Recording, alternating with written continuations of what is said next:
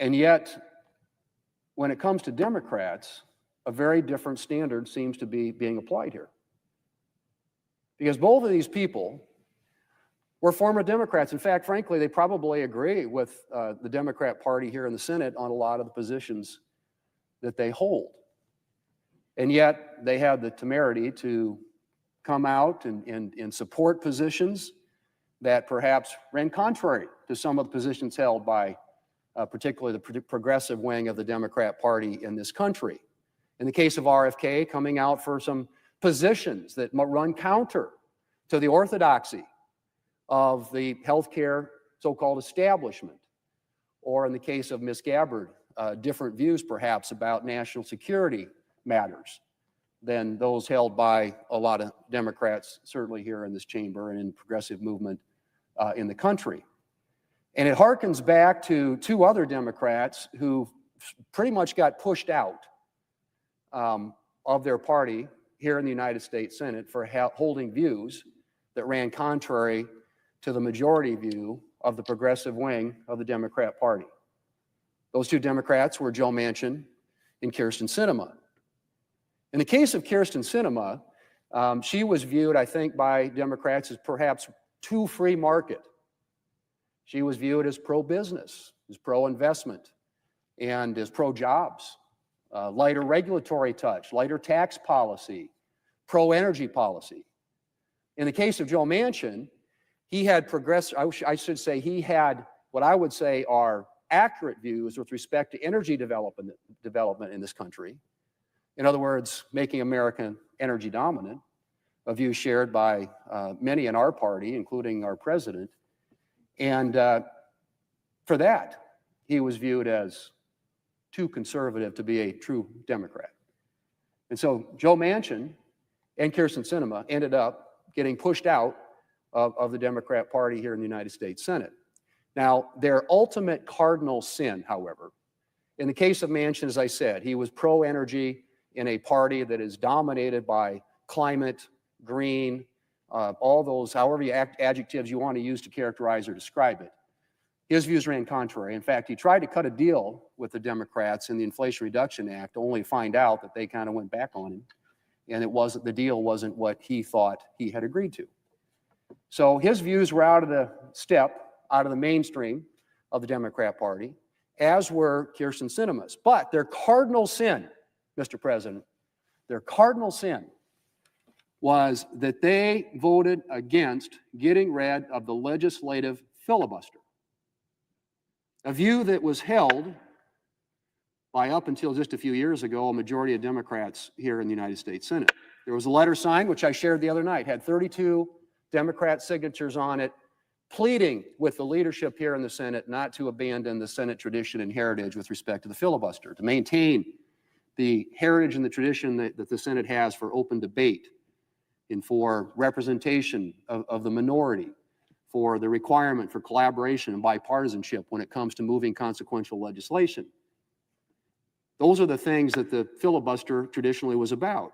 And up until a few years ago, most of my colleagues on the other side, a majority on the other side, signed a letter articulating their views that ought to be the position of the United States Senate.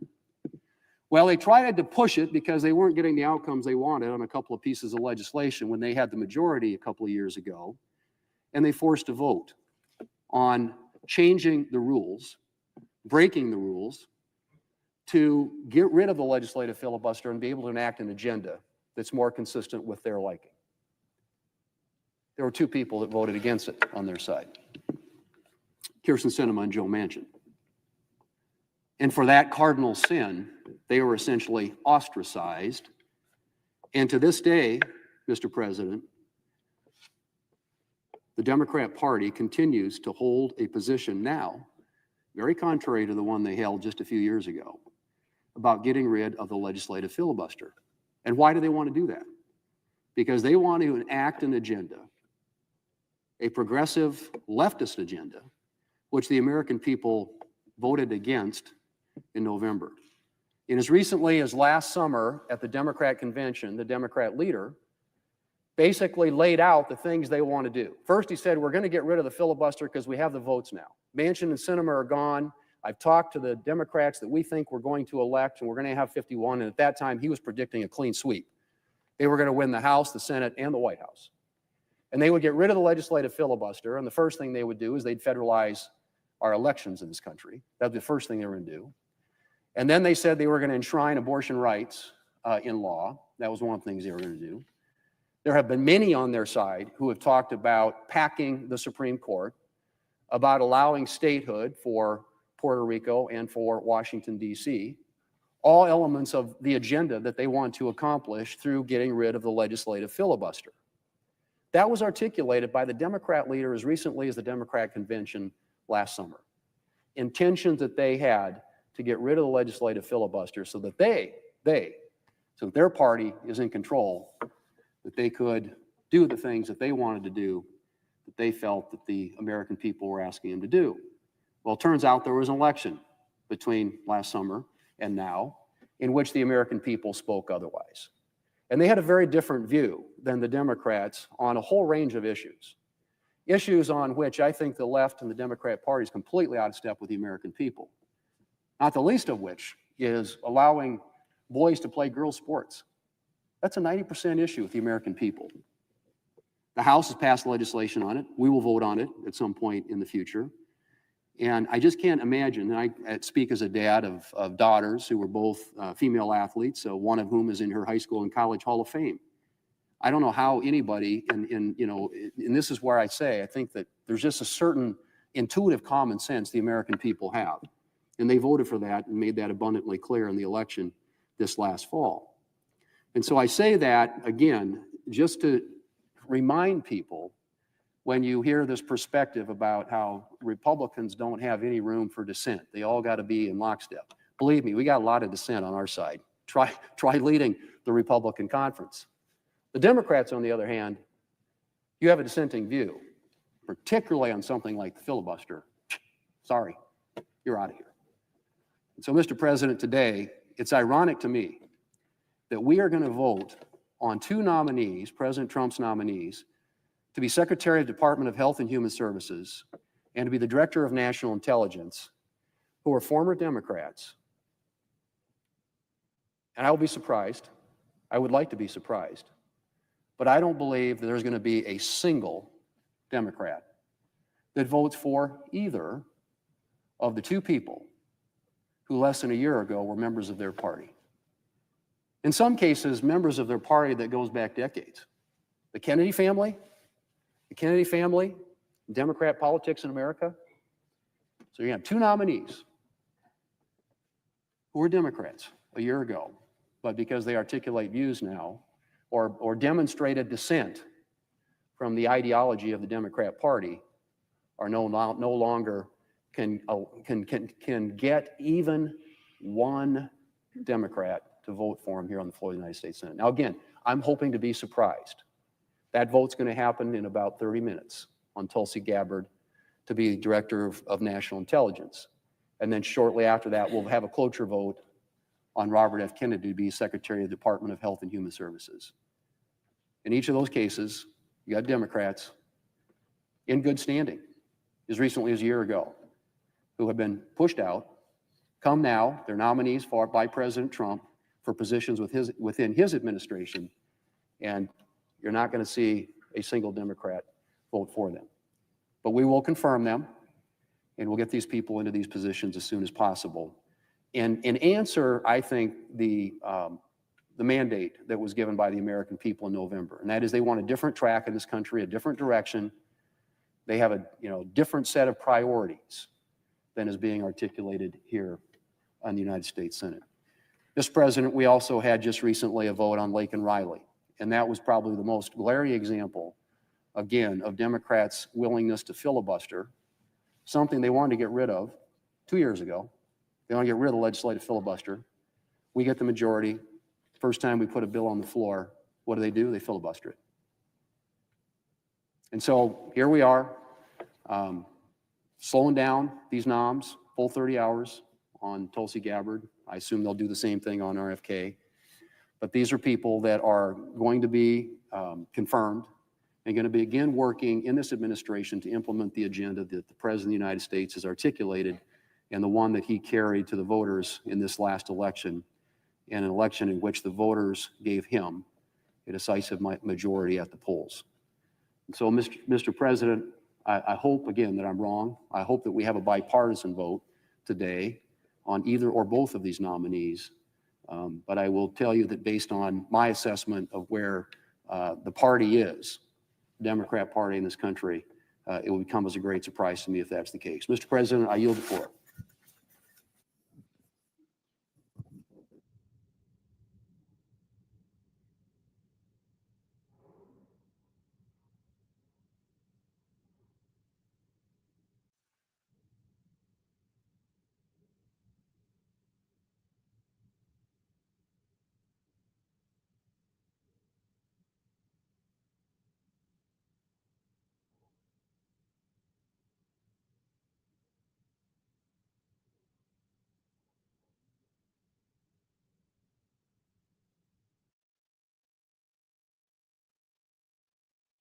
Mr. President. Democrat leader. Mr. President, let me begin with a quote from President Trump during his campaign for the presidency. He said, "When I win, I will immediately bring prices down starting on day one." Well, today is day 23 and prices are up 3%. Let me reiterate. Donald Trump said during his campaign, prices would come down starting on day one. It's day 23 and prices are up 3%. Donald Trump is already breaking his promise to the American people. Inflation is the #1 concern of most Americans. And Donald Trump said he'd fight inflation, but he hasn't.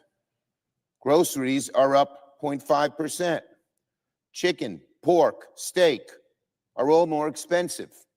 Egg prices are up 15% from last month. Gas prices are up 2% from last month. The price of used cars are up. The price of heating your home is up. Housing costs are through the roof, even though Republicans are racing to privatize Fannie and Freddie. Well, welcome to the age of Trumpflation. Donald Trump is breaking his promise to lower costs. This was the #1 issue in the campaign to most people. And Donald Trump said, starting on day one, prices are going to start coming down. Well, they're up 3%. It's day 20. Welcome again to the age of Trumpflation. Donald Trump knows that he doesn't have real solutions to bringing costs down despite his campaign promises. So what is he doing? He's distracting and diverting the American people, or trying to, with issues that have nothing to do with bringing prices down.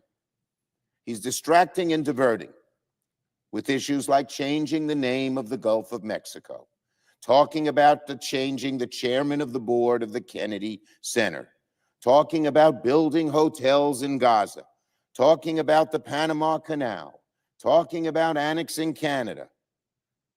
These are not the things Americans signed up for. No way. If there's one mandate Donald Trump had, it was to fight inflation on day one, like he promised to do. But he's not doing that. He's focused on everything else except what Americans want most. Meanwhile, Americans woke up this morning to bad news for their bank accounts. They woke up to a grim reality that Donald Trump is not going to keep his promise to lower costs. Americans woke up to an era of Trumpflation, and unfortunately, this is only the beginning. On DOGE. We all agree, I've said it many times, that cutting waste in government and increasing efficiency is a good thing. But what DOGE is doing is something else entirely. DOGE is taking a meat axe and attacking vital programs indiscriminately. Of the programs that he cuts, some may be wasteful. Many clearly are not. Cut now, says DOGE, ask questions later. Meanwhile, of course, Trumpflation continues to get worse. If Donald Trump and DOGE want to focus on efficiency, they should do it as the Constitution maintains and the founders wisely prescribed through Congress. The founders knew we needed debate, we needed sunlight, we needed transparency, so we can see what programs can be improved or changed and what should be maintained.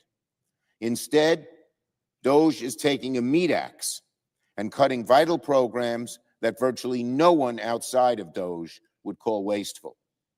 Cut now, ask questions later. I was in Albany and Syracuse on Monday visiting community health centers. These centers throughout the country, CHCs as they are known, community health centers, are among the most effective and efficient users of government funding. And they rely on federal dollars to provide high quality, affordable health care for working people, far cheaper than when people would show up at a hospital. They're particularly important in rural areas where people have no options. But many of these community health centers have had their funding cut temporarily, and too many are still unable to access funding. Some have even had to close. That means many working people suddenly have no option for high-quality, affordable health care near them. Is this DOGE's idea of cutting wasteful spending, taking among the most effective, efficient parts of the healthcare system that deliver costs to people that deliver healthcare to people who need help with lower cost? Cut it without asking a question, without examining what community health centers do? Meat axe. Meat axe, that's what they're doing. Or let's look at programs like PEPFAR in the AID program. Again, they want to cut the whole AID. But what about PEPFAR? Do people at DOGE even realize what PEPFAR does? It helps combat things like AIDS. It has saved 25 million lives. Other programs stop things like Ebola in Central Africa. If Ebola is left unchecked, it could one day spread to America, from Uganda to around the world today. There are flights from Kampala all over the world. So even if you oppose foreign aid on a policy ground, most people believe that PEPFAR and the programs fighting Ebola in Central Africa are effective and cost-effective and make us more secure. God forbid Ebola would spread to the United States. You want to see what government waste looks like? It doesn't look like those two programs. Thanks to DOGE, here's what government waste looks like that DOGE has created. Thanks to DOGE, $500 million in food assistance through USAID is sitting in ports and ships and warehouses unable to move. And so the bottom line is simple. If you want to make cuts, you have sunlight, transparency, debate in Congress, not lawlessness, not breaking the law because you feel, well, you know more than anybody else. Not by implementing cuts and asking questions later. It's a formula for disaster when you do things like that.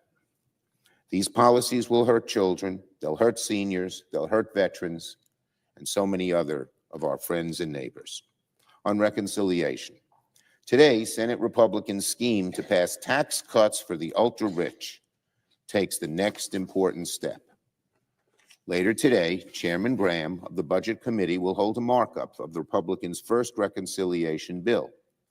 Republicans claim that their bill will be fully paid for, but that means Republicans are laying the groundwork to gut things like nutrition assistance, funding for nursing homes, student debt support, and to kill clean energy jobs that employ Americans in red and blue states alike. There's been so much focus on how Republicans are going to pass their signature bills. Should it be one bill? Should it be two bills? At the end of the day, talking about process is a sideshow. This one bills, two bills, or 100 bills is meaningless. What they're trying to do is give tax cuts to the very wealthy, further tax cuts to the very wealthy, who are doing just fine. And they're hurting average Americans by cutting programs, again, meat axe, slashing across the board to do it. They could carve up their bill, they could carve up one bill, two bills, five bills, as I said, it doesn't matter. They could carve it up in their agenda however they want. They could change the order of policies they tackle first. But the end game does not change. This is all about clearing the path to cutting taxes for billionaires and making the American people foot the bill. The whole thing, the whole big enterprise is aimed with one goal in mind: tax cuts for the wealthiest Americans, large tax cuts for the wealthiest Americans, who, as I said, they're doing fine. Not as fine as the average American who just saw their inflation go up 3%. Plain and simple, again, what is their plan? Funnel more wealth to the ultra-wealthy while slashing everything else to the bone. Cutting Medicare and Medicaid, yanking school lunches from kids, blocking prescription drug reforms which make drugs cheaper for the average American, cutting funding for cancer research, one of the most popular things we do, cutting research for semiconductor manufacturing, letting China get ahead of us. No matter how they dress it up, no matter what spin they can put on it, Republicans' agenda boils down to this: tax cuts for the wealthy, deep, painful cuts for everybody else. And finally, on the nomination we're about to vote on in a little while, the Gabbard nomination.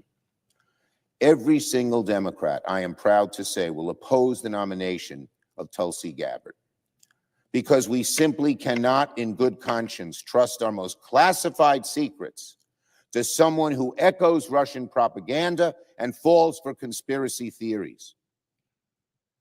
So before my Republican colleagues cast their vote to confirm Ms. Gabbard, I hope they're going to think carefully one last time, because America's safety, America's security is at stake. Is Ms. Gabbard really who Republicans want leading intelligence agencies? I'll bet not. Is she the best person we could find for the important position of Director of National Intelligence?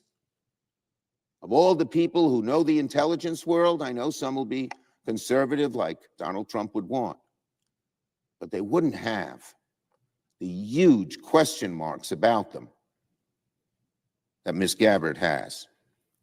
Do Republicans truly believe, I say to my colleagues, that someone who has so carelessly and repeatedly echoed Russian propaganda and sympathized with the likes of Putin and Assad is the right person for this job? I ask my Republican colleagues to think about the safety of the American people and the concern of our allies and the threats posed by Vladimir Putin before casting this vote. Objectively, I think most senators would agree there are better choices to lead national intelligence. You know what my guess is? If we had a secret ballot, Gabbard might get 10 votes and 40 against her from the other side. People know. That's why they raise so many questions. But Donald Trump and Elon Musk evidently threaten them, and they're changing their view. The Director of National Intelligence must be strong against America's adversaries. This is an amazing one. How could we put someone in when you hear about this? After Assad used chemical weapons against his own people in 2017 and 2018, Tulsi Gabbard turned against U.S. intelligence. By the way, at that point, Donald Trump was president, and sided with fringe conspiracy theorists to cast doubt on these two specific incidents. I want to be clear about how strange and troubling this episode was.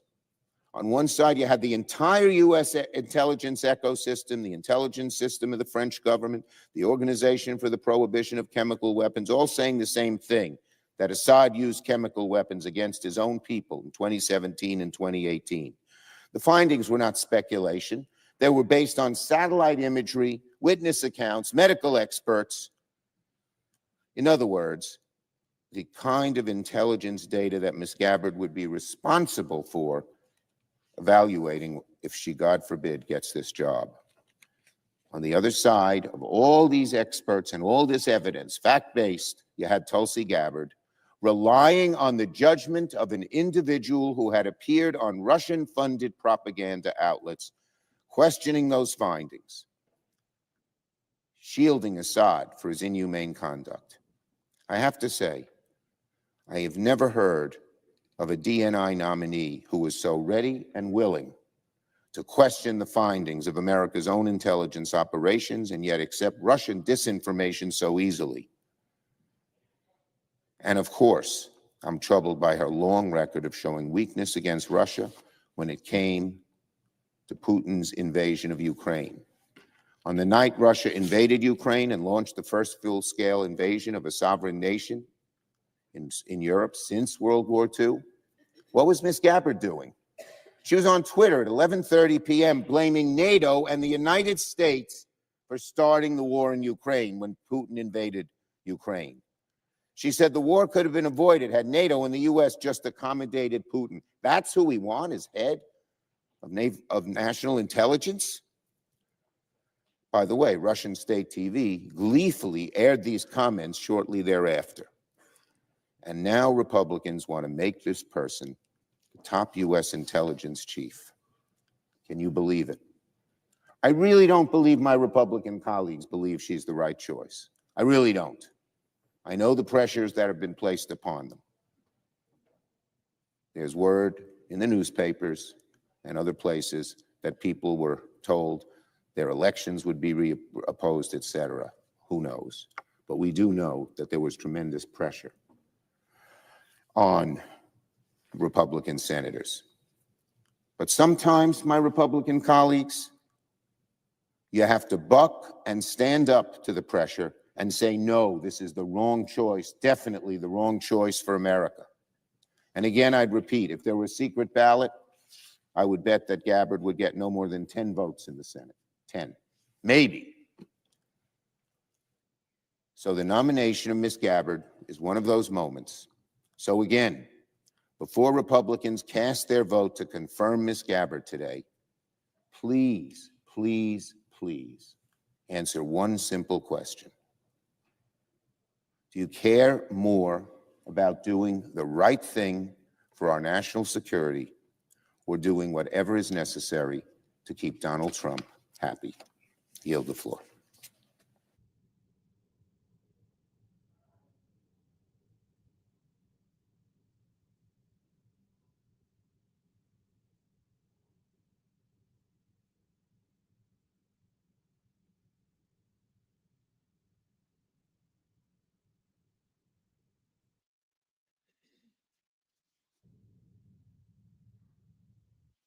President. Majority Whip. Thank you, Mr. President. Mr. President, I just heard the minority leader, the senior senator from New York, Senator Schumer, on this floor talking about today's consumer price index data. And stunningly, he points to President Trump as the reason for it. Now, let me just correct the record, Mr. President. The price data that Senator Schumer is complaining about is from the final days of the Joe Biden administration. Those are the numbers that are out today. The final days of the Biden administration. And certainly everyone in Wyoming and everyone in your home state in Oklahoma knows that under the Biden administration, the Democrats, prices of goods and groceries, gasoline, the things that we need in our everyday life, prices rose more than 20% under Joe Biden. High prices are Joe Biden's parting gift and his lasting legacy. They were the party of open borders and high prices. That's why they lost the election. So here we have the Senate minority leader, now in the minority, used to be in the majority. The reason he's in the minority is because of the high prices brought on the people of this country as a result of that administration. And the numbers out today are reflective of the final days of that administration. Painfully high prices. They came from Democrats' reckless overspending and their policies. And we're from energy states that was anti-American energy policies. Those are the things that Senate Democrats voted for repeatedly and stood behind and supported. Republicans are focused on making life more affordable for families all across this country, hardworking families. And we have a plan to unleash American energy.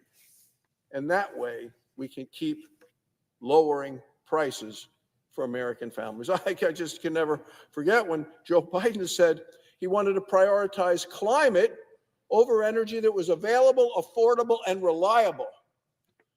It was a disaster for the country and resulted in defeat of the Democrats.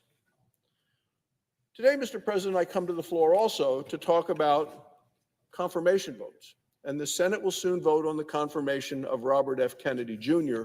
to be the Secretary of the Department of Health and Human Services. America needs to be healthy.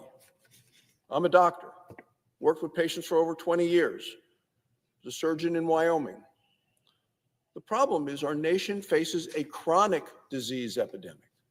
Chronic diseases, including diabetes, cancer, obesity, heart disease, high blood pressure, chronic diseases.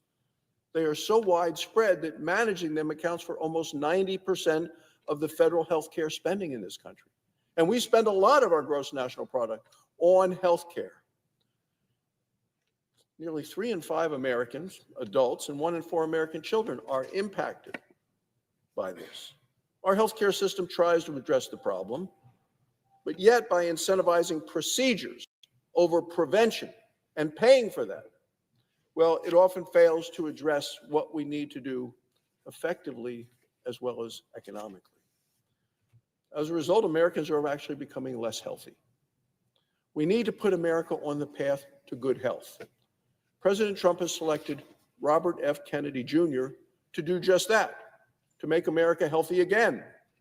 Mr. Kennedy will bring a fresh set of ideas and eyes to important debates surrounding our nation's public health. He's going to be a voice for the vast number of Americans who were failed by the previous administration. The previous administration silenced reasoned debate. I believe that Mr. Kennedy is going to deliver accountability and transparency. For Americans, that means more choices and better information. It means healthy foods and healthy competition for patients. It means lower costs and higher quality. It means increased access to care. Access is so critical in my home state of Wyoming, with so many rural and frontier communities, people long distances from healthcare. It also means honest, unbiased, and trustworthy scientific research that is both innovative as well as accountable to the American people. People want the truth. They want to know what the facts are. They want to make their decisions then for themselves. But this is Mr. Kennedy's bold vision to revitalize America's Bill of Health. He's very clear about his mission, has been throughout. The mission, as he told the Finance Committee, is to end the chronic disease epidemic and make America healthy again. Apparently, that's not enough for the Senate Democrats. Senator Catherine Cortez Masto of Nevada, she was actually dismissive of him at the Senate Finance Committee. I heard her say to Mr. Kennedy, "So that's the only reason why you're at HHS, to address this one issue? This one issue, chronic disease epidemic that is plaguing our nation, is the key issue to our health care. Respectfully, addressing chronic disease is what we ought to be talking about for health care for the people of our country." You know, Mr. Kennedy had to testify and did testify before 2 separate Senate committees as part of his confirmation. Most people being confirmed and coming to the Senate only testify at one committee. He responded to rigorous questions for both Republicans and Democrats, and he answered those questions with candor and with clarity. He told the Senate Help Committee that his leadership approach was collaborative. He pledged to empower the scientists to do their jobs, not to impose, as he said, preordained opinions on anybody at HHS. He was also clear that he supports vaccines. He told the Finance Committee, "I support the measles vaccine. I support the polio vaccine. I will do nothing as HHS Secretary," he said, "that makes it difficult or discourages people from taking those vaccines." The Senate has every reason to take him at his word. Mr. Kennedy is a bold choice. He is pro-health, pro-vaccine, and pro-transparency. He's the right choice to make America healthy again. I look forward to voting to confirm him. Thank you, Mr. President. I yield the floor.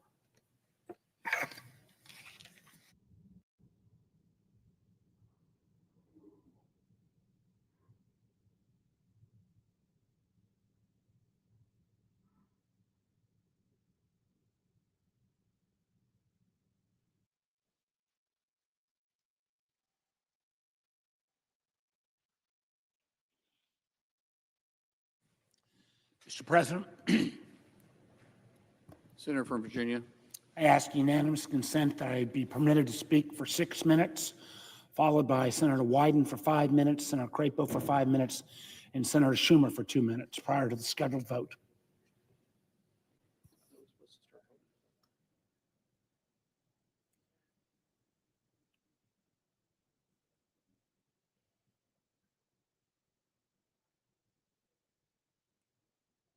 The objection. Thank you. Mr. President, I rise once more to oppose the nomination of Tulsi Gabbard to be the Director of National Intelligence. As I've said repeatedly, I have great respect for Ms. Gabbard's over 20 years of service to our nation, both in and out of uniform. I am, however, profoundly worried that she lacks the qualifications or judgments to be DNI. The job of the Director of National Intelligence is not a duty to be taken lightly. The incumbent serves as the principal intelligence advisor to the President and also bears the weight of responsibility to prevent another 9/11. The DNI must also represent the tens of thousands of intelligence professionals who around the world often toil in anonymity. They serve as America's first line of defense against terrorists, transnational criminals, and adversarial nations who wish to do us harm. And she must also represent America to our allies as a trustworthy partner. Unfortunately, through her own words and actions, Ms. Gabbard has demonstrated she is not up to the task. She took the word of Syrian dictator Bashar al-Assad against the assessments of our own Department of Defense, State Department, and intelligence community when she claimed that, and when she denied that Assad used chemical weapons against his own people. She knowingly met with a Syrian cleric who was vocally threatened to conduct serial bomb attacks against the United States. She sought to blame the United States and NATO,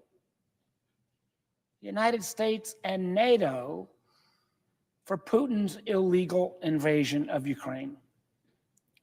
She publicly praised and defended Edward Snowden when he compromised our nation's most sensitive collection sources and methods, then ran off to hide in China and Russia.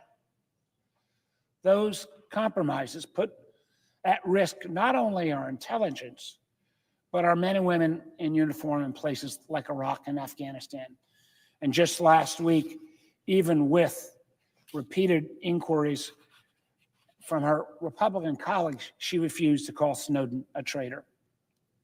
Now, speaking of China, when asked about TikTok at her confirmation hearing, she refused to acknowledge the threat posed by China owning a social media company that reaches 170 million Americans.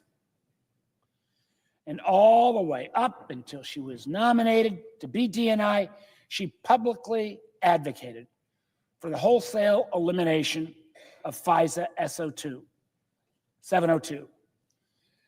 702 is a tool that we use actively in the intelligence domain, a tool that contributes literally 60% of the information that makes up the president's daily brief.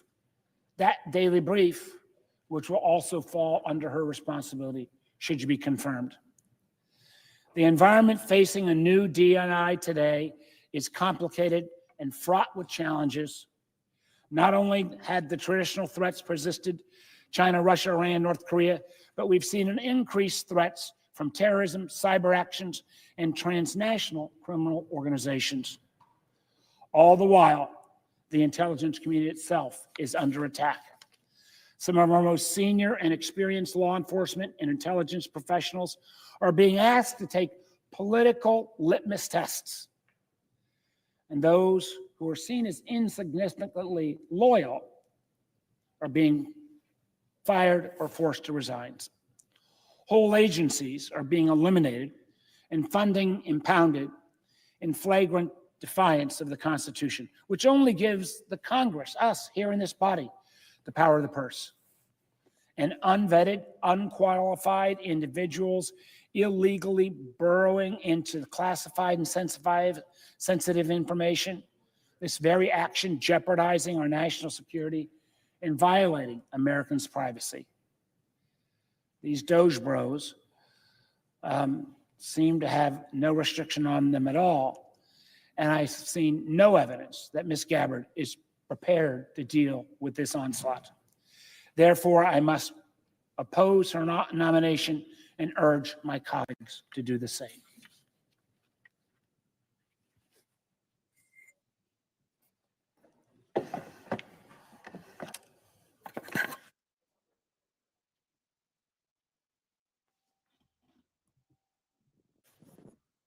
Mr. President. Senator from Idaho. Thank you, Mr. President. In a moment, the Senate will proceed to a cloture vote on the nomination of Robert F. Kennedy, Jr. to be Secretary of the U.S. Department of Health and Human Services. I rise to encourage my colleagues to support this motion. As Secretary of HHS, Mr. Kennedy would oversee our nation's expansive healthcare system, from sources of coverage to advancement of public health. Mr. Kennedy's decades of experience and deep drive to advocate on behalf of consumers will set a patient-centered tone at the department. As he has demonstrated in both public and private settings, Mr. Kennedy is committed to reorienting our healthcare approach and restoring faith in our institutions. His passion for addressing America's chronic disease epidemic will save lives, reduce costs, and establish a foundation for a healthier, stronger country. His dedication to transparency will empower patients to make more informed decisions about their health care and form a responsive rapport with Congress. As Mr. Kennedy stated during his hearing, if Congress asks me for information, you will get it immediately. Over the course of his vetting process, Mr. Kennedy met with dozens of members on both sides of the aisle, spoke with bipartisan Senate Finance Committee staff, appeared before 2 committee hearings, and answered over 900 questions for the record, not to mention presenting thousands of pages of documents. Mr. Kennedy has gone through the same Office of Government Ethics process as all nominees who come before the Finance Committee and has received support for his efforts. Similar to all other nominees, we have a letter from the Director of the Office of Government Ethics stating, based thereon, we believe that this nominee is in compliance with applicable laws and regulations governing conflicts of interest. He even amended his ethics agreement, going beyond what was required by the Office of Government Ethics in response to the request from one of our Finance Committee members. I urge my colleagues to join me in advancing this nomination so we can begin to make our country healthier. Thank you, Mr. Chairman.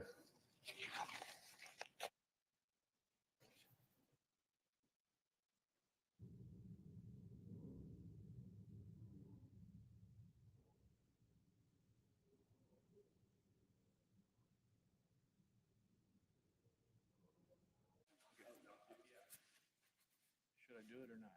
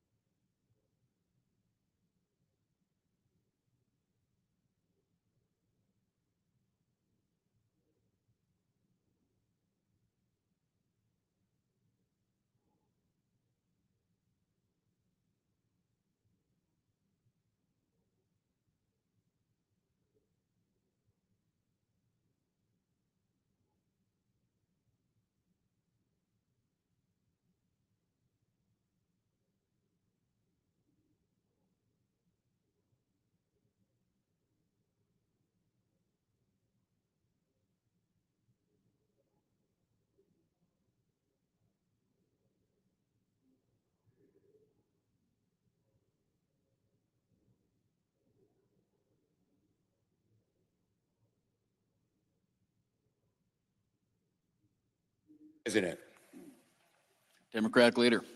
I know I spoke a little while ago on Tulsi Gabbard, but I feel so strongly I just wanted to make one last plea to my Republican colleagues. In a moment, the Senate will vote to confirm Tulsi Gabbard as the next Director of National Intelligence. Every single Democrat, I am really proud to say, will oppose this awful nomination because we simply cannot, in good conscience, trust our most classified secrets to someone who echoes Russian propaganda and falls for conspiracy theories. It's hard to believe, of all the talented and capable people, that this is the person nominated. It's a person who has said things like the Ukraine invasion was caused by the United States, not by Putin. It's somebody who has denied Assad's use of chemical weapons despite all of the intelligence. It's someone who echoes Russian propaganda and falls for crazy conspiracy theories. I'd say to my Republican colleagues, please think once again about this nomination. This endangers our security. And my guess is, if a secret ballot were cast on Tulsi Gabbard, maybe she'd get 10 votes. You all know how bad she is. And so I know that people feel they want to please the president in his nomination. But there are certain times you have to buck and stand up and say, no, this is just a very bad choice for America. And the nomination of Ms. Gabbard is simply one of those. I plead with my colleagues. I know it's the last minute to think twice, to vote no, as we all will vote, because this is such an awful nomination who will endanger our national security and our intelligence operations throughout the country and the world. I yield the floor. Since of a quorum. Clerk will call the roll. Ms. Also Brooks.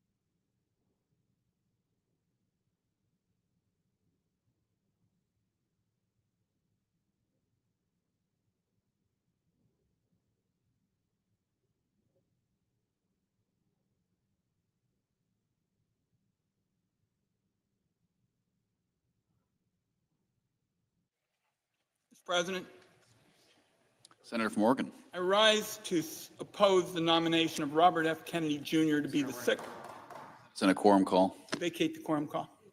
Without objection. Mr. President, I rise today to oppose the nomination of Robert F. Kennedy Jr.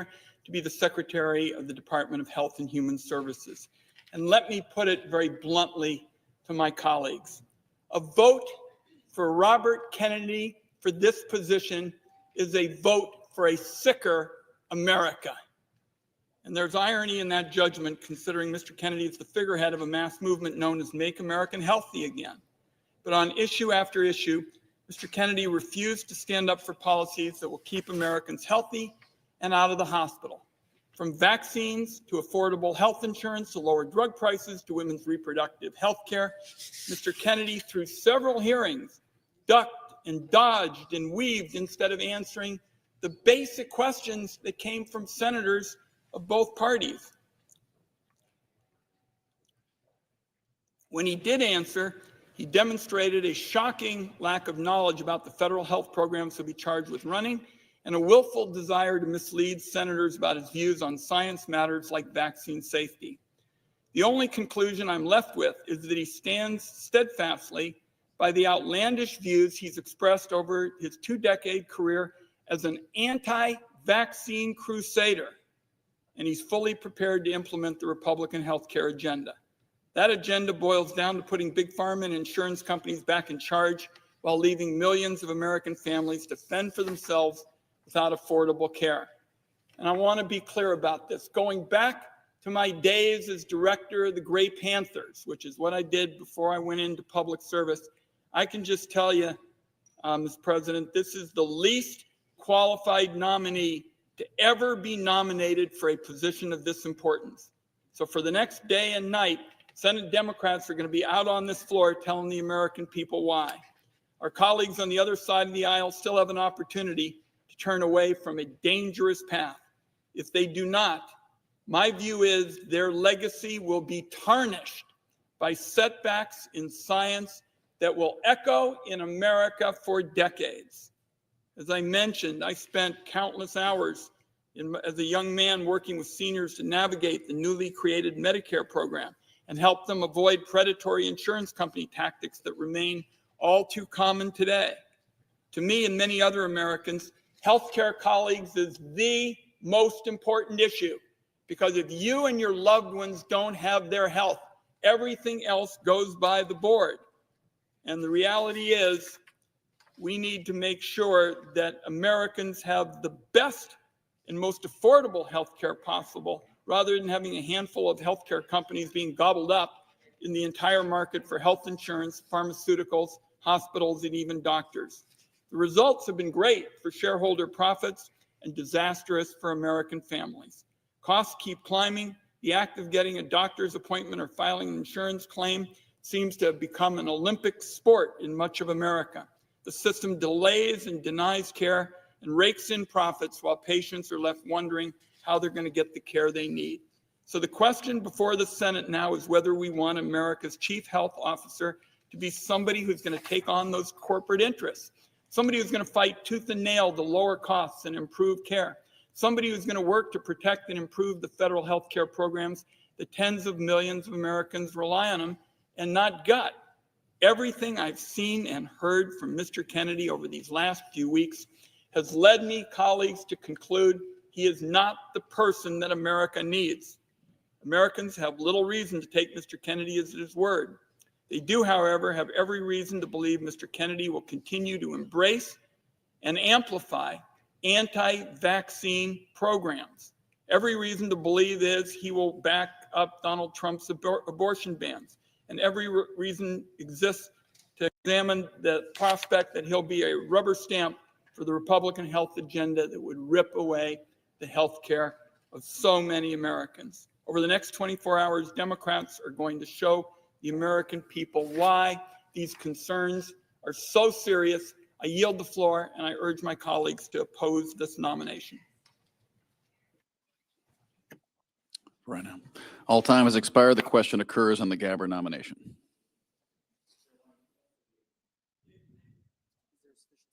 Is there a sufficient second? There appears to be. Clerk will call the roll. Ms. Also Brooks, Ms. Baldwin, Mr. Banks, Mr. Barrasso.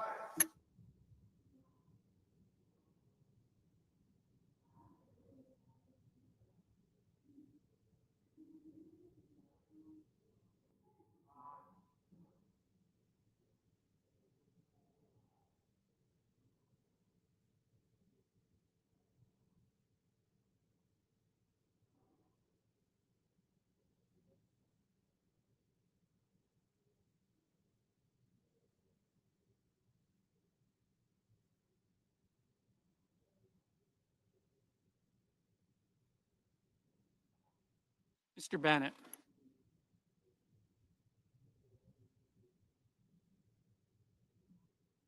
Mrs. Blackburn.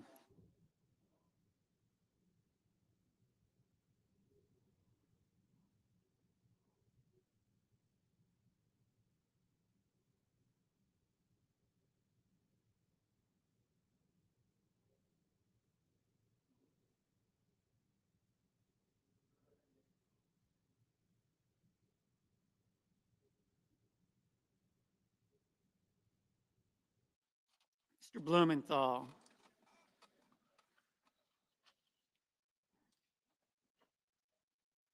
Ms. Blunt Rochester. Mr. Booker. Mr. Bozeman.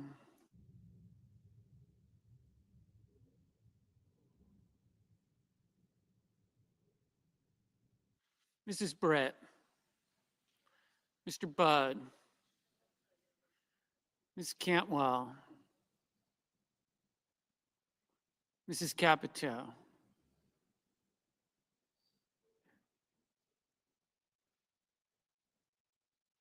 Mr. Cassidy.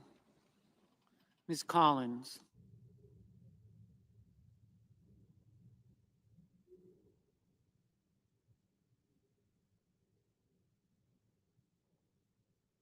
Mr. Coons.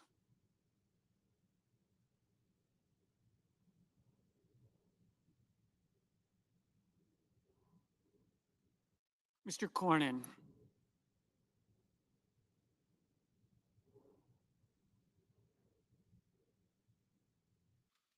Ms. Cortez Masto. Mr. Cotton. Mr. Kramer. Mr. Crapo. Mr. Cruz. Mr. Curtis. Mr. Daines. Ms. Duckworth. Mr. Durbin. Ms. Ernst. Mr. Fetterman. Mrs. Fisher. Mr. Gallego. Mrs. Gillibrand. Mr. Graham. Mr. Grassley. Mr. Haggerty. Ms. Hassan. Mr. Hawley. Mr. Heinrich. Mr. Hickenlooper. Ms. Hirono. Mr. Hoven. Mr. Husted. Mrs. Hyde-Smith. Mr. Johnson. Mr. Justice.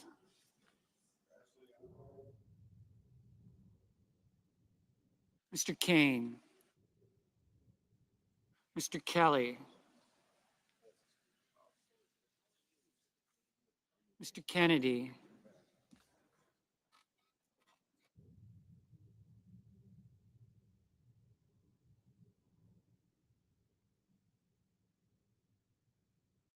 Mr. Kim. Mr. King, Ms. Klobuchar, Mr. Langford, Mr. Lee, Mr. Lujan,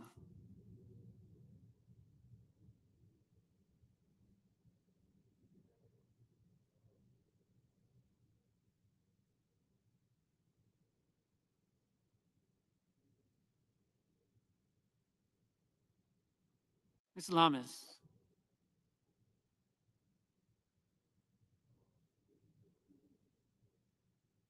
Mr. Markey,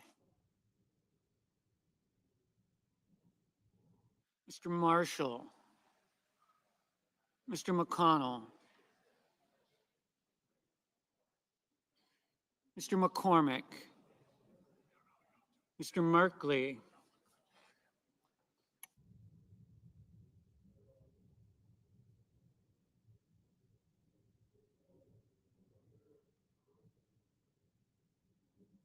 Mrs. Moody,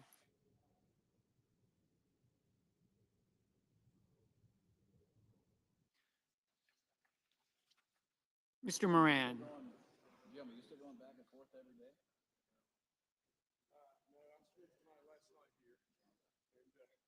Mr. Moreno, Mr. Mullen,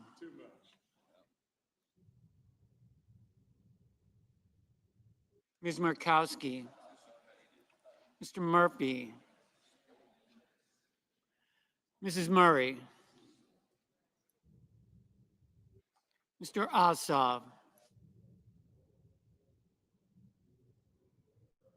Mr. Padilla, Mr. Paul, Mr. Peters, Mr. Reed,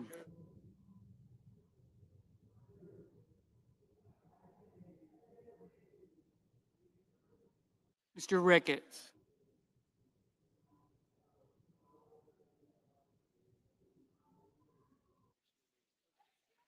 Mr. Risch, Ms. Rosen, Mr. Rounds, Mr. Sanders,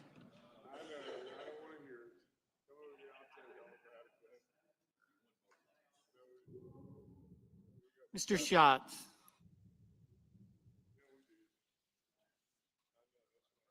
Mr. Schiff, Mr. Schmidt,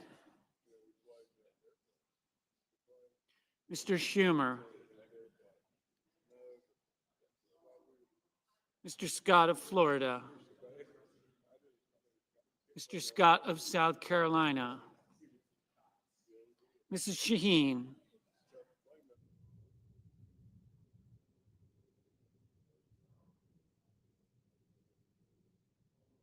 Mr. Sheehy,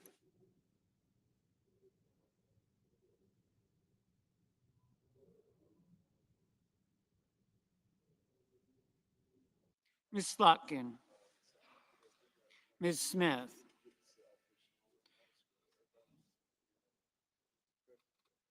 Mr. Sullivan, Mr. Thune, Mr. Tillis, Mr. Tuberville, Mr. Van Hollen, Mr. Warner, Mr. Warnock,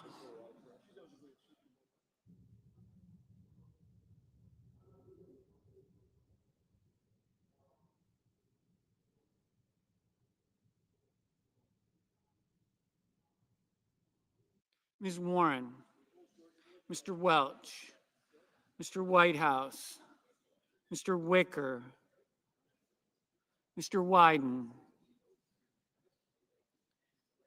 Mr. Young,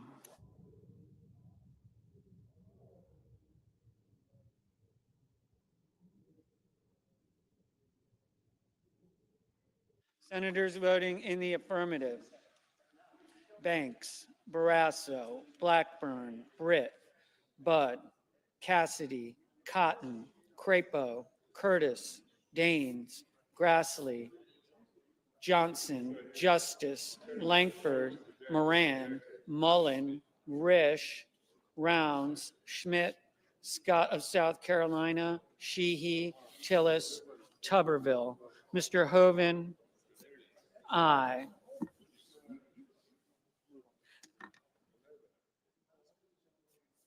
Senators voting in the negative: Also Brooks, Coons, Hassan, Heinrich, Kim, Klobuchar, Lujan, Murray, Peters, Schumer, Shaheen, Van Hollen, Wyden. Mr. McCormick, aye. Mr. Ricketts, aye. Mrs. Hyde-Smith, aye. Mrs. Fisher, aye.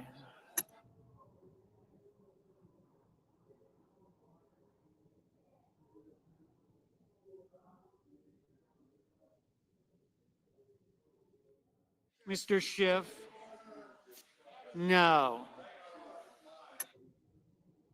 Mr. Bozeman, aye. Mr. Schatz, no. Mr. Marshall, aye. Mr. Gallego, no.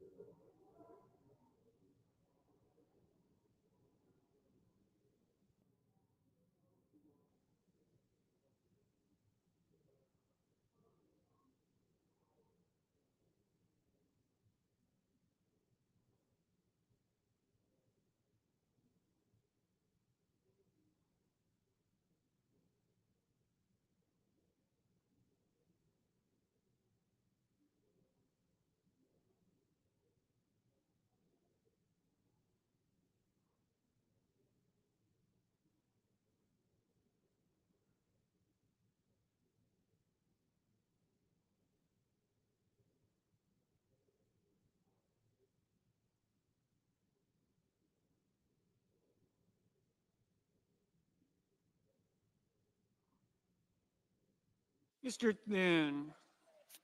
Mr. Thune, aye.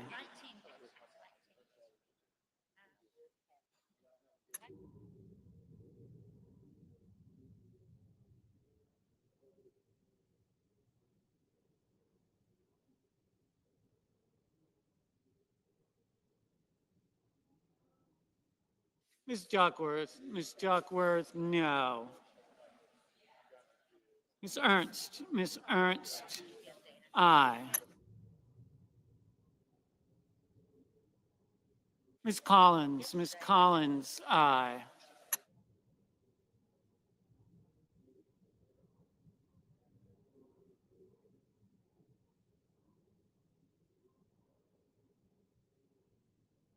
Ms. Arono, no. Mr. Merkley, no. Ms. Cortez Masto, no.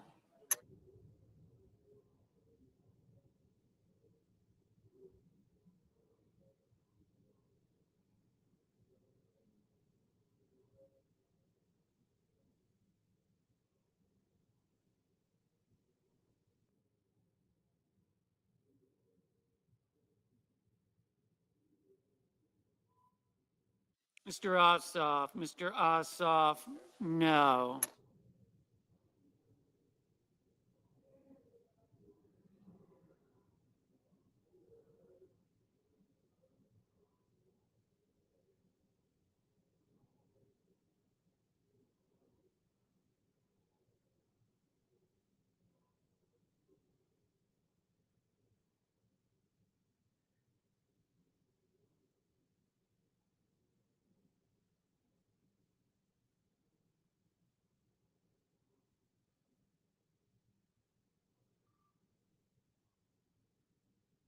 Mr. Welch. Mr. Welch, no.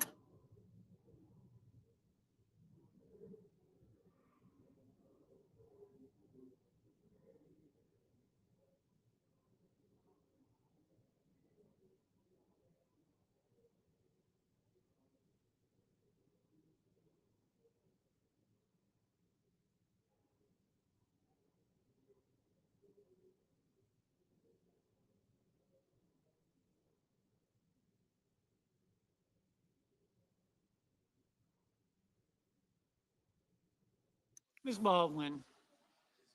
Ms. Baldwin, no.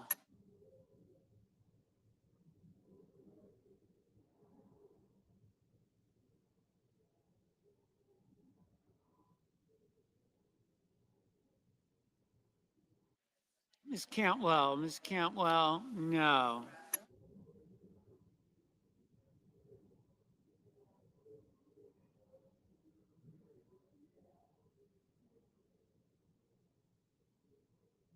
Mr. Kelly. Mr. Kelly, no.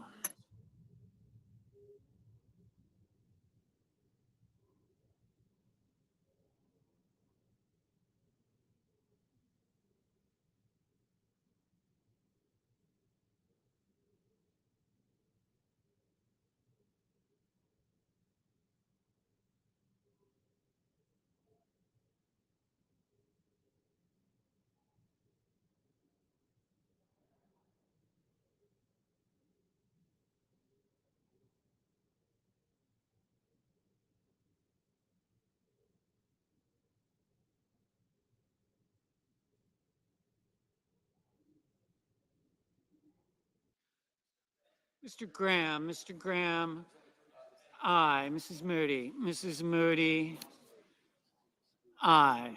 Mr. Warner. Mr. Warner, no. Ms. Lummis. Ms. Lummis, aye.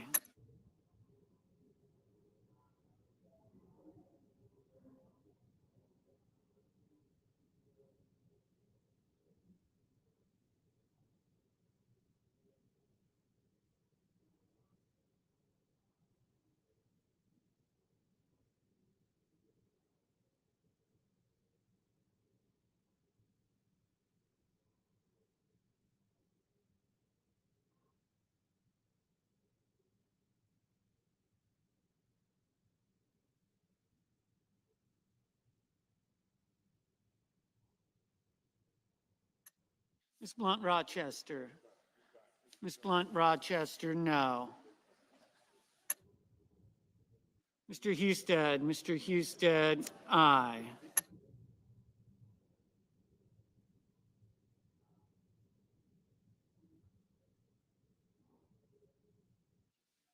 Ms. Slotkin. Ms. Slotkin, no.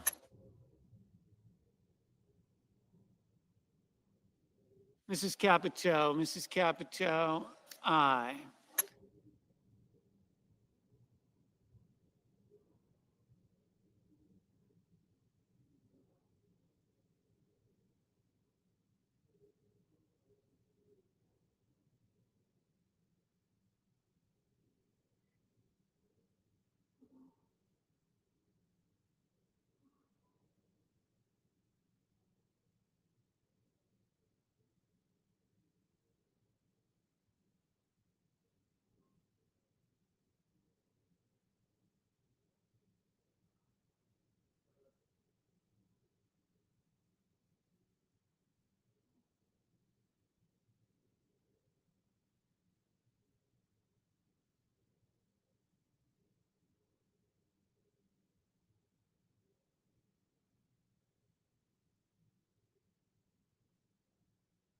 Mr. Murphy. Mr. Murphy, no.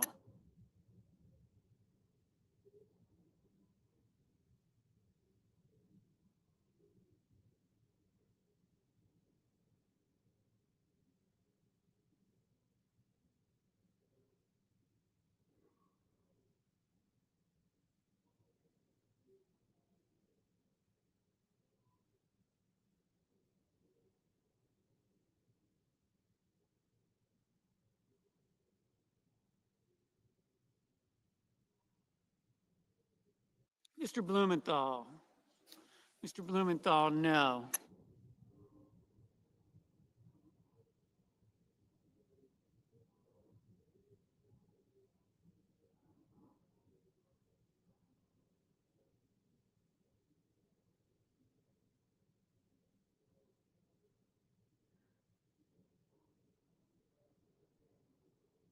Mr. Scott. Mr. Scott of Florida, aye. Mr. Sullivan. Mr. Sullivan, aye.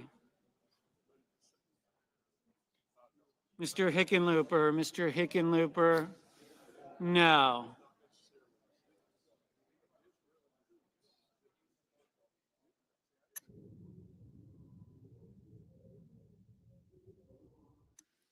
Mr. Sanders. Mr. Sanders, no. Mr. Cornyn. Mr. Cornyn, aye.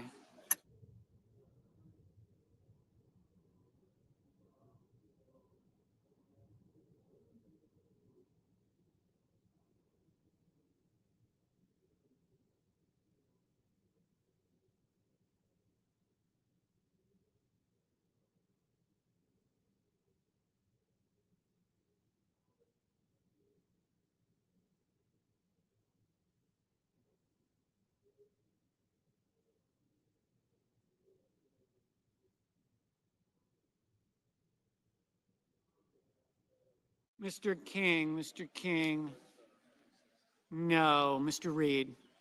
Mr. Reed, no. Mr. Markey. Mr. Markey, no. Ms. Warren. Ms. Warren, no. Mr. Kramer. Mr. Kramer, aye. Mr. Paul. Mr. Paul, aye.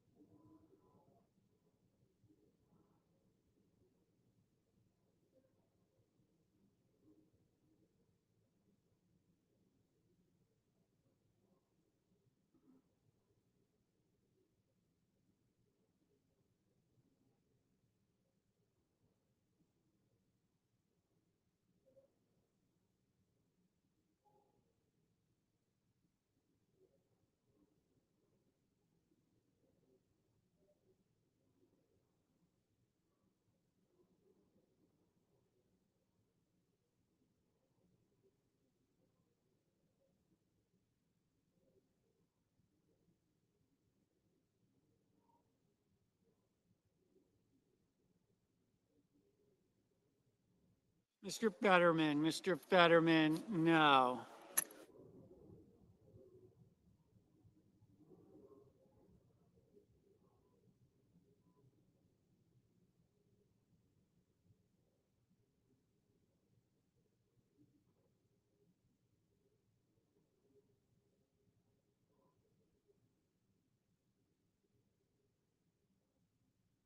Mr. Wicker, aye.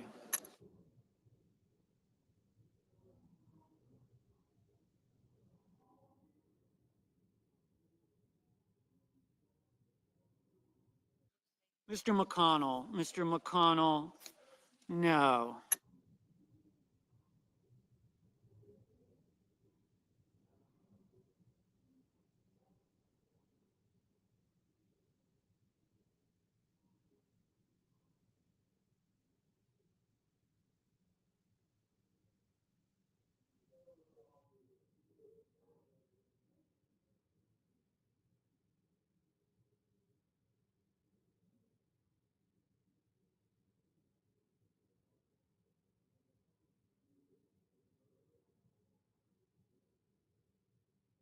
Mr. Moreno, aye.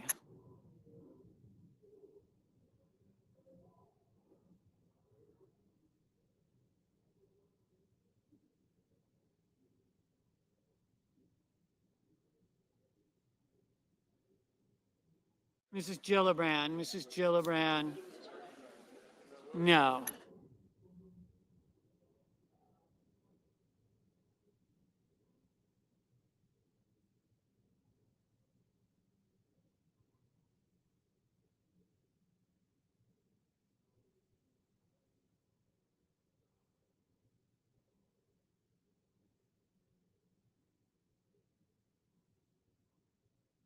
Mr. Whitehouse, no.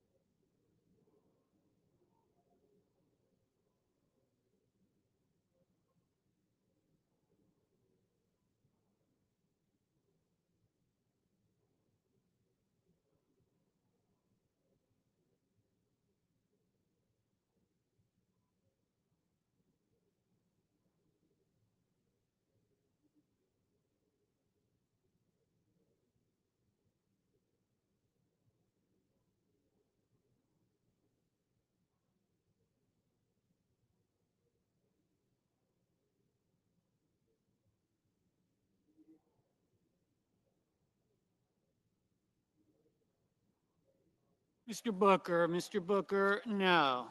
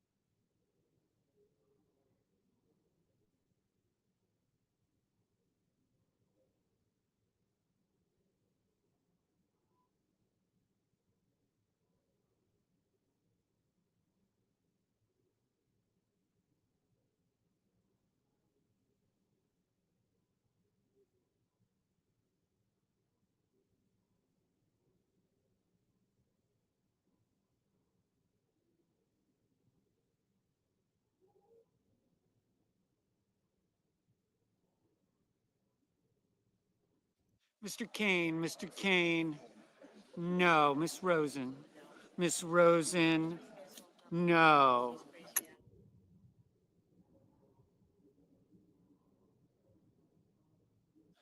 Mr. Durbin, no. Mr. Warnock, no.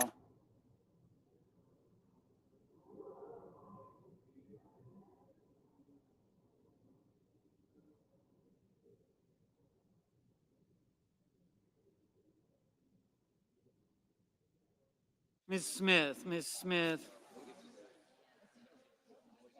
no.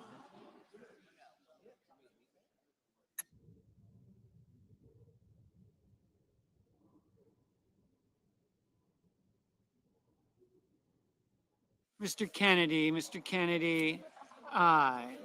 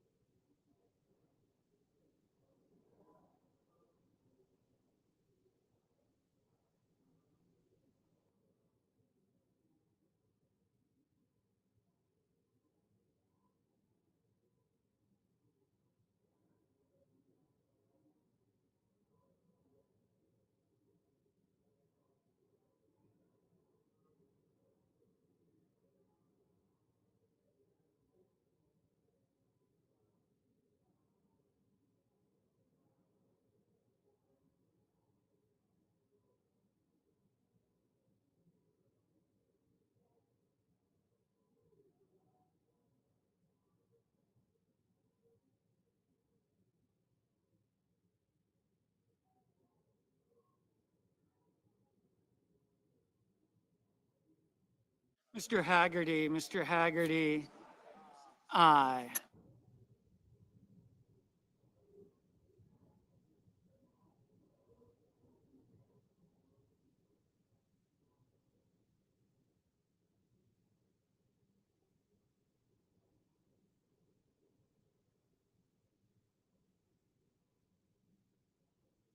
Mr. Lee, aye.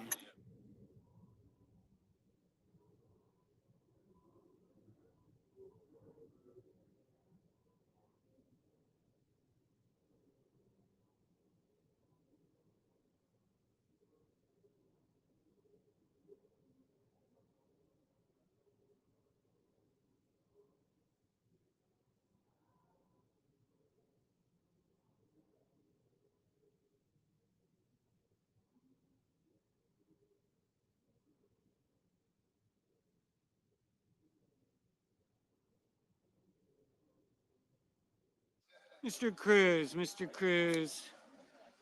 aye.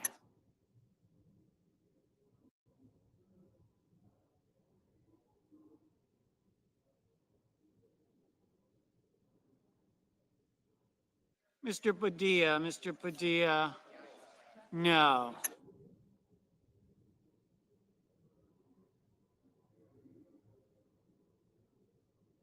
Mr. Young,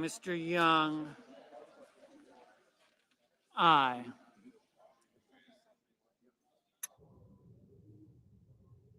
Ms. Markowski, Aye.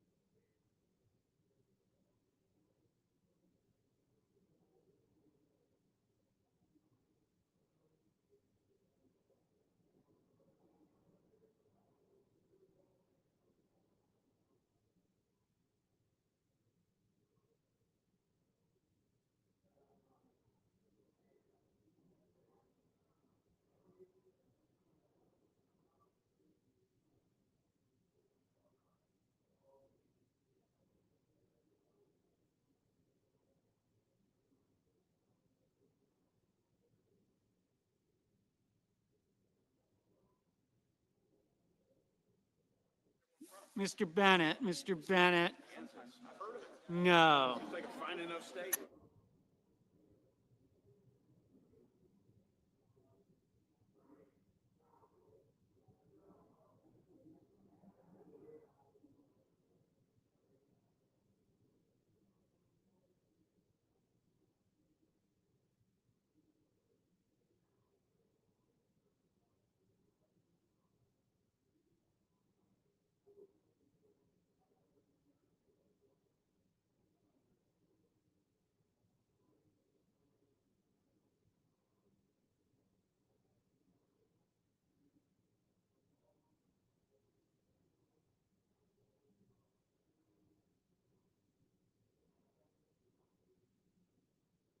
Mr. Hawley, Mr. Hawley.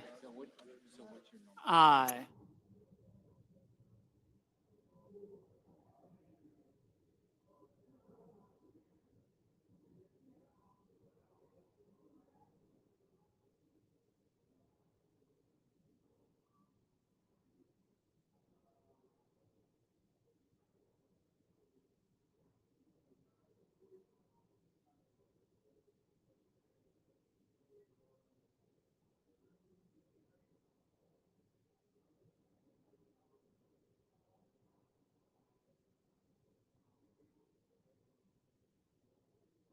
Okay.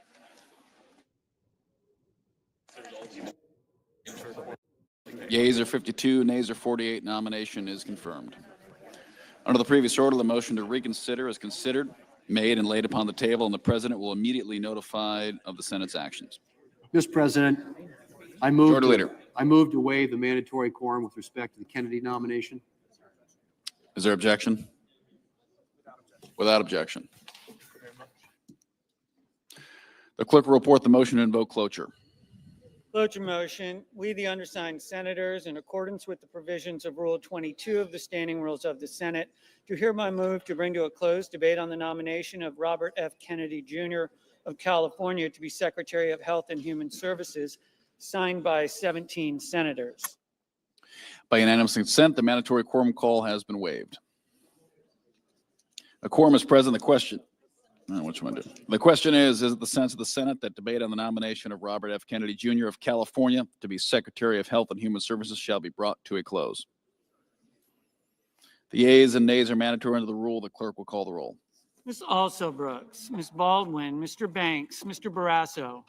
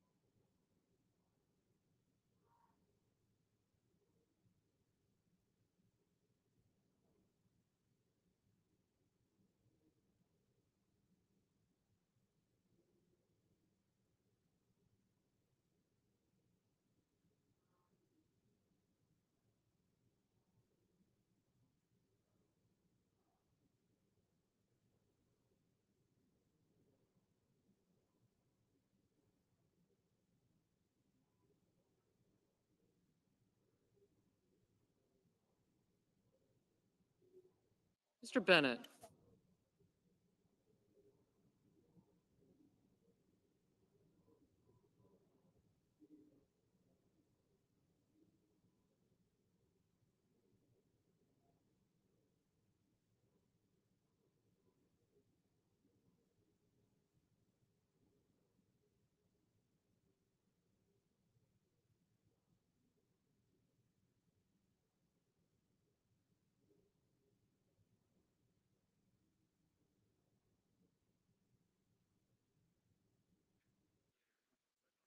Mrs. Blackburn.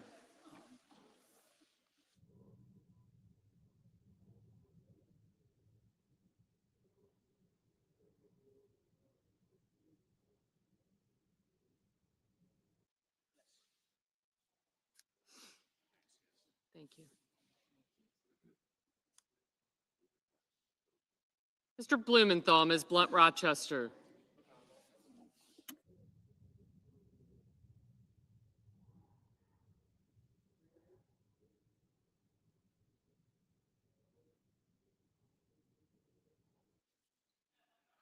Mr. Booker. Mr. Bozeman. Mrs. Britt. Mr. Budd. Ms. Cantwell. Mrs. Capito. Mr. Cassidy. Ms. Collins. Mr. Coons. Mr. Cornyn. Thank you. Ms. Cortez Masto. Mr. Cotton. Mr. Kramer. Mr. Crapo. Mr. Cruz. Mr. Curtis. Mr. Daines. Ms. Duckworth. Mr. Durbin. Ms. Ernst. Mr. Fetterman. Mrs. Fisher. Mr. Gallego. Mrs. Gillibrand. Mr. Graham. Mr. Grassley. Mr. Haggerty. Ms. Hassan. Mr. Hawley. Mr. Heinrich. Mr. Hickenlooper. Mr. Ono. Mr. Hoven. Mr. Husted. Mrs. Hyde-Smith. I did not, thank you. Mr. Johnson. Mr. Justice. Mr. Kane. No, yes.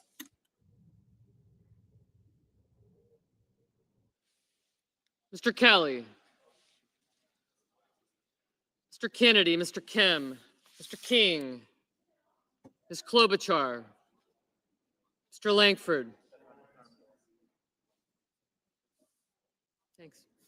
Mr. Lee, Mr. Lujan, Ms. Lummis, Mr. Markey, Mr. Marshall, Mr. McConnell, Mr. McCormick, Mr. Merkley, Mrs. Moody, Mr. Moran, Mr. Moreno, Mr. Mullen, Ms. Murkowski, Mr. Murphy, Mrs. Murray, Mr. Ossoff, Mr. Padilla, Mr. Paul, Mr. Peters, Mr. Reed, Mr. Ricketts, Mr. Risch, Ms. Rosen, Mr. Rounds, Mr. Sanders, Mr. Schatz, Mr. Schiff, Mr. Schmidt,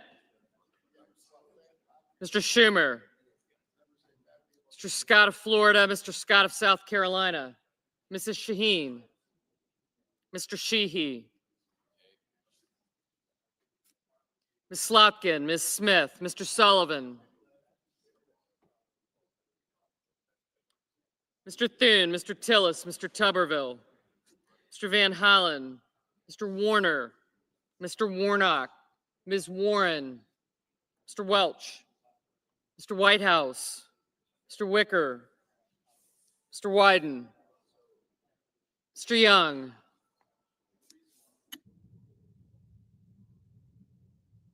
Senators voting in the affirmative: Banks, Barrasso, Capito, Kramer, Curtis, Fisher, Haggerty, Hawley, Husted, Justice, Kennedy, Lee, McConnell, McCormick, Moran, Moreno, Mullen, Murkowski, Paul, Ricketts, Scott of Florida, Sheehy, Thune, Tillis, and Tuberville.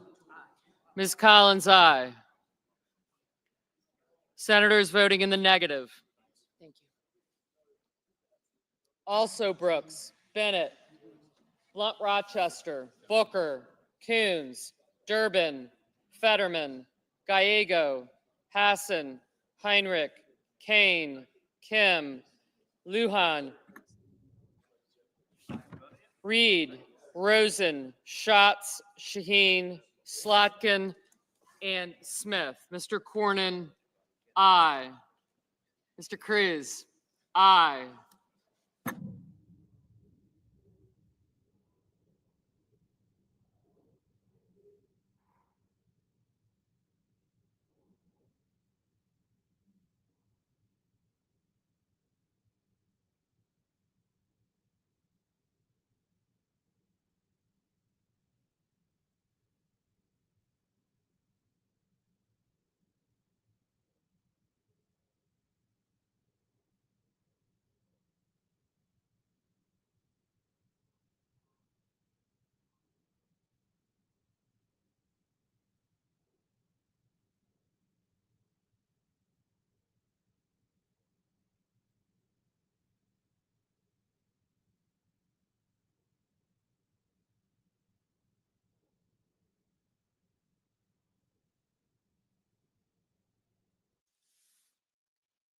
Ms. Duckworth, no.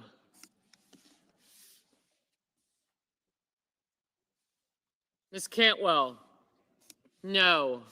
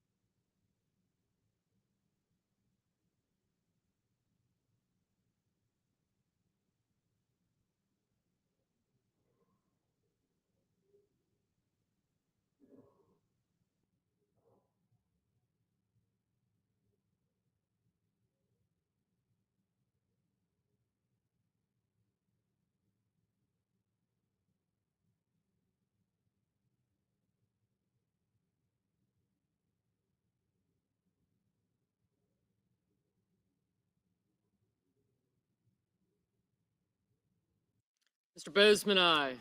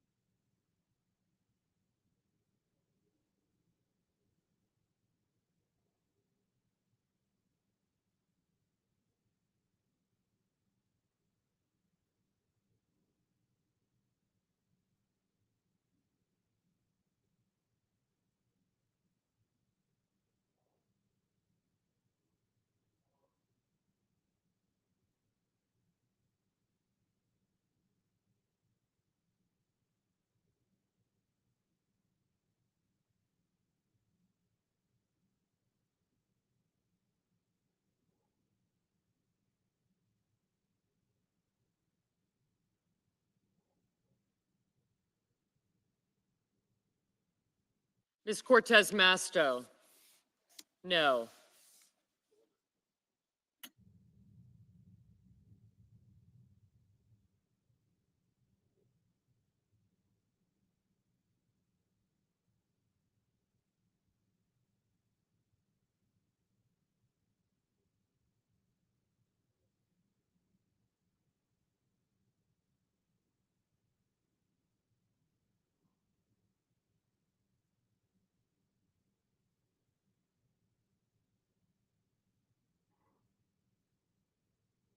Mr. Peters, no.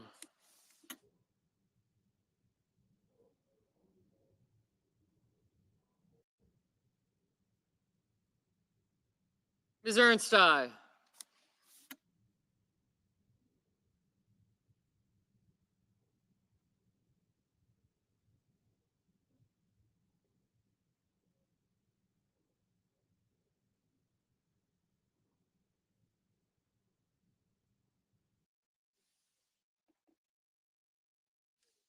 Mr. Johnson, aye.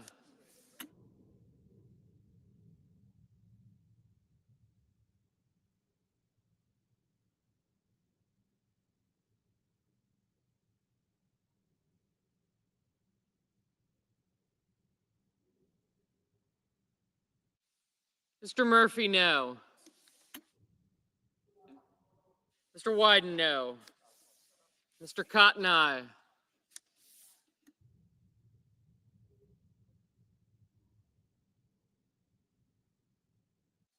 Mr. Crapo, aye.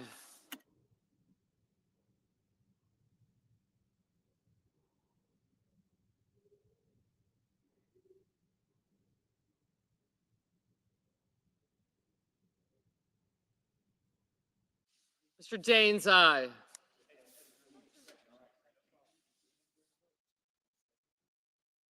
Mr. King, no.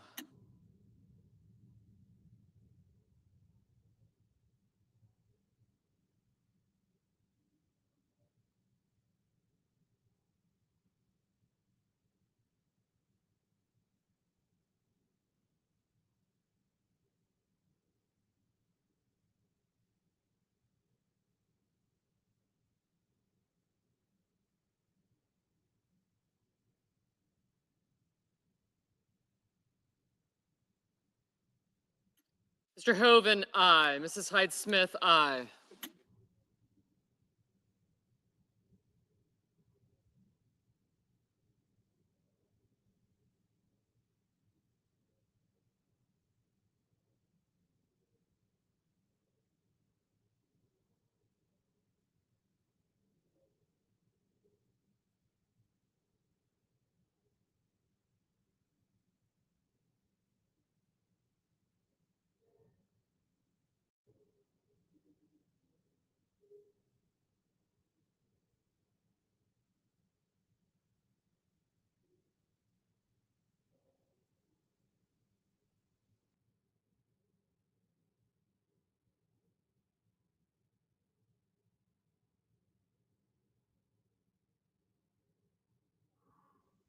Mrs. Blackburn, aye.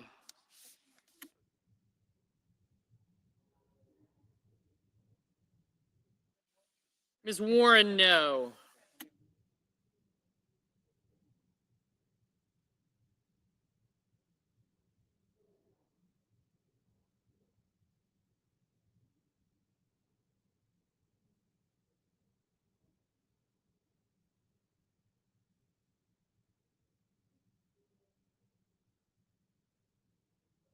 Mrs. Britt, aye.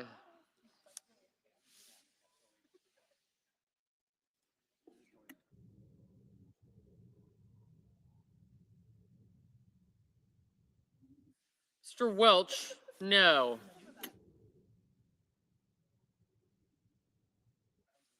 Mr. Rounds, aye.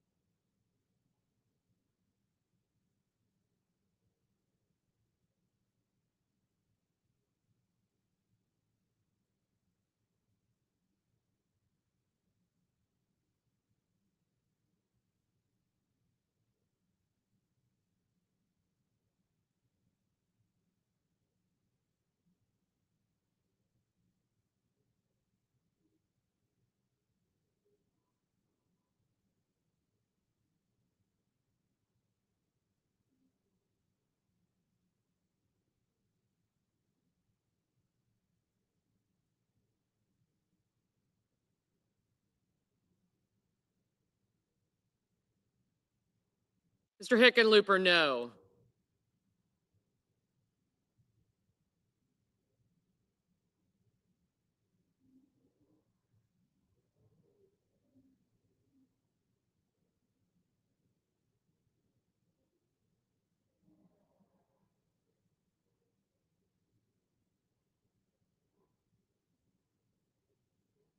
Mr. Kelly, no.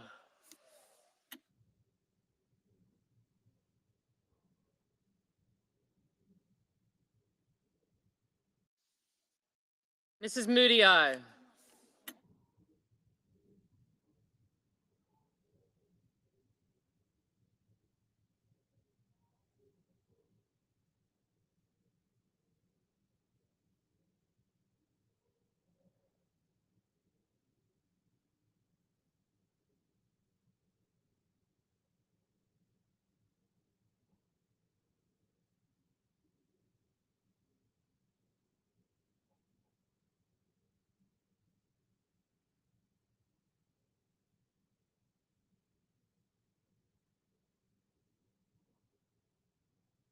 Mr. Langford, aye.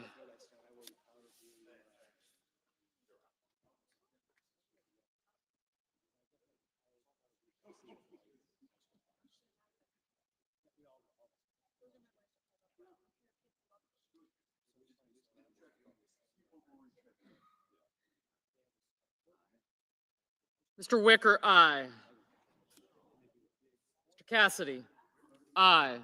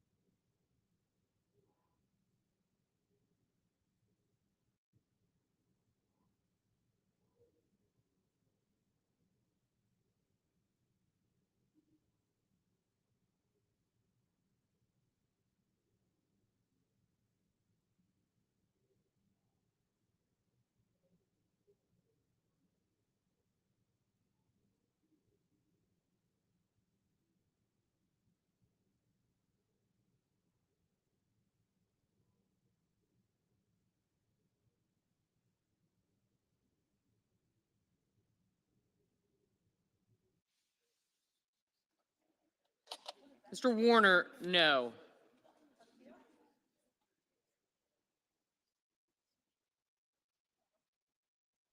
Mr. Sanders, no.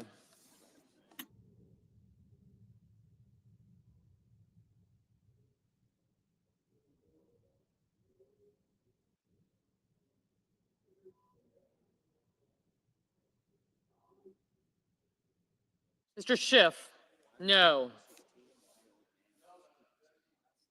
Mr. Whitehouse, no. Mr. Marshall, aye. Ms. Baldwin, no.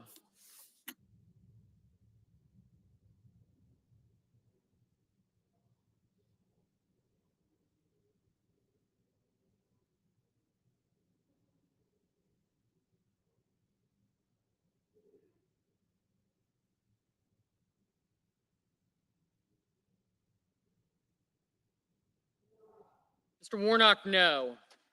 Thank you.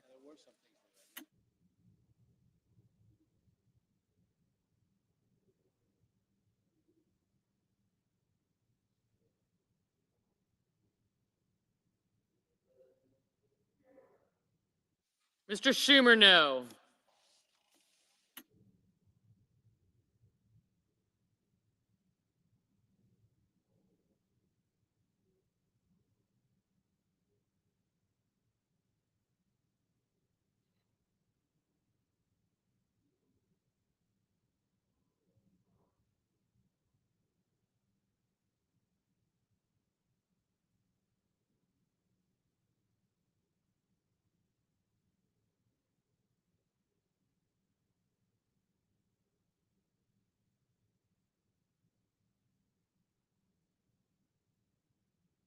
Mrs. Murray, no.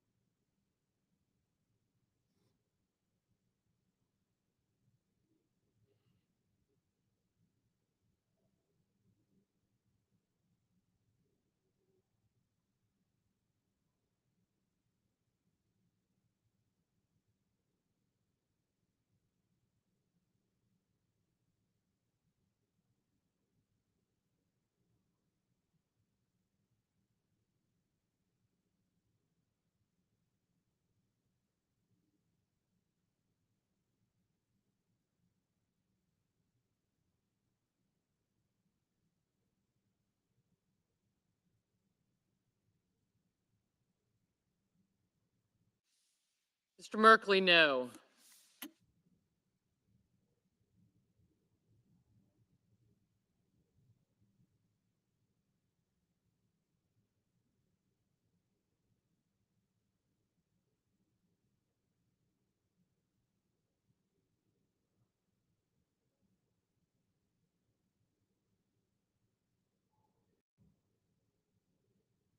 Mr. Graham, aye.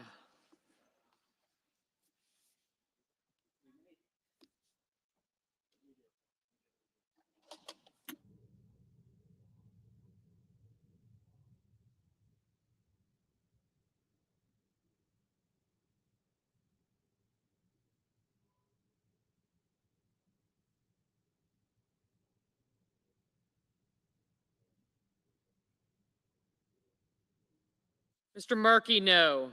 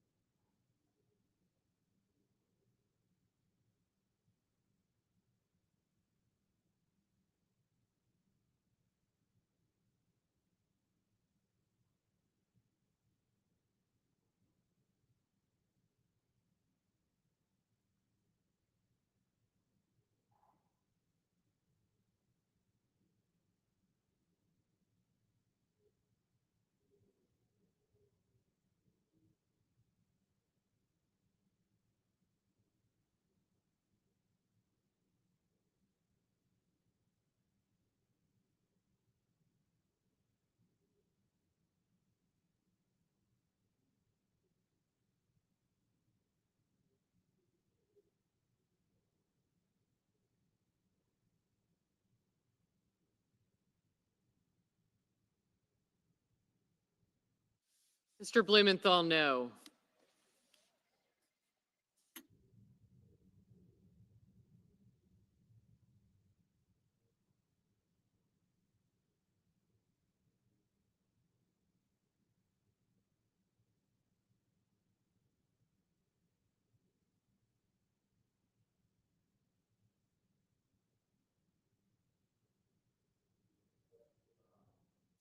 Mr. Grassley, aye.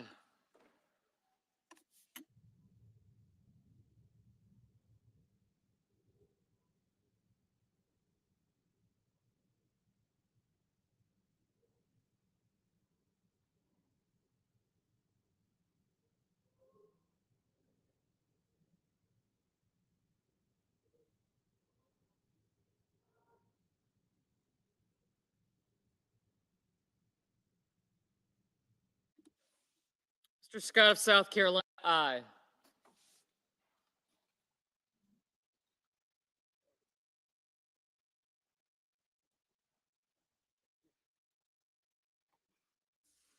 Mr. Ossoff, no.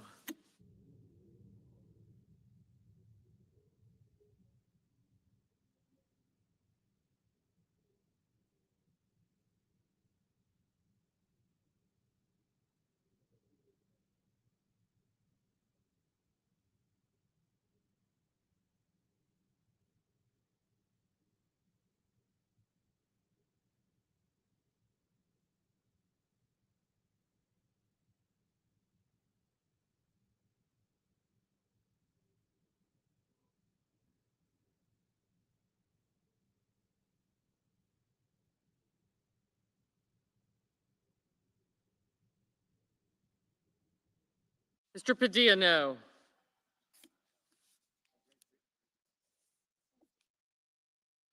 Ms. Klobuchar, no.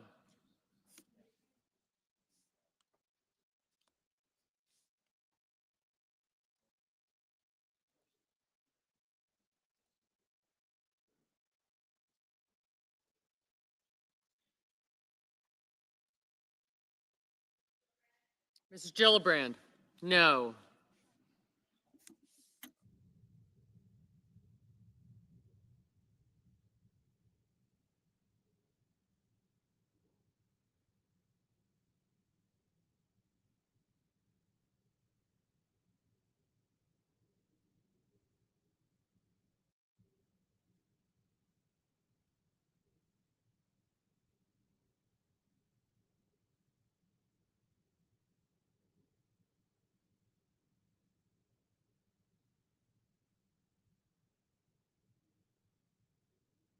Mr. Risch, aye. Mr. Schmidt, aye.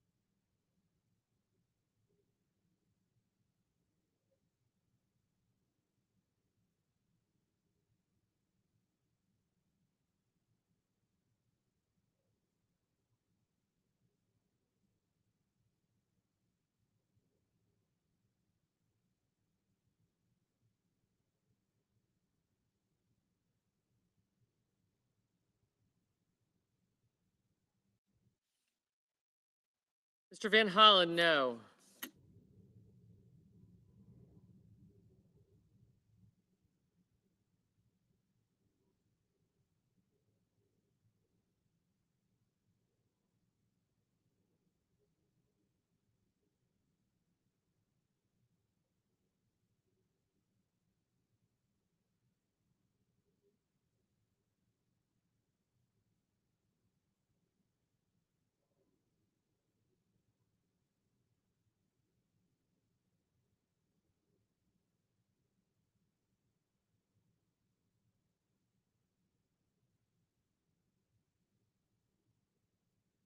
Mr. Budd, aye.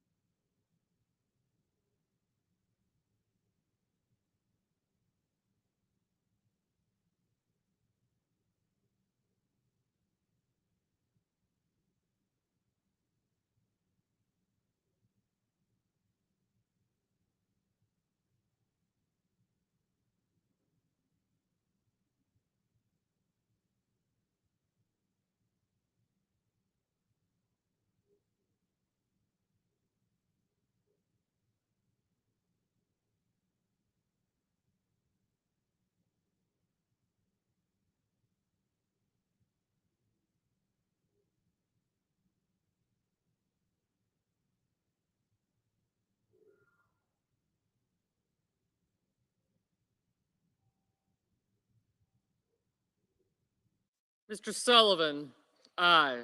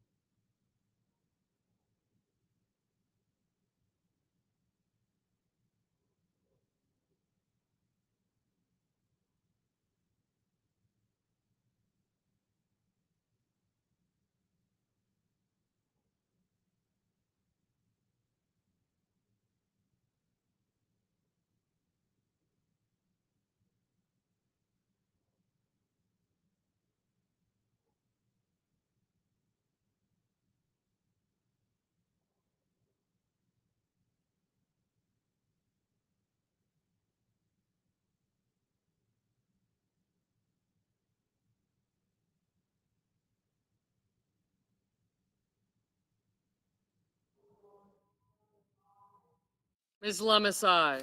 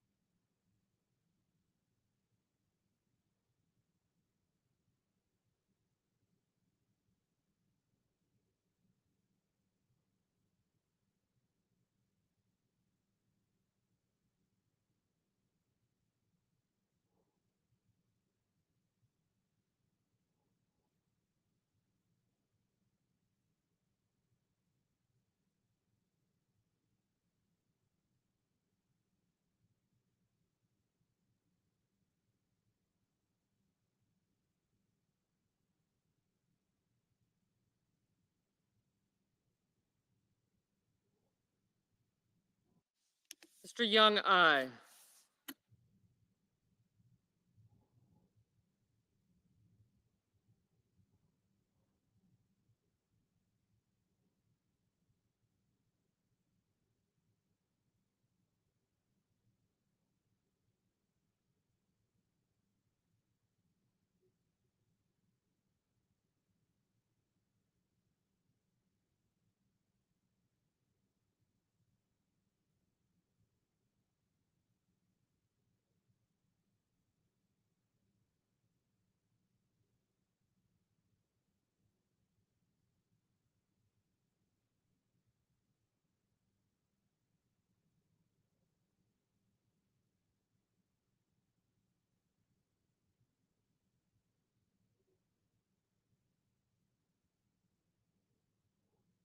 Ms. Hirono, no.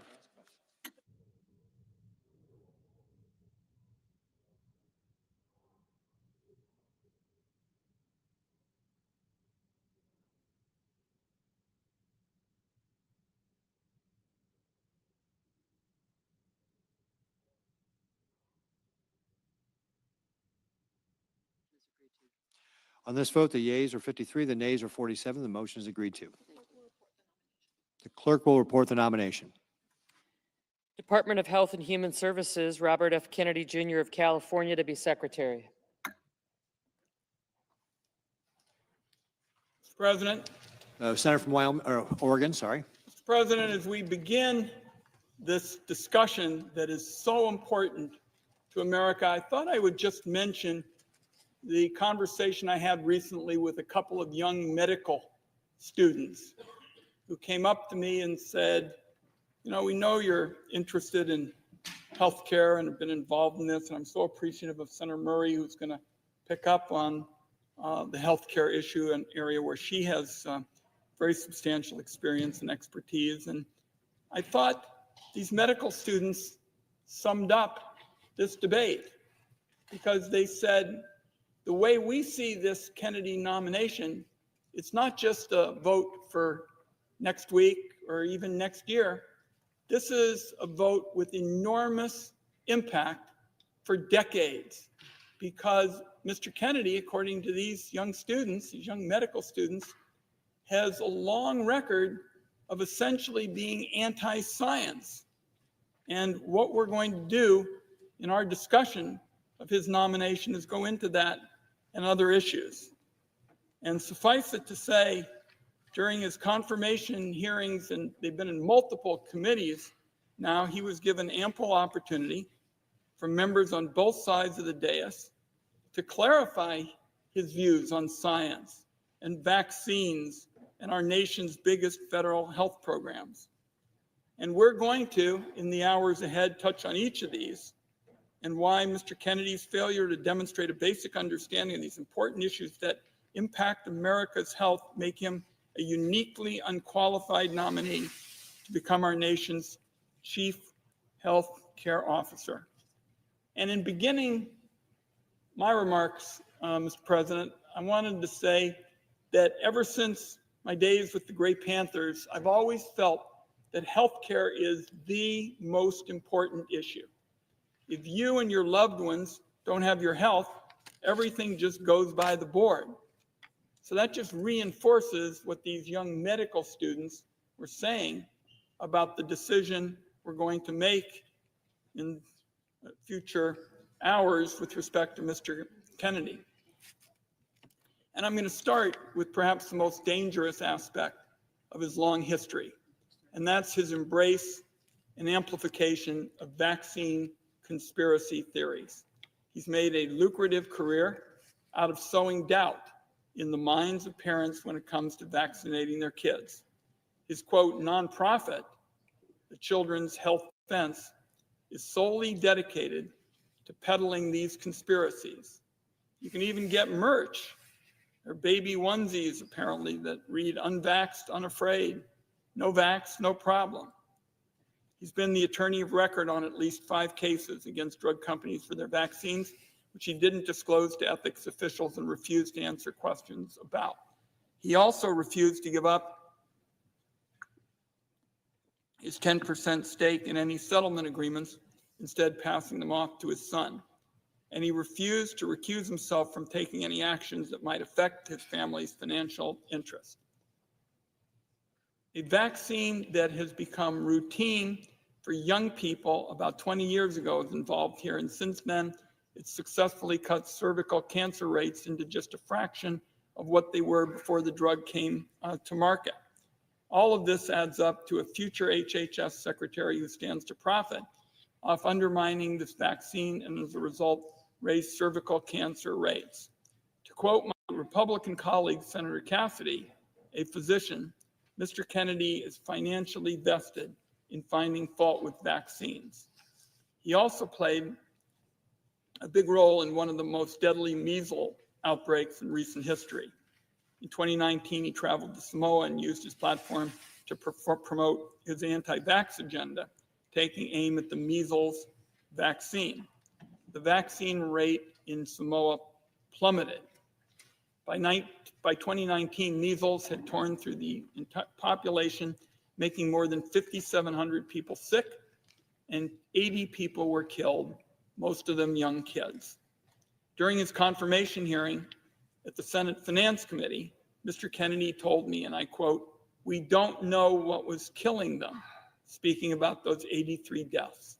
But just last week, the Director General of the Health of Samoa called this claim by Mr. Kennedy, and I quote here, "a total fabrication."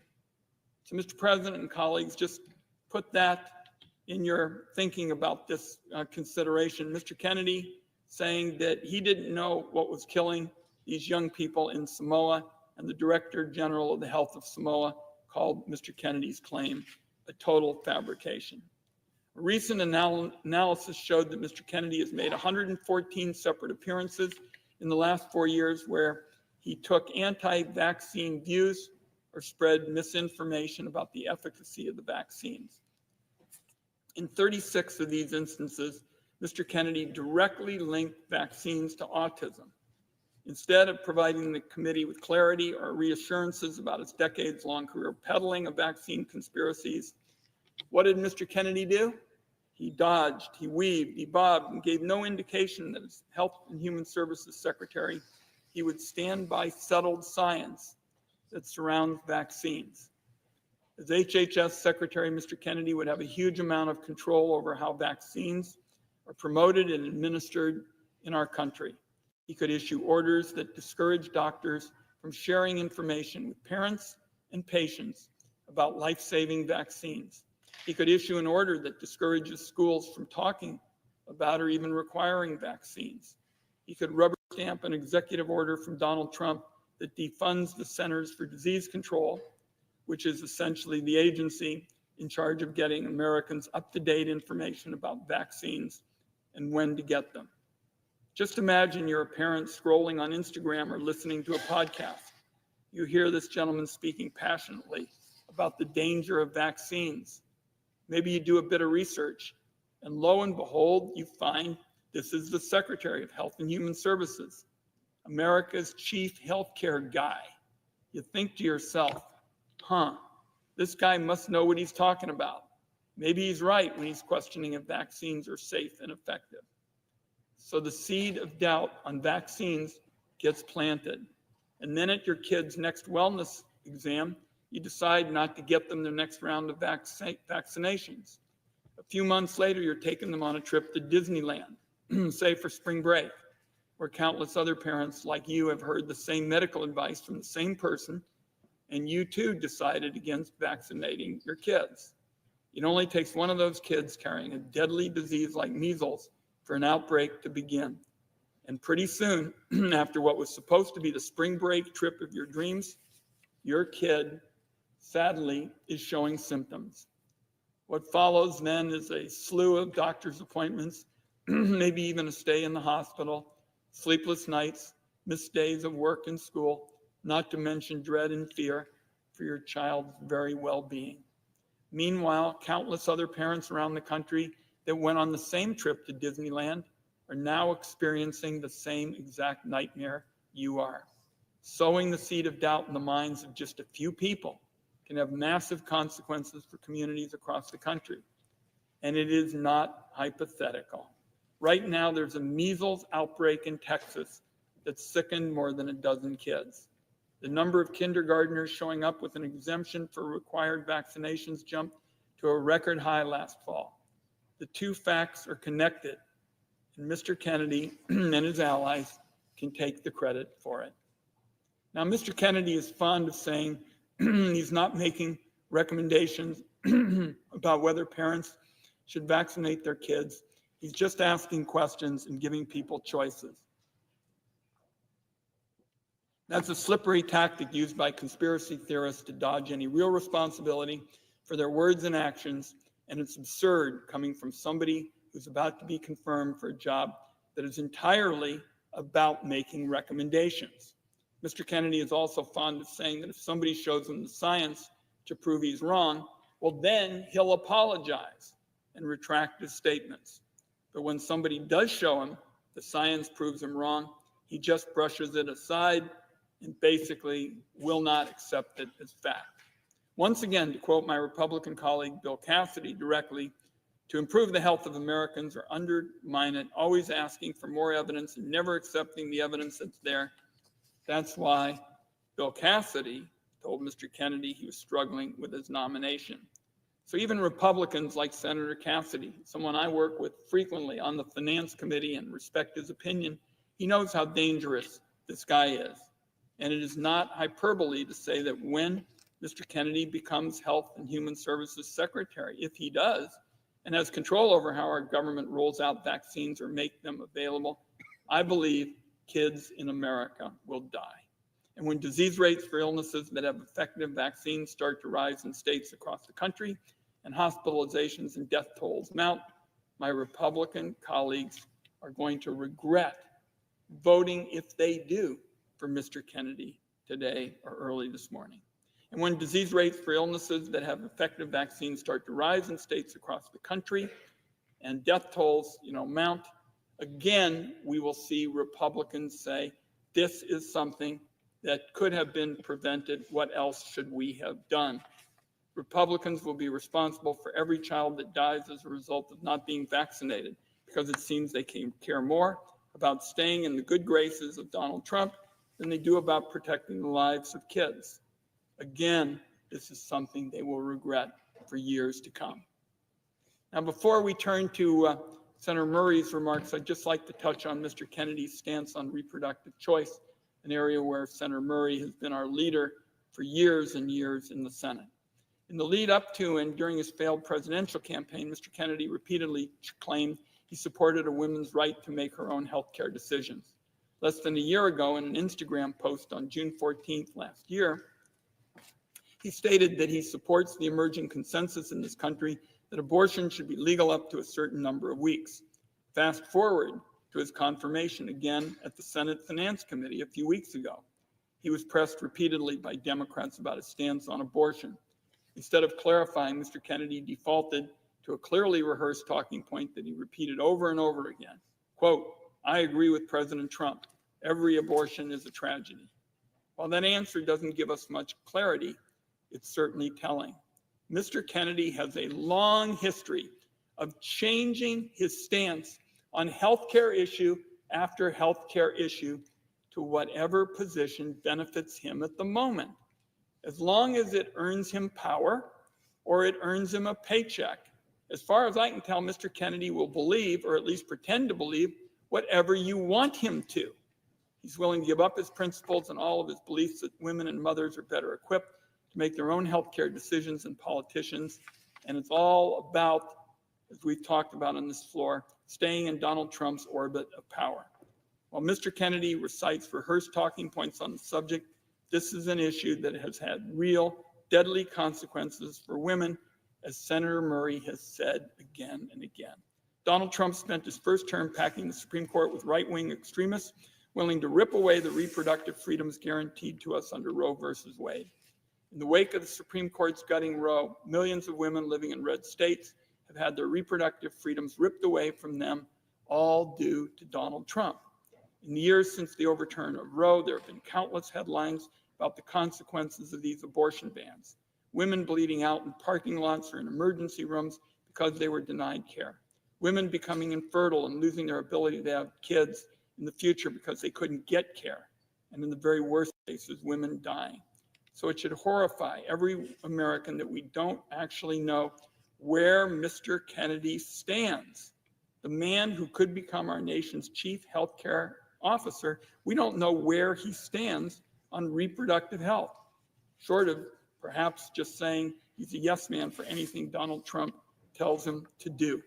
So I think at this point, Mr. President, I want to yield the floor to my friend and colleague from Washington State, because she knows so much about the challenge of ensuring that women's reproductive health services are being protected.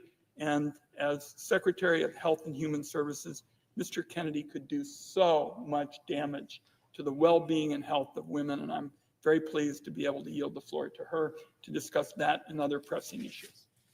Mr. President. Senator from Washington. Thank you, Mr. President. And thank you to my colleague from Oregon, who has very clearly stated why this nominee is not someone who should be holding the title of Secretary of Health and Human Services. And I appreciate all of his work on this and his wise words. I hope everyone heeds them. Mr. President, the American people are watching now with alarm because the vast majority of people know vaccines are safe, they're effective, they are life-saving. But we are now on the verge of confirming as our nation's highest health official, a man who has spent considerable time, money, and effort undermining that basic fact. A man who has abused his platform by refusing to acknowledge the well-established science that shows that vaccines are not linked to autism. Fear about that point, fueled by RFK Jr. and others peddling misinformation, is a leading reason that parents do not get their kids vaccinated against preventable, dangerous diseases. That is why elevating a man like RFK Jr. to lead HHS would be so dangerous. Just giving him any platform to spread vaccine doubt is dangerous, but to give him one of the biggest megaphones in the world, it is truly shameful that we even are debating this. My colleagues should know better. They actually do know better. They are looking the other way. They are choosing to pretend like it is in any way believable that RFK Jr. won't use his new power to do exactly the thing he has been trying to do for decades, undermine vaccines. Never mind the fact that CDC has already modified web pages with information about vaccines and other vital public health information, which a federal judge has now ordered the Trump administration to restore it. Never mind that the Trump administration is also reportedly planning widespread and significant layoffs at CDC and across HHS. This is how RFK Jr. substitutes his own beliefs for science. So when the vaccine conspiracy starts swirling and RFK Jr. turns HHS into ground zero for misinformation, I had no idea it is not going to be an excuse for confirming him. Because at the Health Committee hearing, The chair pressed him repeatedly about the debunked claim that vaccines cause autism. And when RFK Jr. said he needed to see the evidence, he was shown the evidence. But to no one's surprise, he did not keep his word, admit he'd been wrong, and spread the good news that vaccines do not cause autism. He's had 2 weeks since that hearing to look at the same settled science as everyone else. Crickets. But he won't hesitate to quote the latest anti-vax conspiracy. He's totally up to speed on that front. Are my colleagues really buying this guy will take an impartial look at the science? If you think RFK Jr. will change who he is, you are lying to yourself. He has given no evidence to suggest that and all the evidence in the world to the contrary. Given his long and growing track record, we cannot just pretend if RFK Jr. finally gets power to undermine vaccines, a cause he has dedicated a considerable amount of time and effort to, that he'll just give up. That is not believable. And I know I've been talking a lot about vaccines because it is so obviously alarming. But the responsibility he would have goes far beyond that. So let's break some of this down. Both the ways he could undermine vaccines as HHS secretary and the other responsibilities that would be at stake. To start with, the CDC is under HHS. That means that the secretary directly appoints people to CDC's Vaccine Advisory Board. That board is responsible for making recommendations about vaccines, and it is those recommendations that determine whether or not certain vaccines have to be covered by insurance. So simply put, changing those recommendations will change what vaccines millions of Americans, including kids, will be able to get from their healthcare provider. If he is confirmed, there would be nothing stopping RFK Jr. from firing the entire board and replacing them all with vaccine skeptics. After all, he has said many times and in many ways, he thinks CDC is corrupt and bought by pharma, as usual, by the way, without any evidence. RFK Jr. would also oversee the Food and Drug Administration. That is another agency he has repeatedly tried to discredit and attack, where he says he plans to fire hundreds of scientists on day one, and an agency that plays the crucial role of making sure our drugs and our treatments, including vaccines, are safe and effective when we purchase them. Not only would Mr. Kennedy have a key perch from which he would undermine vaccines on a scale like never seen before, he could also use that platform to peddle quack treatments, no basis in science. RFK Jr. would also have jurisdiction over NIH. That alone means influence over billions of dollars in medical research, research that is responsible for a significant portion of our economy, and more importantly, research that patients are desperately hoping will help them find cures. But RFK Jr. could redirect those funds to promote his favorite pet conspiracies instead of promising cures. Or he could make good on his plan to fire hundreds of researchers and pause infectious disease research for 8 years. It should go without saying, viruses aren't going to take a break. And here's the thing, the attacks on medical research are now already happening under Trump. From his day one executive orders, President Trump has already been threatening medical research. Suddenly, all of our grants are at risk because they are looking at addressing barriers to care or understanding why Black and Native American women have higher maternal death rates. And now President Trump also is trying to illegally, arbitrarily, and suddenly change NIH guidelines to set an unrealistic low cap on indirect cost rates. That will mean researchers laid off, studies canceled, including life-saving clinical trials, and kids not able to get the treatment they need. All because President Trump and Elon Musk don't seem to understand how we actually fund important research and couldn't even be bothered to find out before taking an axe to our medical research labs. At a time when life-saving research like this is already under attack from President and the richest man in the world, no one who truly values medical research should vote to install one of the biggest attackers of medical science as the Secretary of Health and Human Services. Mr. President, insurance is another huge portfolio for HHS. Last time Trump was in office, we saw millions of people lose their health care coverage. The uninsured rate went up after years of hard-won progress. And we all know he still wants to rip up the Affordable Care Act, which will drive up costs and kick people off their coverage. There's no reason to think Mr. Kennedy will stand up to that effort. Indeed, there is no reason to think he has the experience and understanding of the system to actually do so. During his committee hearings, RFK Jr. confused Medicare and Medicaid. This is basic stuff. He failed to describe the components of Medicare. And yes, Mr. President, I do absolutely have to talk about abortion care. This is of grave importance right now.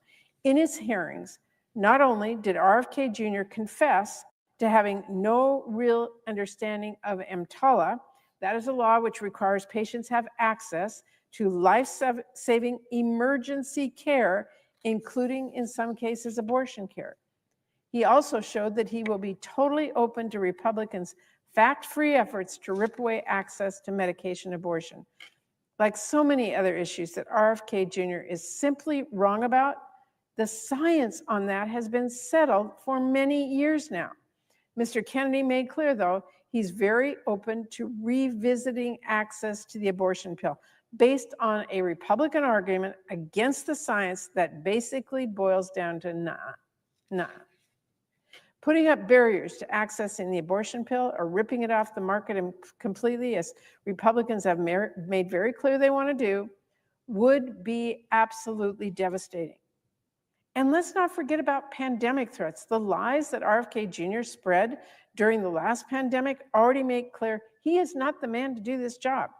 But if that weren't enough, when there was a pandemic threat response planning session for this new administration, he skipped it. He didn't go. It would be almost comical if this wasn't so serious. Mr. President, everywhere you look, everything about this nominee is so concerning. We cannot take this man at his word, something he has changed and gone back and forth on time and time again. But we can take him on his record, which that he has consistently undermined vaccine confidence. And by the way, note, he profited from that. And we can take the threat of what he might do seriously, especially given the alarming things that are already happening. If RFK Jr. gives you his word of honor that he won't freeze research, guess what? We're already seeing the Trump administration totally upend medical research. Thanks to the Trump funding freeze, NIH hasn't issued any grants award in weeks.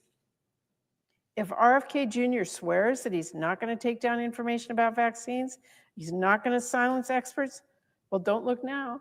But the Trump administration has already taken down or changed CDC pages about vaccines.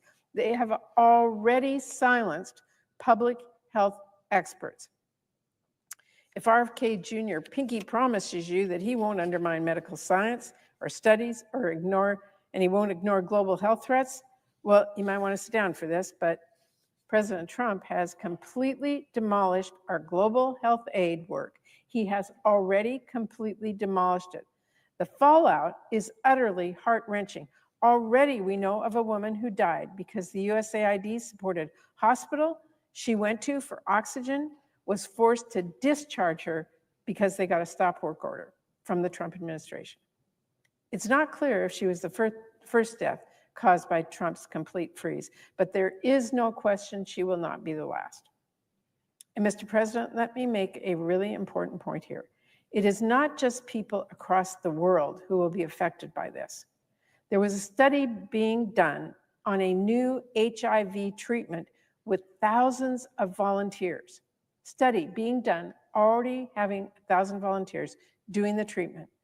But now, without their regular injections, which are cut off by Trump's move, There's going to be too little of the drug in their system to protect those people from HIV, but enough of the drug that if they contract HIV, it could mutate to become drug resistant.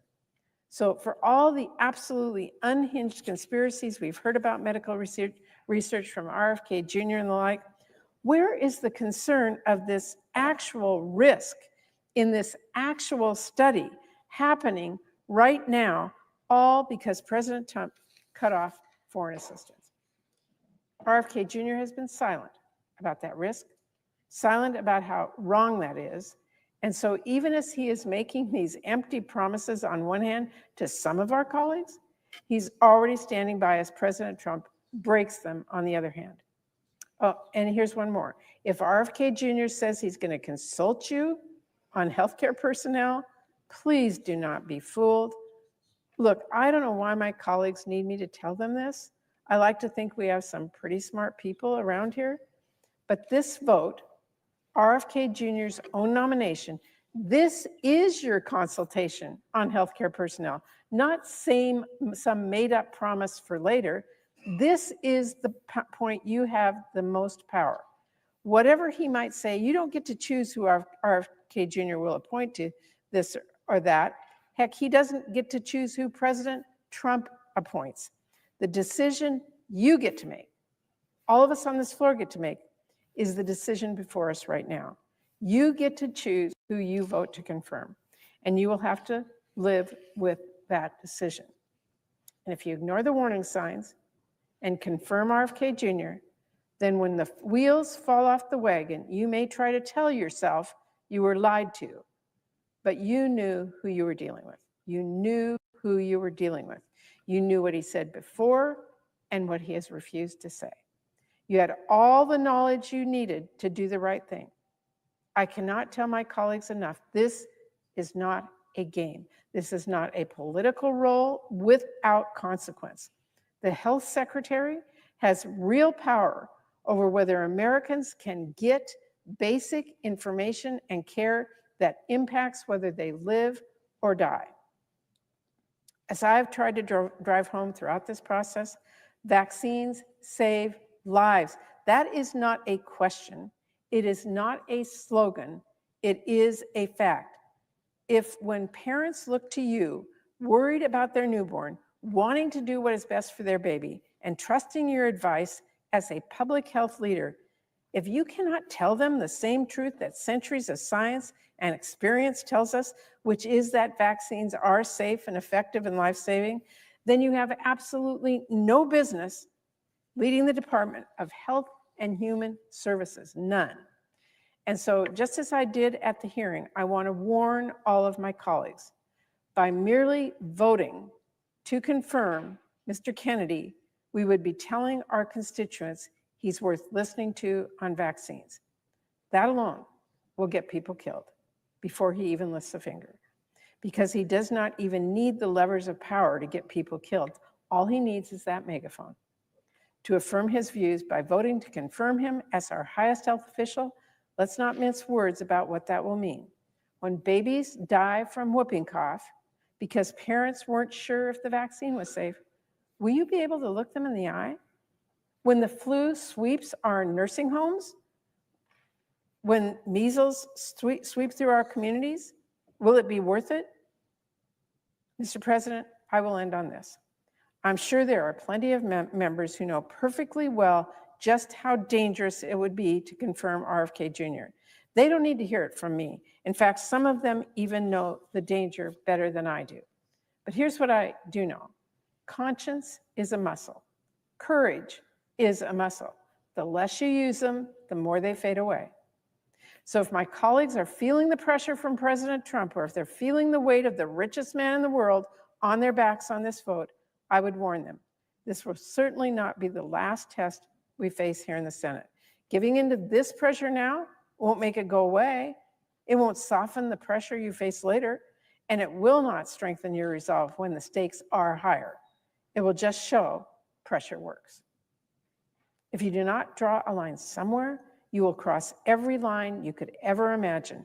You will be pushed further and further into accepting things you thought you never would. things you thought you never could. I think most of my colleagues know what really is at stake here. I think most of my colleagues know what sort of man RFK Jr. is and what sort of damage he could do if he's confirmed. There are political realities, we all get that, but there is also right and wrong. There's fact and fiction. There's people staying healthy and people dying pointlessly, kids dying pointlessly from diseases that we can prevent because they thought Congress took its job vetting our healthcare secretary seriously. So, Mr. President, I urge my colleagues to show some courage. I urge them to show some conscience. I urge them to vote no on RFK Jr.'s nomination. Mr. President, I yield 30 minutes of post-cloture debate time to the Democratic leader, and I yield the floor.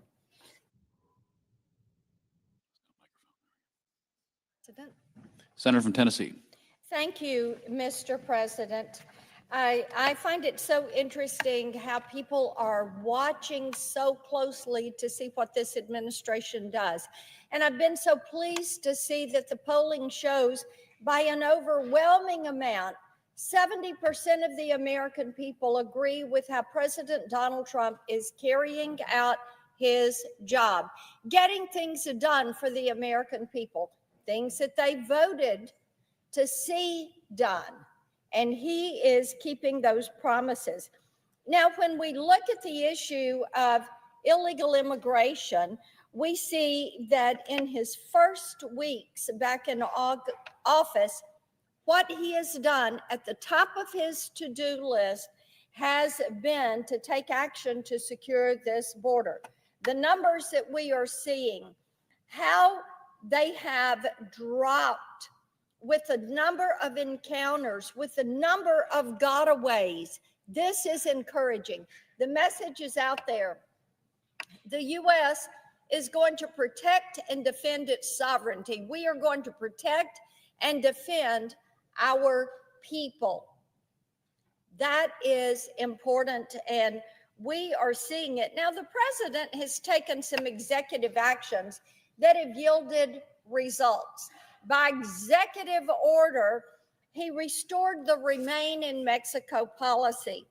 He restarted the border wall construction, which, by the way, Mr. President, this is something the Border Patrol has told us not for just a few years, but for decades.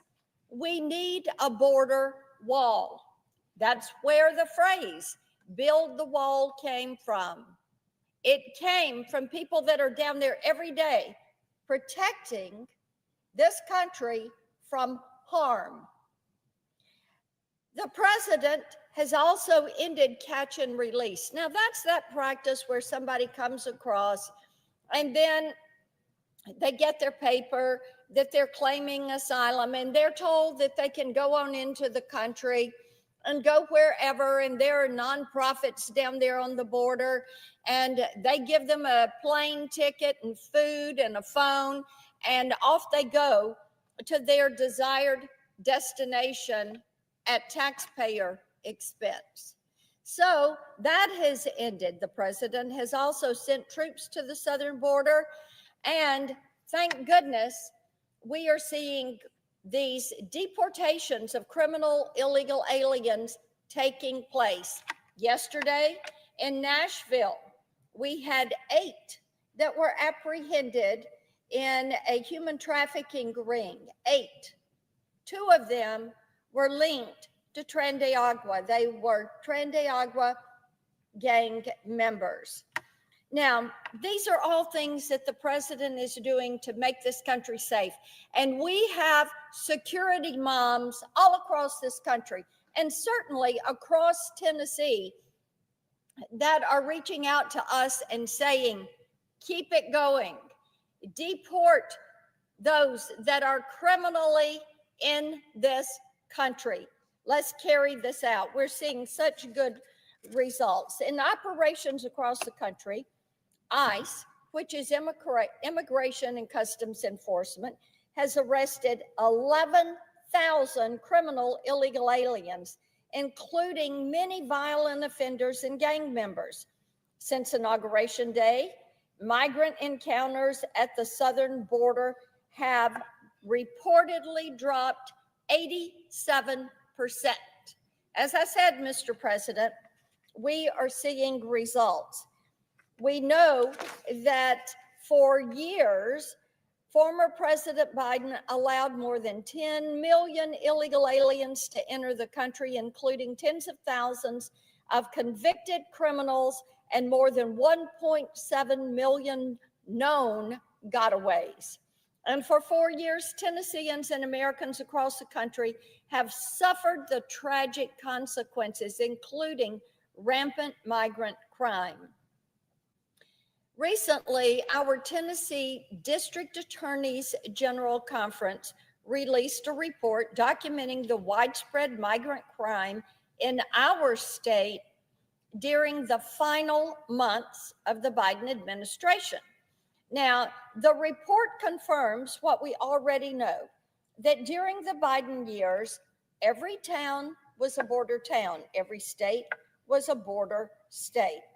So our Tennessee District Attorneys General took the last 3 months of 2024 and they said, let's look at what is happening in these last 3 months and see how this has escalated. Now, of course, we know that under Joe Biden, violent crime rose 43% his first year that he was in office. And what we saw from the District Attorney General's report, that there were in 3 months, now this is a 3-month number, there were 2,719 reports of illegal aliens being charged or convicted of 3,854 offenses in the state of Tennessee. Among them, the most common offense was driving under the influence. There were 654 arrests of those illegally in the country driving under the influence. These offenses accounted for more than 13% of all DUI arrests across the entire state. And this problem is a big reason why last year my Republican colleagues and I introduced the Protect Our Communities from DUIs Act. This bill would automatically deport any illegal alien who is charged with driving under the influence.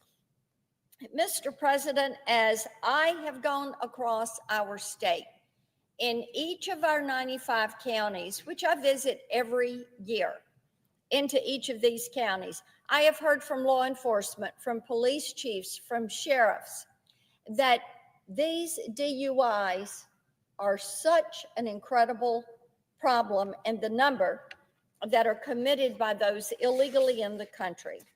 Now, over this same 3-month period, illegal aliens committed hundreds of violent, heinous crimes, 154 instances of domestic assault, 80 of aggravated assault, 21 convicted of child abuse, 9 of statutory rape, 8 of sexual exploitation of a minor, 7 of vehicular homicide, 4 of murder, 3 of rape of a child, and the list goes on and on.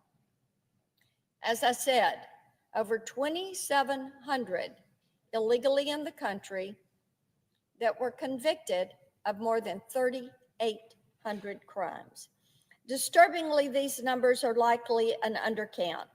Only 73 of Tennessee's 95 counties reported data to the District Attorneys General Conference. Under Biden, national data showed that illegal aliens were pouring in from countries all over the world. And the Tennessee Migrant Crime Report also reflects this. There were 92 unique countries of origin from Mexico and Guatemala, Jamaica, Romania. Here's the bottom line. Because of Joe Biden's open border policy that was supported by far too many of my Democratic colleagues, Thousands of crimes were committed by thousands of criminal illegal aliens in the state of Tennessee over just a 3-month span. And this, my colleagues, is just one state. This is my state. But we know this is happening in communities all across this country. More than anything, the report underscores the importance of President Trump's mass deportations, which are underway. There are many ways that Congress can support these efforts. My CLEAR Act, which I've talked about many times on the floor, would ensure state and local law enforcement officials have the tools to help the federal government deport criminal illegal aliens. This is crucial, especially when you've got far left leaders like the Chicago mayor refusing to turn over criminal illegal aliens to federal custody. Now, General Bondi is suing these sanctuary cities for allowing criminal illegal aliens who have no right to be in our great nation to harm Americans. And thank goodness she is being tough on crime. I've also introduced the Preventing Violence Against Women by Illegal Aliens Act, which would allow the deportation of illegal aliens convicted of sexual offenses or domestic violence.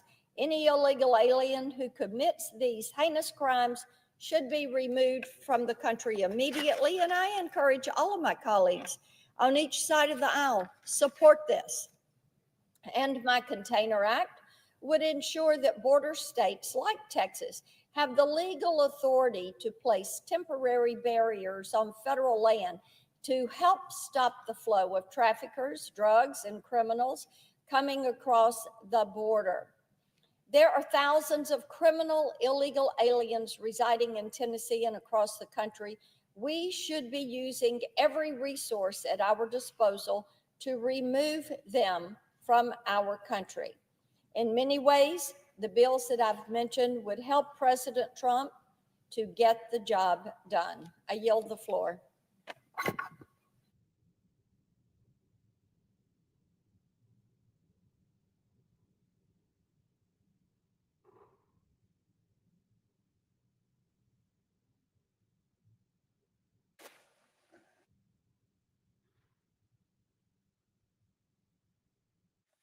Mr. President, Senator from Hawaii.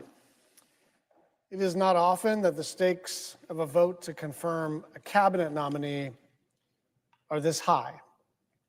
But tomorrow, when we vote on the nomination of RFK Jr. to be the Secretary of the Department of Health and Human Services, the stakes will be life and death. Mr. Kennedy, in his words, but more importantly in his actions, has proven over and over again that he is a unique danger to society. But he's on the edge of becoming the country's top health leader with the power to unleash bygone diseases and undermine trust in science for generations to come.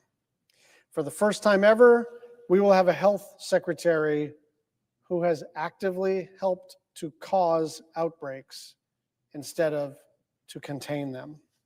We'll have someone in charge of medical research who's taken every opportunity to undermine science instead of promoting it. We'll have someone who's never come across a crazy idea that he didn't like, whether it's that antidepressants are the cause of mass shootings or chemicals in the water are turning children gay. This is the Secretary of the Health and Human Services Department. Those two things right there should be immediately disqualifying. This should be 100-0. This guy used to be a Democrat. This guy was pro-choice. This guy was for clean energy. This shouldn't be a partisan issue except to say, for HHS, you need somebody who has devoted their life and hopefully has some expertise in the area of public health. And it's not just that we didn't get someone who has expertise in public health. We have someone who has caused disease, and death. And I say those words with precision. I understand that both sides of the aisle are prone to exaggerating their case and being apocalyptic when we describe a pending vote. I've been here for a while, and everything is always the most important vote that we will ever cast. And I don't know if this is the most important vote we'll ever cast. I do think, gosh, I hope I'm wrong. I really do hope I'm wrong. But I do think this is likely the cabinet secretary vote that is likely to age the most poorly, because this person has the potential to actually cause diseases like rubella, like mumps, like measles, like polio that have been gone for many generations because we have a vaccine regime. And I want to tell you what he did in Samoa. In 2019, he flew to Samoa to discourage people from taking the measles vaccine. And the reason was that he wanted to run a, quote, natural experiment to see how people would fare against the disease without protections. Now, some of you may know this. My father was the first whistleblower against the Tuskegee experiments, in which the United States Public Health Service did a similar thing. They knew that penicillin cured syphilis, and they knew that for the most part, untreated syphilis caused death. But the U.S. Public Health Service decided to divide a cohort of African American men into two parts. One would receive the medicine and be safe and be cured, and another cohort would receive a placebo and not get the life-saving cure for syphilis. And why did they do that? To, quote, observe the disease process. To observe the disease process. So when you investigate whether or not a medicine works, there's a whole process to it, right? The FDA, double-blind studies, all the rest of it. But the basic idea is you're trying to get to some level of reliability and statistical significance so that you can project out into the population what's going to work and what's not. Now, the sick in the head way to do this is to say you can't achieve statistical significance until you just let a bunch of people get sick and figure out what happens. The United States Congress, led by someone with whom I served for a couple of years, Tom Harkin, when they found out about the Tuskegee experiments, made a law against the U.S. Public Health Service ever doing that again because it's immoral. It's bad science, sure. But more than that, it treated these African American men as if they were worth experimenting on, as if this category of human beings in the United States were expendable for scientific research purposes. And that's exactly what happened in Samoa. That is exactly what happened in Samoa. 6,000 people got the measles. 83 people died. 79 of them were kids. It is so chilling to contemplate the idea that someone as recognizable as a Kennedy would fly across an ocean to a small developing country and basically tell everybody, be afraid of this life-saving medicine. And it's not like he did that once and said, I'm sorry, I misunderstood, or I'm being misunderstood. This dude actually sells onesies on his website saying, I think it's like unvaxxed and unafraid for a little baby. This guy has views that are out of the mainstream of, I would guess, 99 out of 100 United States senators. And I do understand the pressure that some of my colleagues are facing. They're being told, if you vote against one Trump nominee, you'll be primaried. So that's not a small amount of pressure. But this one, I just promise you, it's not going to age well.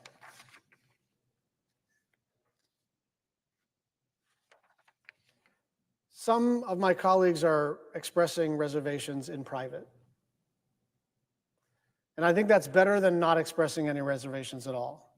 And some of them are getting private assurances from Mr. Kennedy that he does not, in fact, hate all vaccines. He just wants to answer questions and all the rest of it. I am not reassured.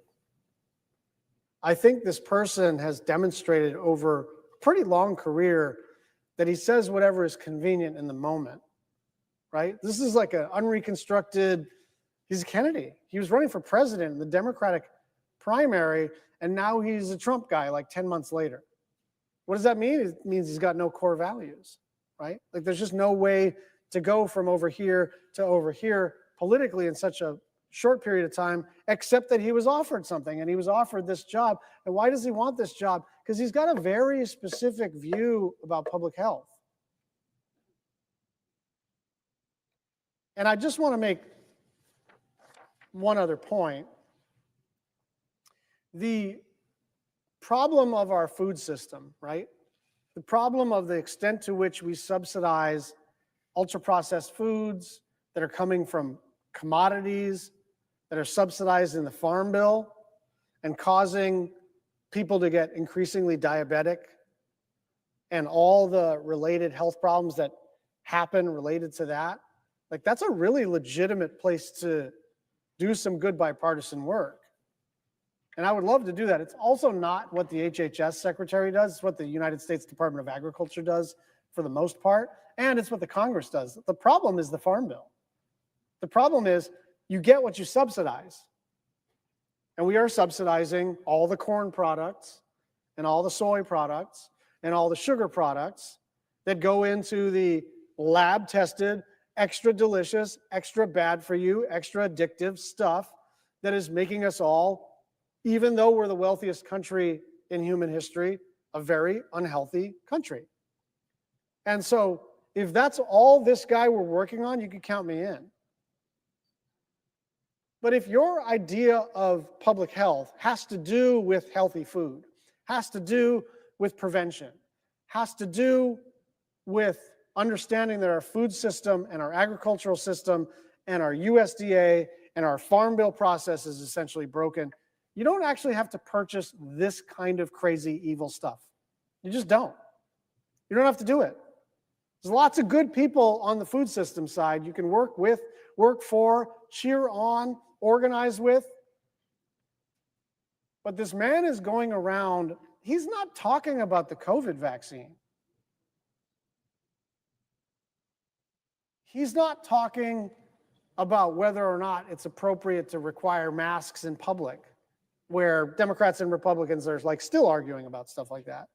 He's talking about stuff that, like, if you're a parent and now you don't know whether when your kid goes to school, they've reached herd immunity for stuff that is like way, way, way generations back in the rearview mirror.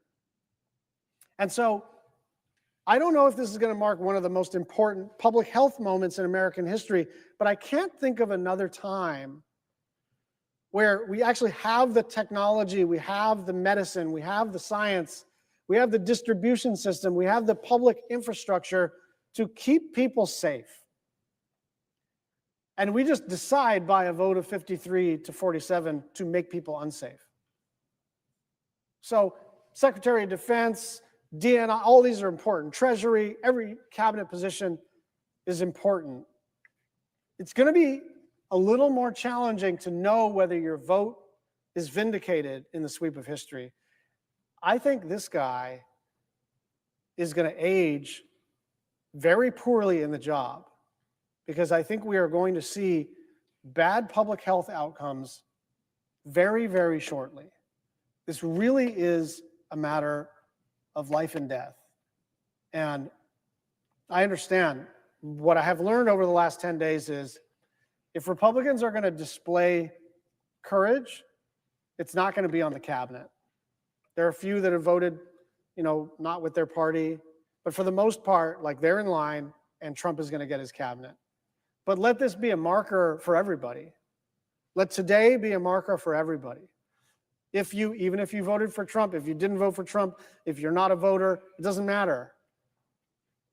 If you think it's a good idea to leave all of these diseases in the rearview mirror, then this is a very, very bad person to have running the Department of Health and Human Services. I yield the floor.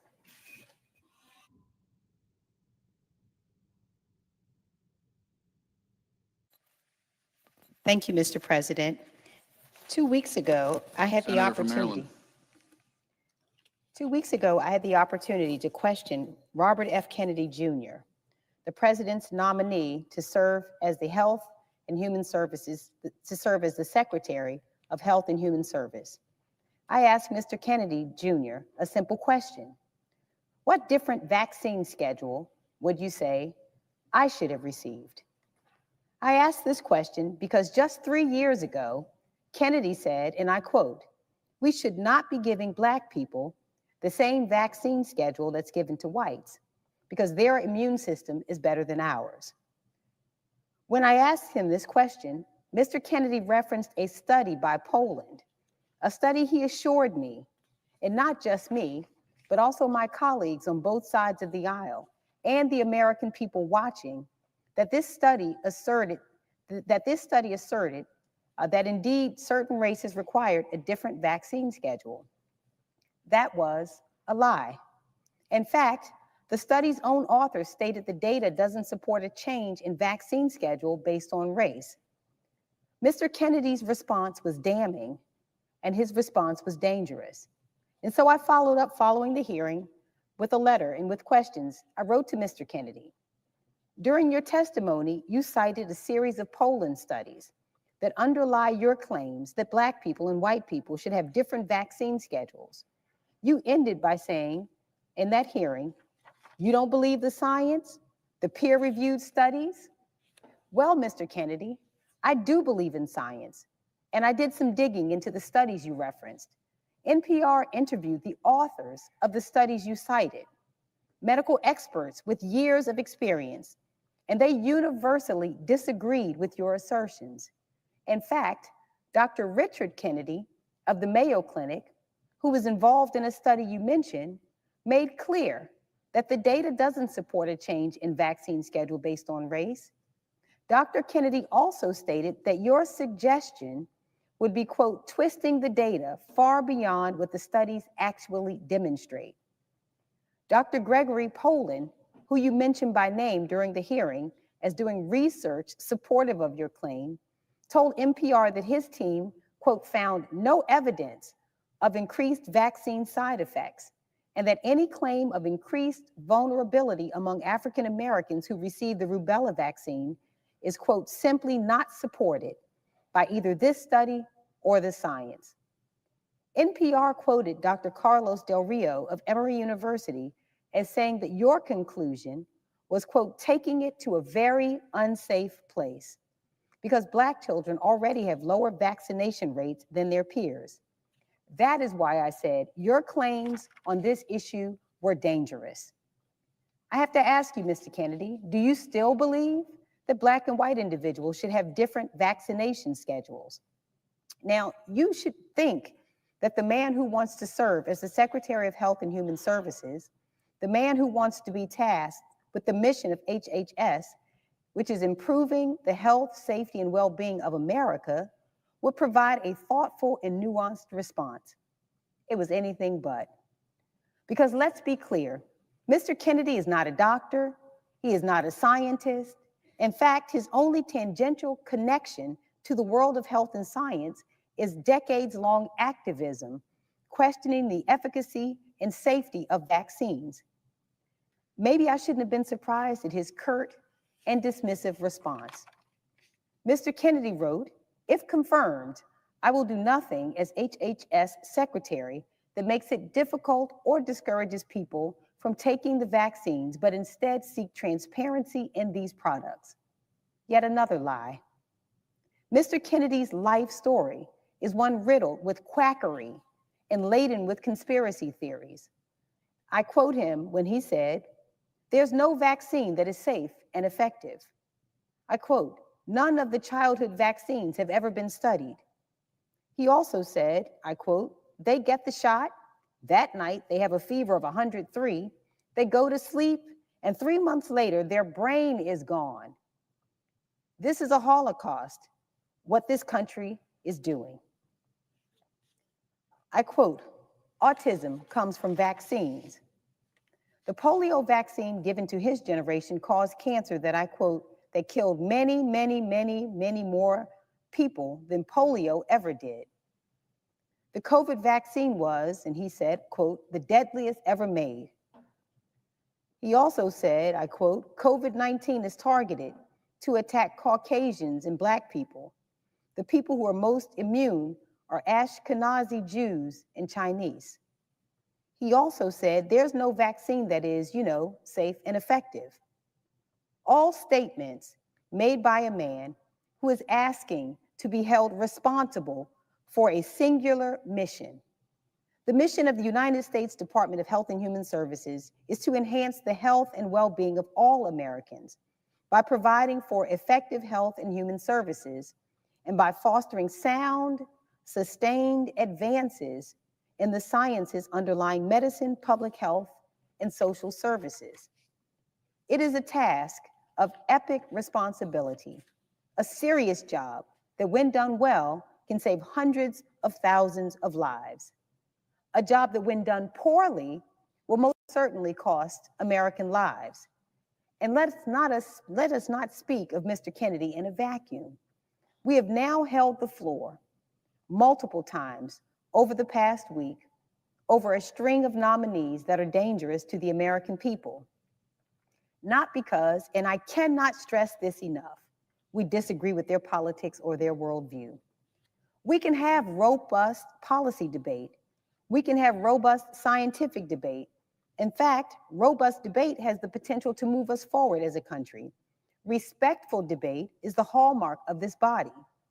It is a crucial component of free speech. I went to law school, and I spent years in the courtroom trying cases, making my arguments before a jury of my peers, grounding my arguments for a basic set of evidentiary facts. But what we are dealing with here isn't a debate. It's a popularity contest and a test of loyalty.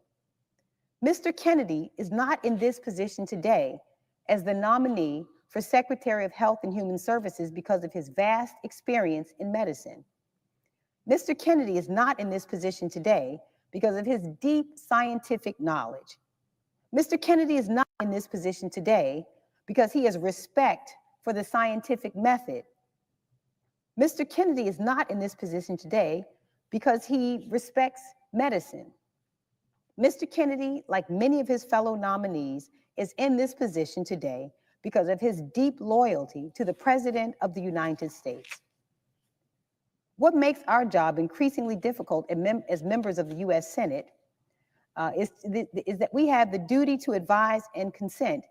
And it isn't just a privilege of this chamber, it's a responsibility to speak for the people of our state as well as the American people as we evaluate the qualifications, the experience, and the temperament of a president's cabinet nominees. What is happening on the part of my Republican colleagues is not advice and consent. The sole qualification being assessed is loyalty. Not loyalty to country, not loyalty to the American people, not loyalty to the duties and responsibilities we have been entrusted with by the voters in each of our states. The sole qualification up for assessment is loyalty to the president. And Mr. Kennedy has that in spades. But loyalty to this president comes at a cost. Not a cost to the billionaires, not a cost to the people in this body, a cost to the American people. Democratic Americans, Republican Americans, independent Americans, Americans who voted for this president, Americans who did not, and Americans who did not vote at all. The president has been consistent that he believes the American people delivered him a mandate to carry out his agenda. With respect to the health, safety, and well-being of America, the purview of Health and Human Services, the president believes that cutting funds for medical research into things like cures for cancer is apparently a part of that mandate. Just this weekend, the president announced massive cuts to NIH an agency which I'm proud to say has its home in Maryland. The mission of the National Institutes of Health is to seek fundamental knowledge about the nature and behavior of living systems and the application of that knowledge to enhance health, lengthen life, and reduce illness and disability. It falls under the very agency Mr. Kennedy is seeking to run. Here are what some scientists, people I implore Mr. Kennedy to listen to despite his apparent distaste for the profession, had to say about these massive cuts. Dr. Richard Huganier, professor and chairman of the Department of Neuroscience at Johns Hopkins University School of Medicine in my state of Maryland, said, and I quote, "We were all just dumbstruck. I'm calling it the apocalypse of American science. This will basically change science as we know it in the United States. The bottom line is that we are going to have a lot less resources, which obviously means we are going to have to lay people off and research will be slowed down." Dr. Otis Brawley, professor of oncology and epidemiology at the Johns Hopkins School of Medicine and the Bloomberg School of Public Policy said, and I quote, "We're going to see health research kneecapped."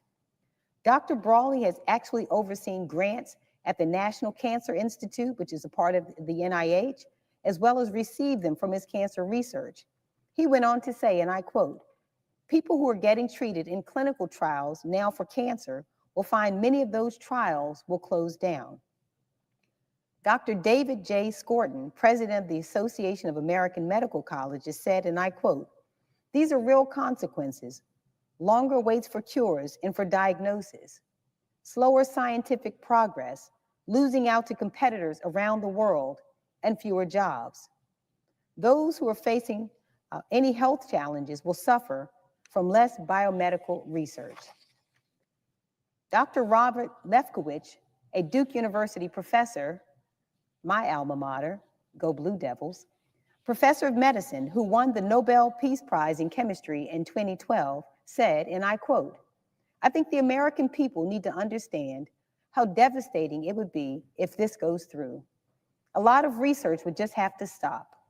I cannot imagine that the shortfall could be met from other sources." NIH funding supports over 600 current and ongoing clinical trials at Johns Hopkins in Maryland. The NIH supports hundreds more critical research projects and clinical trials at the University of Maryland. Clinical trials in cancer, pediatrics and children's health, heart and vascular studies, and the aging brain. Research on traumatic brain injury to members of the military, suicide prevention, addiction, and patient safety. Clinical trials supporting over 23,000 jobs and $5.7 billion in economic activity in Maryland.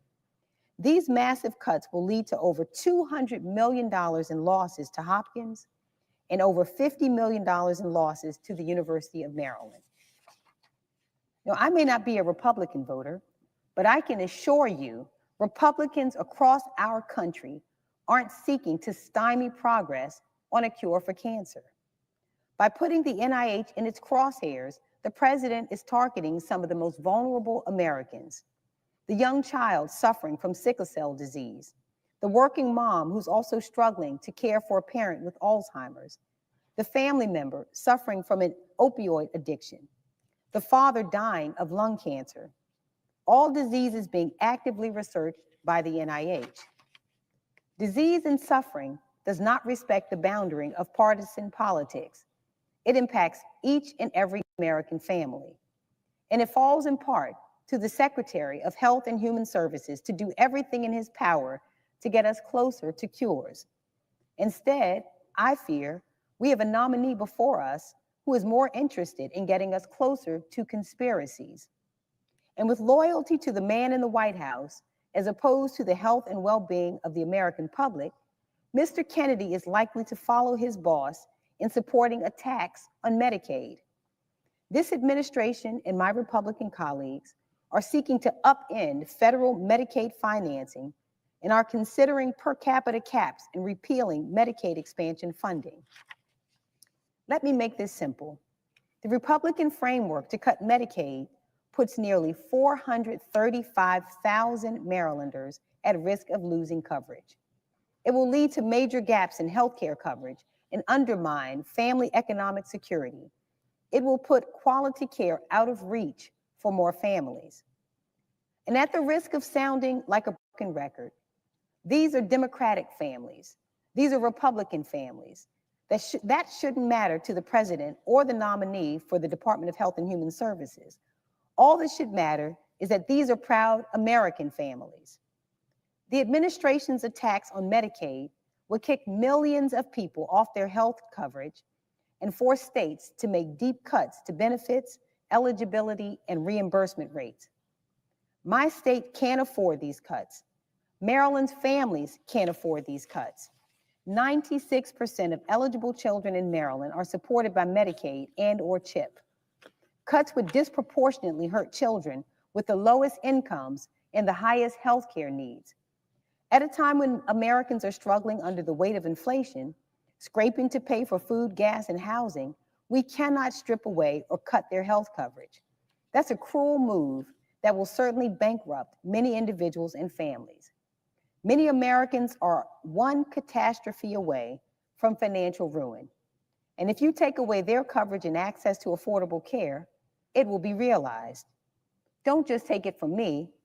Marylanders have been calling and writing in, demanding that Congress do everything it can to fight against attacks to Medicaid. Jacqueline from Baltimore shared this with us. One day I was at work and passed out in the bathroom. Had to be cut out of the restroom by the firemen. After being in a coma for 12 days, it was determined that I was diabetic. Having Medicaid saved my life. If I did not have Medicaid or any insurance, I would have been sent home and who knows what would have happened. Another constituent from Ellicott City shared this. My 22-year-old son has autism and a significant cognitive disability. He is a happy, affectionate person who loves being around people and being physically active. Due to behavioral challenges at home, he lives in a group home. This environment is one in which he can be safe and thrive. He also attends a program licensed by the state's Developmental Disability Administration Monday through Fridays, 9 to 3. This program provides meaningful day services. Both his group home and day program services are funded through DDA's Medicaid waiver. Given the cost of my son's services and the services of many other individuals with developmental disabilities, a limit on federal Medicaid dollars would no doubt force Maryland to reduce services. If my son was not able to continue living in his group home, he would have become homeless. Another impact of Medicaid cuts could be his health care, as he is fully reliant upon Medicaid for his health insurance. He will never be able to work enough hours to draw health insurance benefits due to his disability. Such an anecdote should stir all of us to action. It should stir the members of this body to take more seriously our duty to advise and consent, to push back against the nominee who sees his role as a loyal foot soldier to one American who sits in the White House and not the millions of Americans whose health and health care are on the line. Last week, I looked Mr. Kennedy in the eye and said I would not be supporting his nomination. I said that his views are so dangerous to our state and to our country that his voice would be a voice that parents would listen to. I honored my constitutional duty of advice and consent. On behalf of every single Marylander who's lost a loved one to disease, every single Marylander who works at NIH or is actively researching cures, every single Marylander who has been led astray by a snake oil salesman peddling quackery instead of science, I will be voting no on Mr. Kennedy for them. And to my colleagues on the other side of the aisle, I urge you to think long and hard about the phrase that you believe encapsulates your mandate, America first. If we are not putting the people of this country first, then we are most certainly not putting this country first. America first cannot exist if the people in this country are too sick to be strong. And when you have someone like Mr. Kennedy responsible for the health of our citizenry, I fear that it is where we are headed, dead last, literally and figuratively. I may not be able to stop this nominee from being confirmed, but I want every Marylander to know that I will never stop fighting for your health and for the health of your loved ones. Thank you, Mr. President. I yield the floor.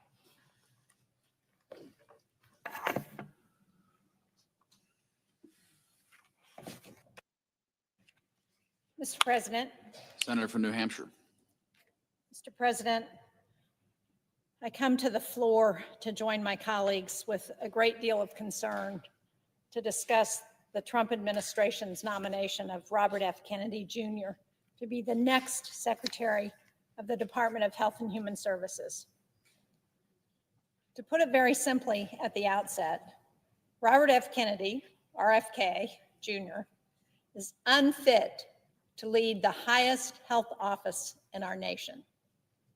First of all, RFK has no, let me repeat, no health or medical experience. That in and of itself should be a red flag on this nominee, who is supposed to be tasked with leading our nation's health agency. But sadly, that's not where the red flags end.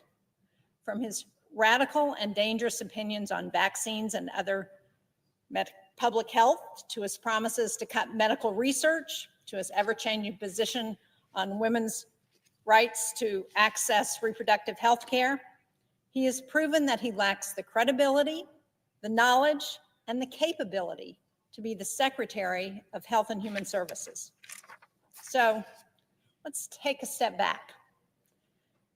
When President Trump ran his campaign, he ran a campaign on lowering costs for working Americans. Well, where has that promise gone? We saw today that inflation has gone up in the last quarter. It's over 3% now. And we've seen nothing from President Trump's first weeks in office that addresses the high costs of healthcare, of food, of housing, of childcare. 2 weeks ago, this administration, including the Health and Human Services Agency, halted funding across the board for programs like our community health centers and substance use treatment programs. These centers are often the main source of health care for their communities. They serve the people across the states of this country. In our office, I heard from programs like Coos County Family Health, a community health center that provides life-saving care to rural patients across the northern part of New Hampshire, what we call the North Country. Their programs for training new doctors and providing services for victims of domestic violence were and still are at risk, thanks to Trump's executive orders and funding freeze. And I heard from Navigating Recovery in Laconia. That's a substance use treatment service that depends on federal funding for more than 50% of its budget. They're worried about keeping their doors open. And this is an organization with providers who will literally sit with a patient by their hospital bed following an overdose to make sure they're getting the best guidance, the best treatment, and the follow-on services like housing and childcare that allows them to start their recovery. And this is a real issue for us in New Hampshire, where we've been hit very hard by the opioid epidemic. The Trump executive orders and funding cuts will force Navigating Recovery to lay off staff and to curtail services should those funding cuts continue. These are actions on the part of the White House that don't lower costs for families. They do just the opposite. They put people out of work and they weaken our ability to care for our most vulnerable populations. But when he was asked if he would reverse this policy of cutting funding for programs like substance use recovery. RFK refused. The thing is, we should be taking steps right now to lower costs for families and children. Half of the uninsured Granite Staters cite cost as their reason for not being able to purchase health insurance. More than 2/3 of people in New Hampshire have delayed care, and another 25% have delayed buying needed prescriptions or said they have to ration their meds. We could help these people right now. We could pass the Healthcare Affordability Act, which would make permanent premium tax credits in the Affordable Care Act that have cut healthcare costs for 24 million Americans, nearly 70,000 from New Hampshire. Passing that bill would directly help constituents like the man in Newmarket who contacted our office. He's 55 years old. He's a patient at Lamprey Health Care, which is a community health center. He had been uninsured and avoided going to a doctor his whole life. But sadly, he was recently hospitalized for 10 days because of complications from untreated diabetes. He had sepsis and he had an infection in his foot. Unfortunately, he didn't have insurance when he was hospitalized. But luckily, Lamprey Healthcare sat with him, helped him purchase insurance on healthcare.gov, helped him avoid potentially devastating medical debt. These tax credits are vital to his and to millions of Americans' ability to afford health care. But again, when asked about these tax credits, RFK refused to say that he would support extending them. So much for any concern about lowering costs for families. Now, if this administration is not trying to lower costs, what are they doing to help the people they swore an oath to serve? Last Friday, our research institutions got a notification almost overnight that their funding through the National Institutes of Health, excuse me, would be gutted. This decision threatens our ability to find cures for diseases, to get ahead of public health crises, and to hire and retain talent. I think it was made rashly and irresponsibly without really understanding what the impact would be. Slashing those funds won't make research more efficient. Instead, it's going to cripple our ability to treat and cure horrific diseases. Dartmouth College, which is in Hanover, New Hampshire, is one of our preeminent research institutions in the country. Last year, Dartmouth received nearly $100 million in NIH funding to help with its cutting-edge research to treat diseases like diabetes, cystic fibrosis, and Alzheimer's. This NIH decision, this decision by the Trump administration, will cut Dartmouth's funding by $38 million. And we don't know what the future impact of that would be. Will we miss the next cure for a pediatric cancer? Will we fail to advance treatments in Alzheimer's? What we do know is that this has an immediate impact on the people living in the Upper Valley of New Hampshire. More than 1,300 employees are supported by federal grants at Dartmouth, and the vast majority of these are supported by the National Institutes of Health. The job loss, the economic impact that will result from this decision will be devastating. And sadly, once these jobs are gone and the researchers leave, there's no going back because they're going someplace else. They're going overseas. But we unfortunately know that RFK supports this decision because he has publicly supported gutting NIH staff and research. And if Robert Kennedy is confirmed, I fear he will do nothing to push back or to reverse these reckless decisions.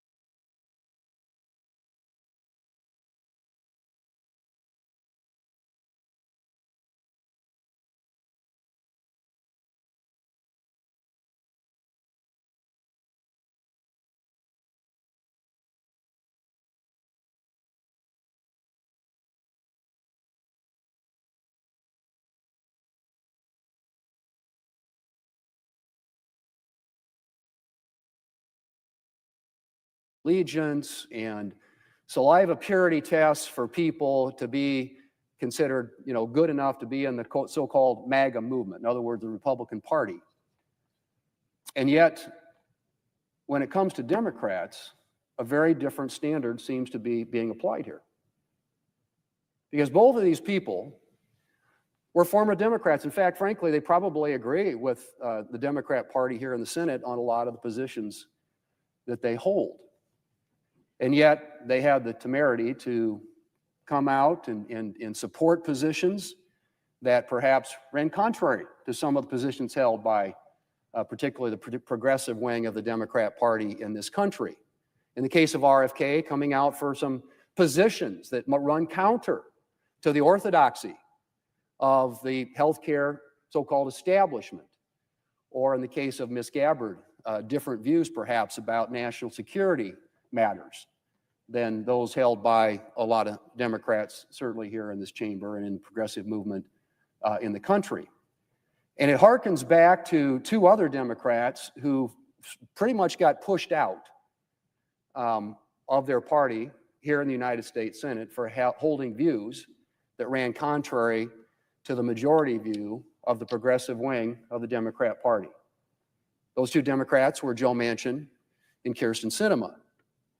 In the case of Kyrsten Sinema, she was viewed, I think, by Democrats as perhaps too free market. She was viewed as pro-business, as pro-investment, and as pro-jobs, lighter regulatory touch, lighter tax policy, pro-energy policy. In the case of Joe Manchin, he had I should say he had what I would say are accurate views with respect to energy development in this country. In other words, making America energy dominant, a view shared by many in our party, including our president. And for that, he was viewed as too conservative to be a true Democrat. And so Joe Manchin and Kyrsten Sinema ended up getting pushed out of the Democrat Party here in the United States Senate.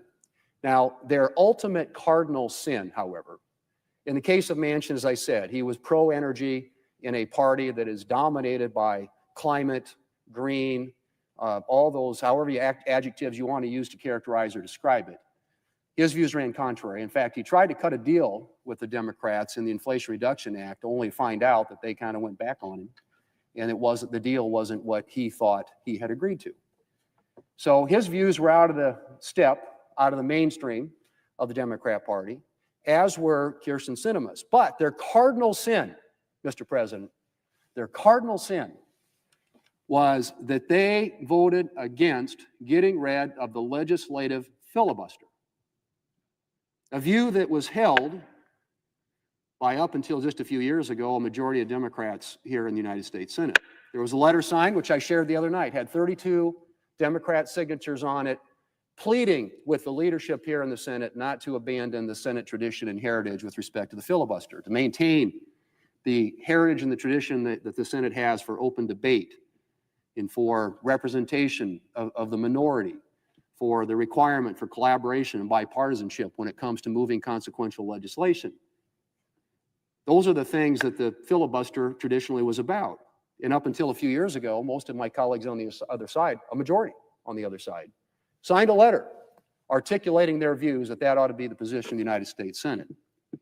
Well, they tried to push it because they weren't getting the outcomes they wanted on a couple of pieces of legislation when they had the majority a couple of years ago, and they forced a vote on changing the rules, breaking the rules, to get rid of the legislative filibuster and be able to enact an agenda that's more consistent with their liking.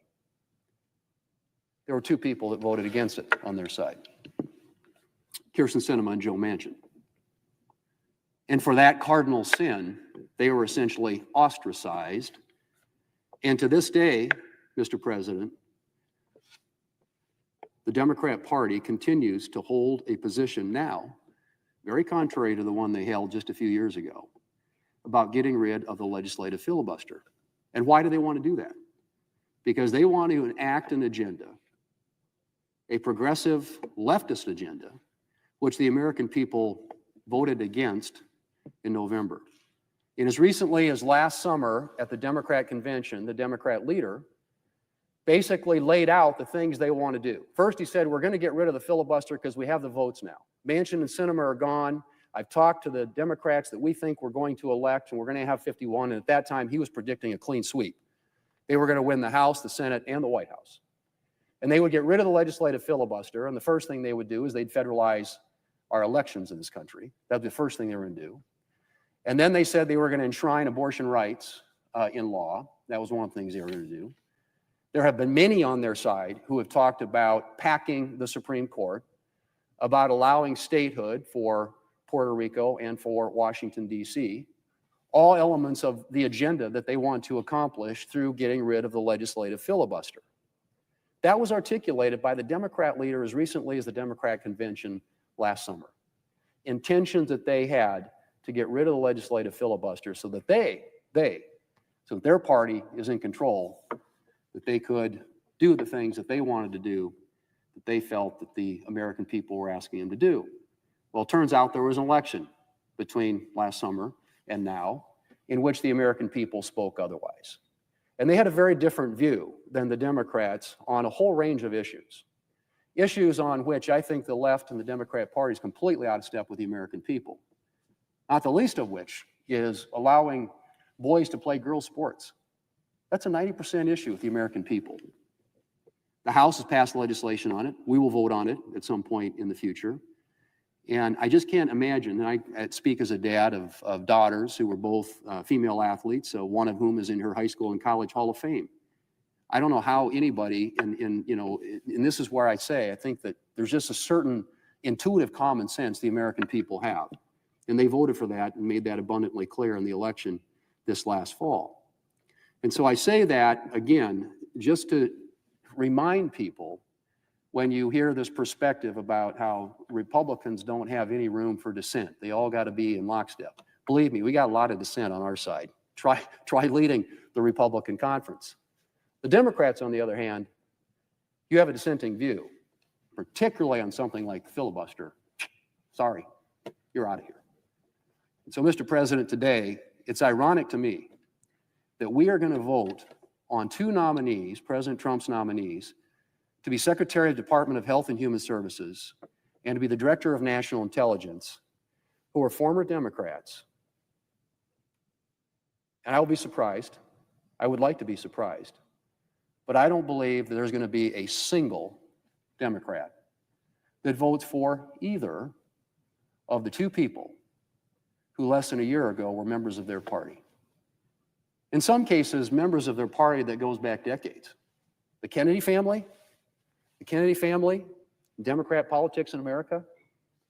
So you have two nominees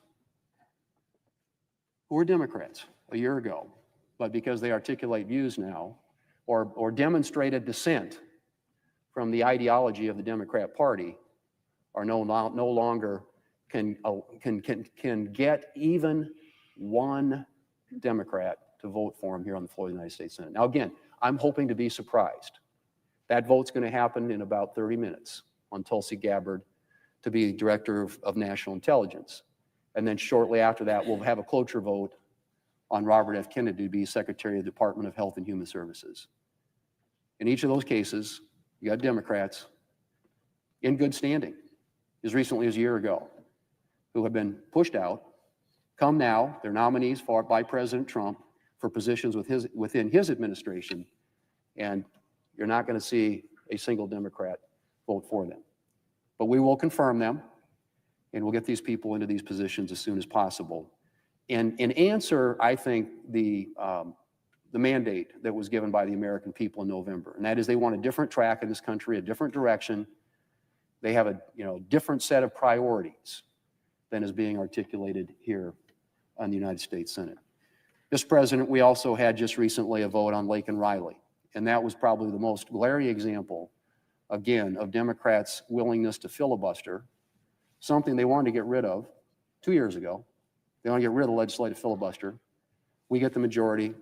First time we put a bill on the floor, what do? They filibuster it. And so here we are, slowing down these noms, full 30 hours on Tulsi Gabbard I assume they'll do the same thing on RFK.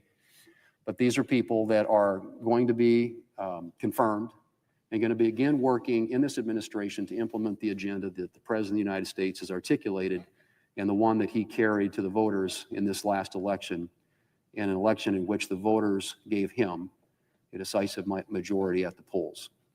And so, Mr. President, I hope, again, that I'm wrong. I hope that we have a bipartisan vote today on either or both of these nominees.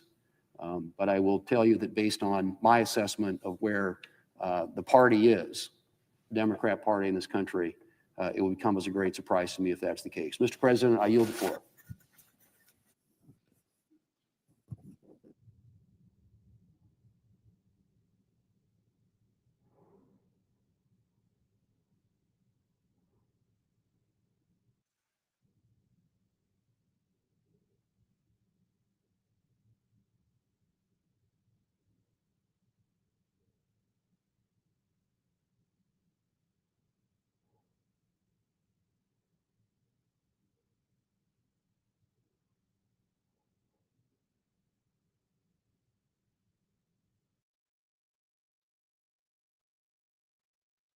Mr. President. Democrat leader. Mr. President, let me begin with a quote from President Trump during his campaign for the presidency. He said, "When I win, I will immediately bring prices down starting on day one." Well, today is day 23, and prices are up 3%. Let me reiterate. Donald Trump said during his campaign, prices would come down starting on day one. It's day 23, and prices are up 3%. Donald Trump is already breaking his promise to the American people. Inflation is the #1 concern of most Americans. And Donald Trump said he'd fight inflation, but he hasn't. Groceries are up 0.5%.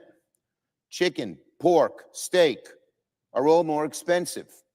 Egg prices are up 15% from last month.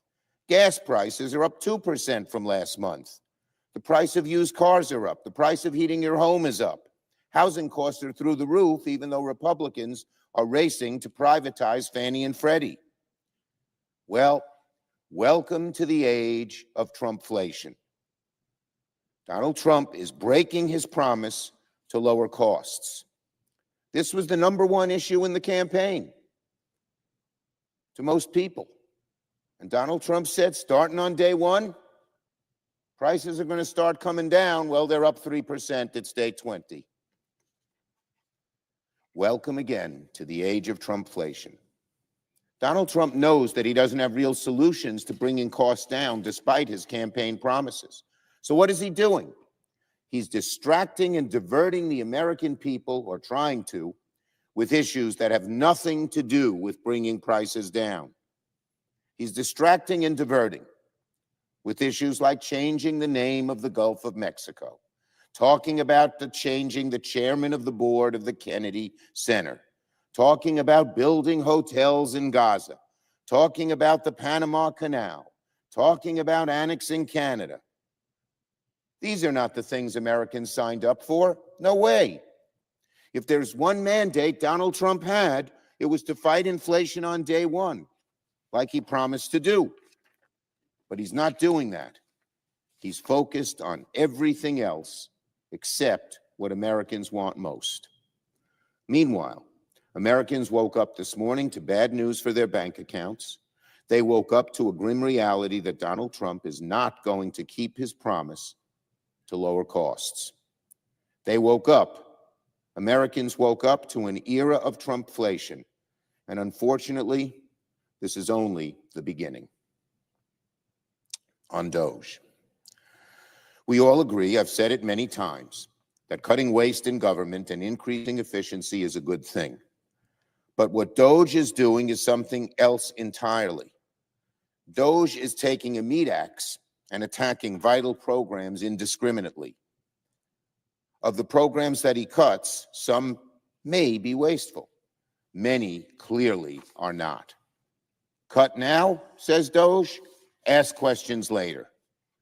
Meanwhile, of course, Trumpflation continues to get worse. If Donald Trump and Doge want to focus on efficiency, they should do it as the Constitution maintains and the founders wisely prescribed, through Congress. The founders knew we needed debate, we needed sunlight, we needed transparency, so we can see what programs can be improved or changed and what should be maintained. Instead, Doge is taking a meat axe and cutting vital programs that virtually no one outside of Doge would call wasteful. Cut now, ask questions later. I was in Albany and Syracuse on Monday visiting community health centers. These centers throughout the country, CHCs as they are known, community health centers, are among the most effective and efficient users of government funding. And they rely on federal dollars to provide high-quality, affordable health care for working people, far cheaper than when people would show up at a hospital. They're particularly important in rural areas where people have no options. But many of these community health centers have had their funding cut temporarily, and too many are still unable to access funding. Some have even had to close. That means many working people suddenly have no option for high-quality, affordable health care near them. Is this Doge's idea of cutting wasteful spending, taking among the most effective, efficient parts of the healthcare system that deliver costs to people that deliver healthcare to people who need help with lower cost? Cut it without asking a question, without examining what community health centers do? Meat axe. Meat axe, that's what they're doing. Or let's look at programs like PEPFAR in the AID program. Again, they want to cut the whole AID. But what about PEPFAR? Do people at Doge even realize what PEPFAR does? It helps combat things like AIDS. It has saved 25 million lives. Other programs stop things like Ebola in Central Africa. If Ebola is left unchecked, it could one day spread to America, from Uganda to around the world today. There are flights from Kampala all over the world.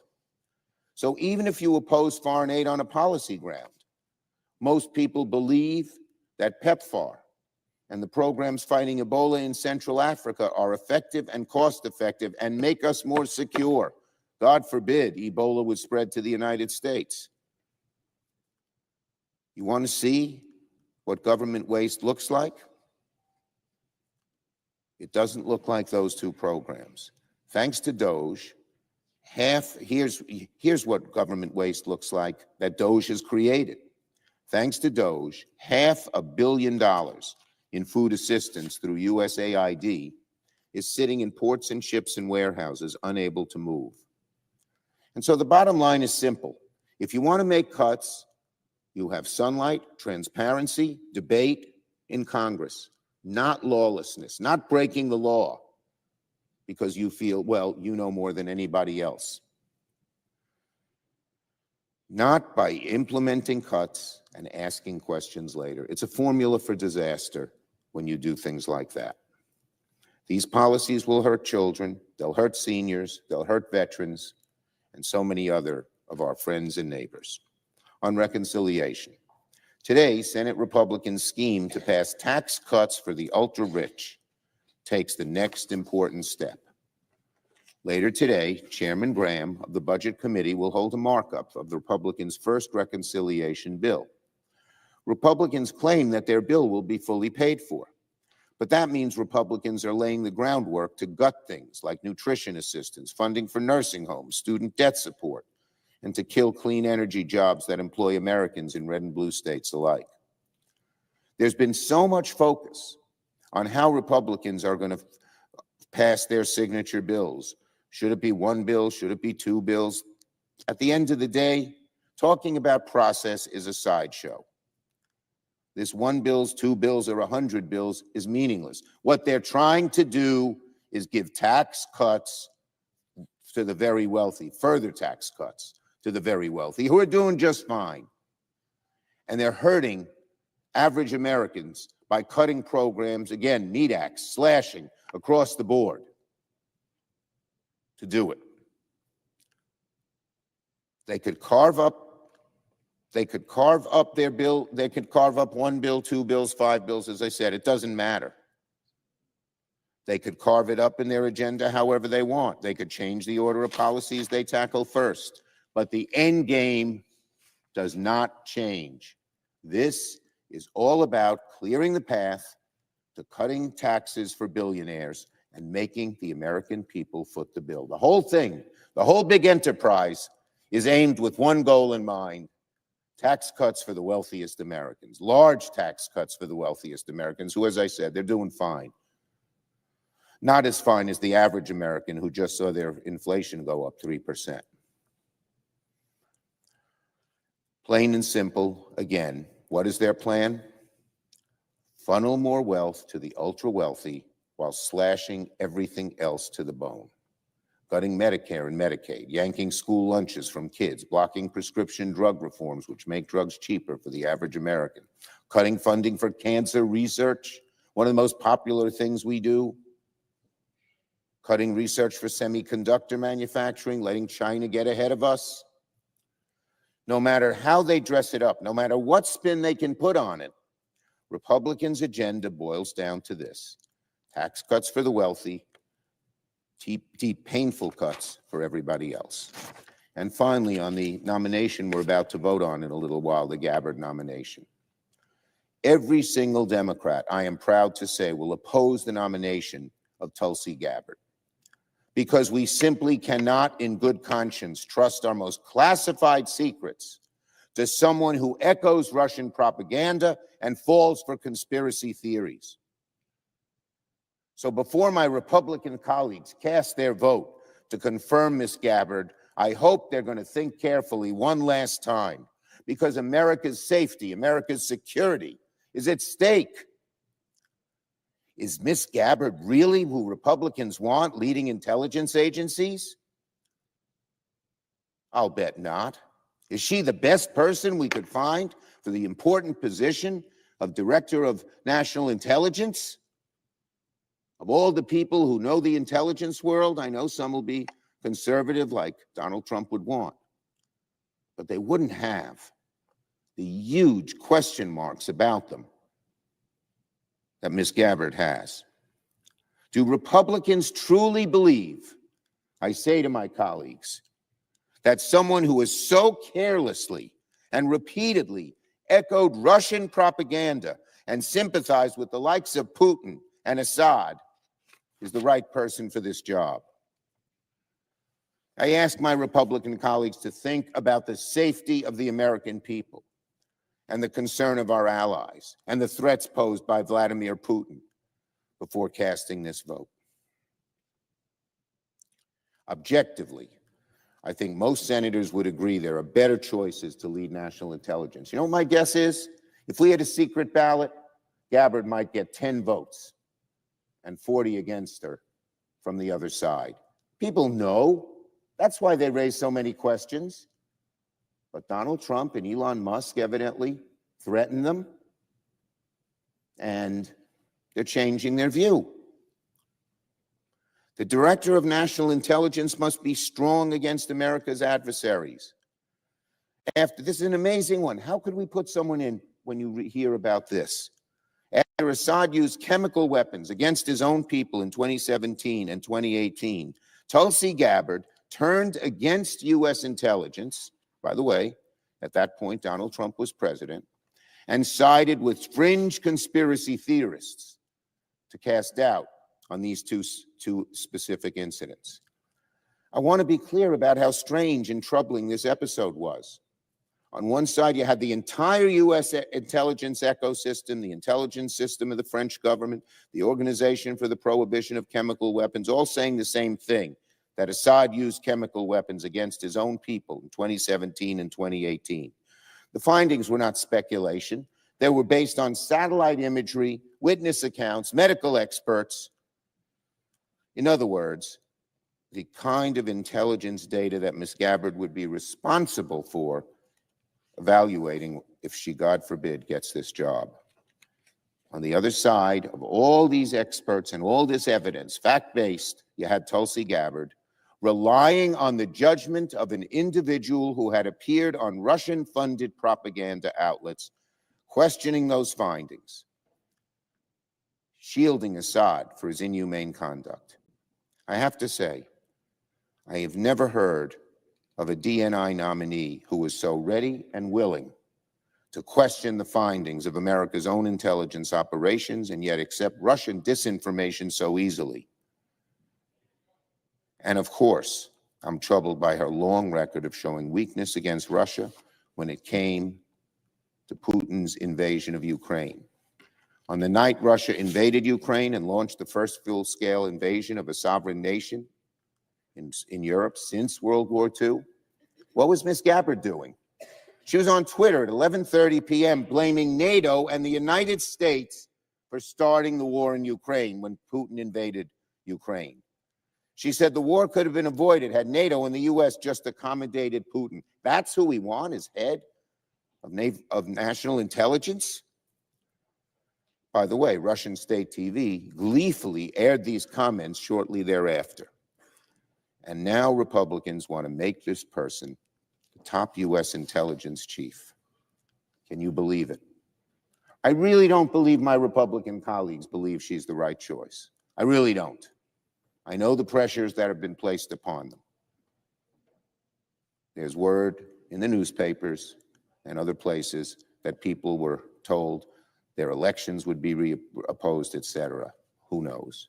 But we do know that there was tremendous pressure on Republican senators.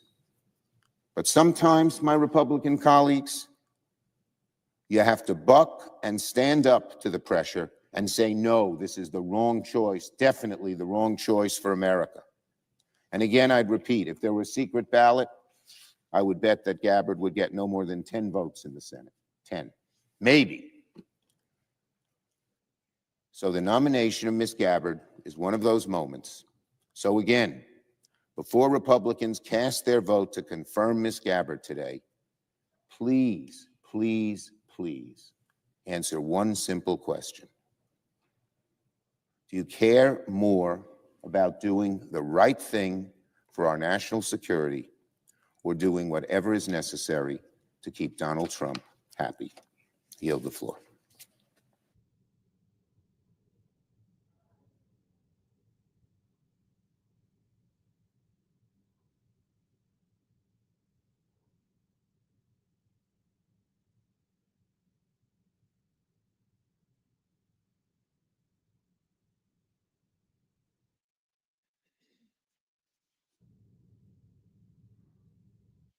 President. Majority Whip.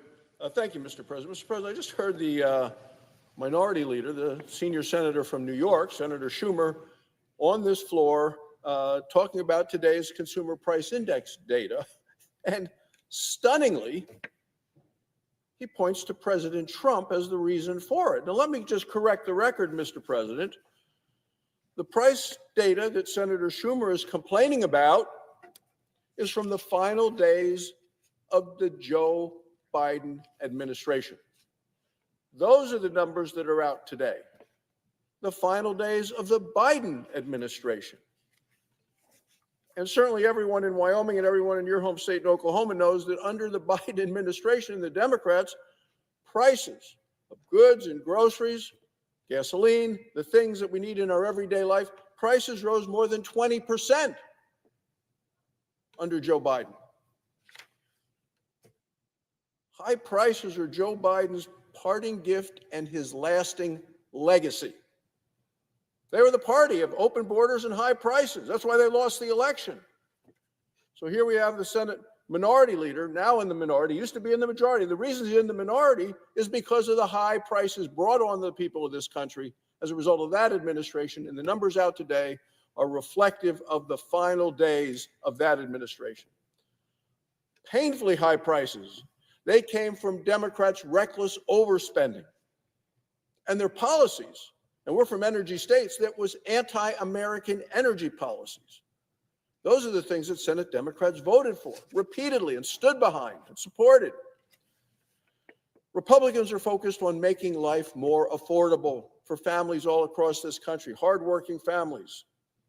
And we have a plan to unleash American energy.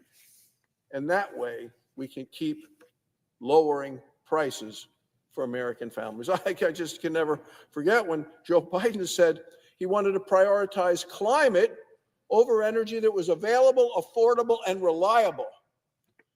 It was a disaster for the country and resulted in defeat of the Democrats. Today, Mr. President, I come to the floor also to talk about confirmation votes. And the Senate will soon vote on the confirmation of Robert F. Kennedy, Jr. to be the Secretary of the Department of Health and Human Services. America needs to be healthy. I'm a doctor, worked with patients for over 20 years, was a surgeon in Wyoming. The problem is our nation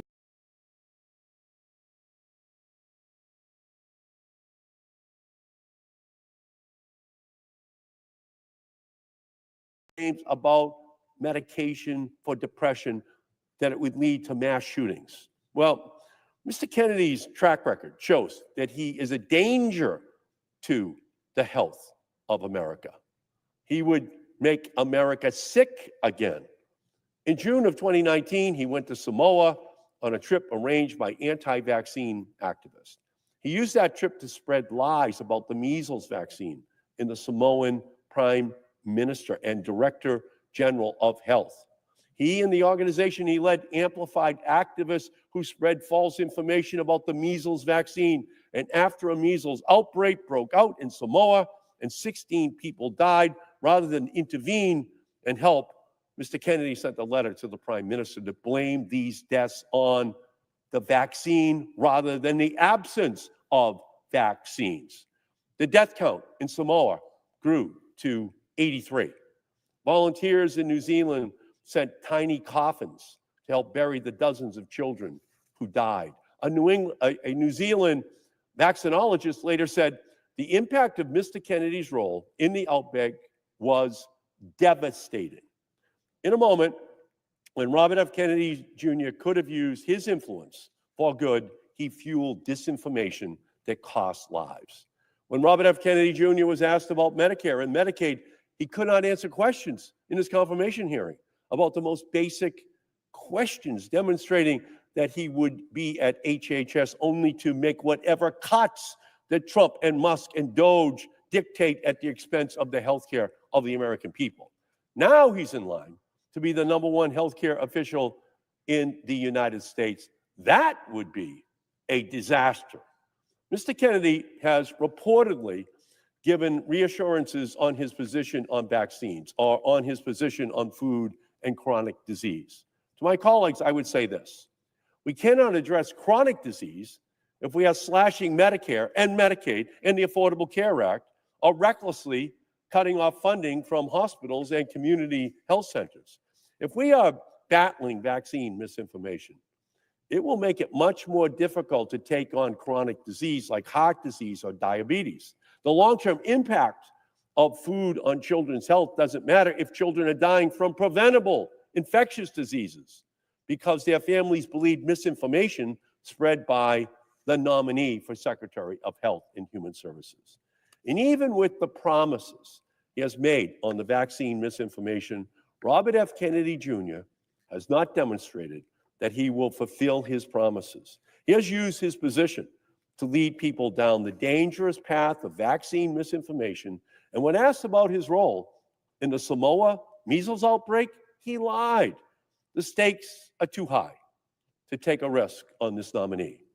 I hear from people in Massachusetts who rely on our healthcare system, single mothers of disabled children relying on Medicaid, also called Mass Health in Massachusetts, to make sure their child gets care. I hear from people living with cystic fibrosis, or parents of children on the autism spectrum or with Down syndrome who could only afford their medication or coverage with Mass Health Medicaid coverage. For them, Medicaid is the lifeline. And when that lifeline is cut, their lives get harder. And that's what this administration is aiming to do with Robert F. Kennedy Jr. in the lead. The American people deserve more than what they have now. They should be able to get health care when they need it, and they should not have to worry that it's available.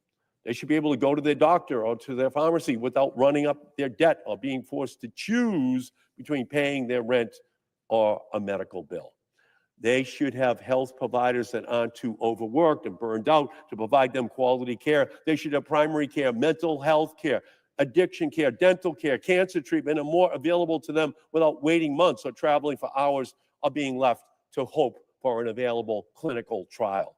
Americans should have unquestioned health care access and quality, and I want to deliver on that for every single American. But Robert F. Kennedy Jr.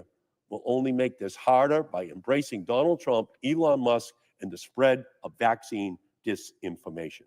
I'm not alone in my concern. I've received over 1,000 calls and emails to my office opposing his nomination. I have also received letters from over 20,000 physicians, including thousands of pediatricians, internal medicine, emergency medicine, doctors representing all 50 states and Puerto Rico. Over 800 public health officials, 75 Nobel laureates oppose his confirmation, chairs of pediatric departments across the country, and statements from the Massachusetts Teachers Association representing over 11,000 educators, and from the National Nurses Union representing 225,000 nurses, all opposing Robert F. Kennedy Jr. Every single one of them expressed concern and dismay about having a Secretary of Health and Human Service that doesn't believe in vaccines that save lives. We need to listen to the people on the front lines, the health providers who have dedicated their lives to serving their patients, the researchers who have committed to finding life-saving treatments and cures, and the educators who care for our nation's children each and every day. They are all saying no to Robert F. Kennedy Jr. He is unqualified, and his confirmation would be dangerous to the health of our nation. And with that, Mr. President, I yield back.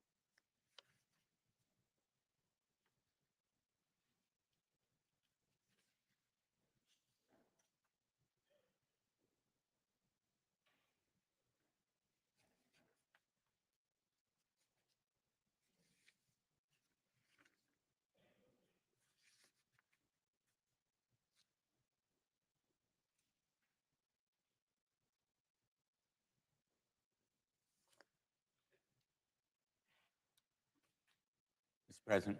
The senator from Connecticut. Mr. President, I come to the floor with sadness and anger because we are here to consider the nomination of a person who very tragically and unfortunately is unworthy and unqualified and unprepared for this position. And Robert F. Kennedy Jr. will, in fact, betray the trust and credibility of the office he's been nominated to fill. He has already shown that he lacks the trust in science and the adherence to the truth that is so important, because this office is fundamentally about advocating for public health, informing the public, speaking truth to the American people when there is so much misinformation and disinformation about what will keep Americans healthy and make them healthier. And he threatens literally to make America sick. Whether it's make America sick again or just make America sicker, the fact is he has supported conspiracy theories and distorted views of what is important in public health that threaten the American people. The Nobel laureates, the healthcare professionals, the members of his own family, and in a certain way, I would say if you have any question about Mr. Kennedy's qualifications, you should listen to Caroline Kennedy and her very powerful comments on his nomination. The fact is that her comments are an indictment. They are literally a warning against his nomination, stating that he is, quote, addicted to attention and power, and that he has already, quote, denigrated our healthcare system by championing beliefs that cost lives. Ultimately, the confirmation process so far has confirmed what we already know, that as a source of information, advocacy, and truth, he is less than Americans deserve. Americans deserve someone who believes in the Affordable Care Act and its premium tax credits that reduce healthcare costs for millions of Americans who otherwise would be left uninsured and unable to afford healthcare. Americans deserve a secretary who will advance research into life-saving medicines, treatments, and vaccination. He's not that person.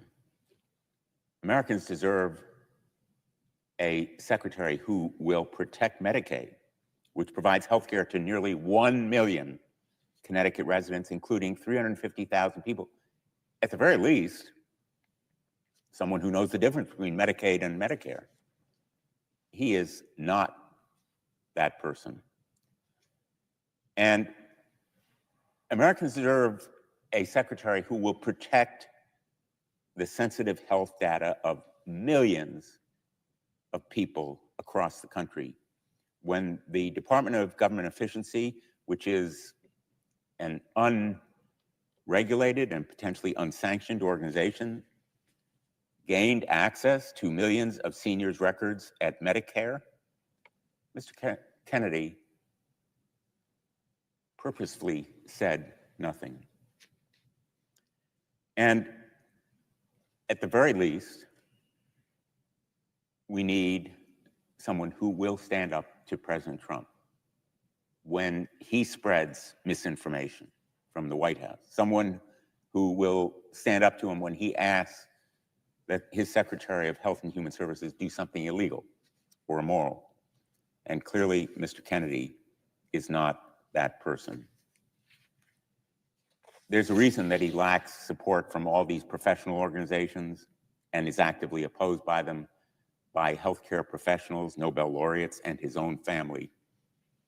And that is that he fails the basic test of what Americans deserve, a secretary that believes in science and advances in modern medicine, a secretary who won't profit off the lies he tells about vaccines and science, a secretary who will not instigate fears of life-saving vaccinations, while at the same time ensuring that his own children are vaccinated and protected.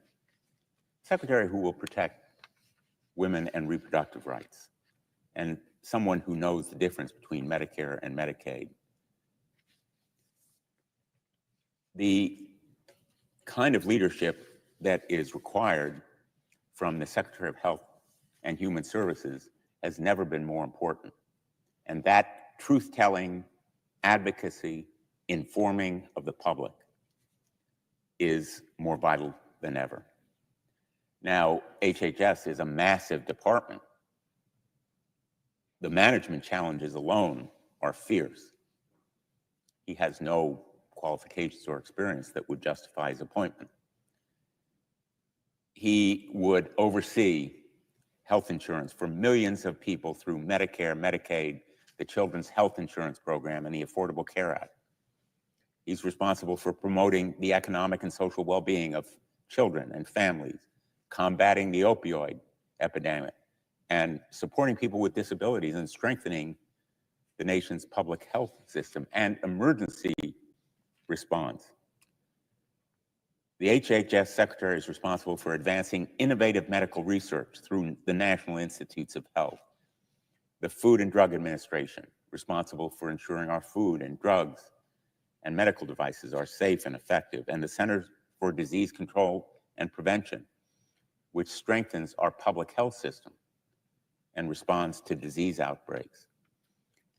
This agency is a sprawling, massive, challenging management task. And his nomination has spotlighted not only his lack of experience in management, but also his long history of dangerous, delusional, and misguided beliefs that would be detrimental to the public. And in fact, a betrayal of public health. The focus has been on Mr. Kennedy's views on vaccinations and his public denial of well-recognized science. His really frightening views, which he has used to make money and have endangered the lives of countless children and families, ought to be disqualifying on their own. He admits to vaccinating his own children. Vaccines are safe and effective enough for his family, but not others, it seems. Fact is, vaccines are safe and effective. To be clear, over the last 50 years, vaccines have prevented 154 million deaths, including 146 million among children younger than 5 years old. They undergo exhaustive tests and trials and independent review to determine whether they are safe and effective. And they continue to undergo rigorous review even after they approve.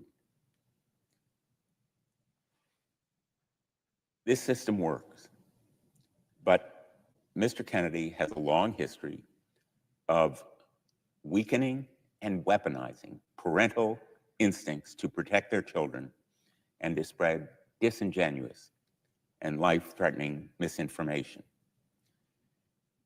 These lies are attributable to his bad judgment, as well as self-enrichment. Exactly the opposite of what a Secretary of HHS should exemplify. He supported the dangerous, unproven lie that African Americans can use weaker vaccine schedules because Black people have stronger immune systems. This disgusting, appalling claim has been disavowed by the medical community and renounced by the authors of the studies that Mr. Kennedy has incorrectly cited in espousing these lies. But these lies exacerbate racism. And it is a weakness in our public health system that this racism may continue to exist. To exacerbate it threatens people's lives. The anti-vaccine group he founded has maintained that measles, mumps, and rubella vaccine is linked to higher rates of autism in Black children. Again, flat out lie, racialized comments that are intended to stoke fear in the public health system and exploit the very caution that many communities of color approach the healthcare system with. His lies will again exacerbate the clear disparities that exist in healthcare for different racial groups. And the inequity of those disparities is a glaring weakness in our current healthcare system. But he will be sprouting those kinds of disinformation, spouting on podcasts, espousing in the media as the highest ranking health official in our country. The notion that the public health of the nation, credibility, trust, truth-telling would be put in the hands of this man is truly frightening. Now, he's attempted to backtrack since his nomination. He's claiming he's not anti-vaccine, but when he was asked point blank under oath during confirmation hearings, in effect, he ducked and dodged. Some of my colleagues have claimed that Mr. Kennedy privately told them he'll work with existing vaccine approvals and safety networks, and that he won't undermine vaccines in his role overseeing them. In private, that's what he said. Why wouldn't he make these commitments during public confirmation hearings? Why couldn't he make them when he was under oath? The threat is that he will do exactly the contrary. The American people deserve more than backdoor, private, confidential conversations and quiet promises about what the HHS secretary will do. And the fact is, he has pushed these kinds of debunked theories linking childhood vaccinations to autism, claiming that COVID-19 vaccines were weaponized against specific ethnic and socioeconomic groups, and profiting off lawsuits against life-saving vaccines that prevent deadly diseases like cervical cancer, measles, tetanus, and chickenpox. There is no argument from me that there needs to be testing and review and clinical trials for vaccines to be proven safe and effective. But once those tests and trials and independent review take place and are judged to be sufficient to show a vaccine is safe and effective, undermining them is simply contrary to public health. Now, Mr. Kennedy would also threaten reproductive care and reproductive freedom. During his 2024 presidential campaign, he consistently downplayed the importance of reproductive health, claiming that abortion was, quote, just a little issue, end quote.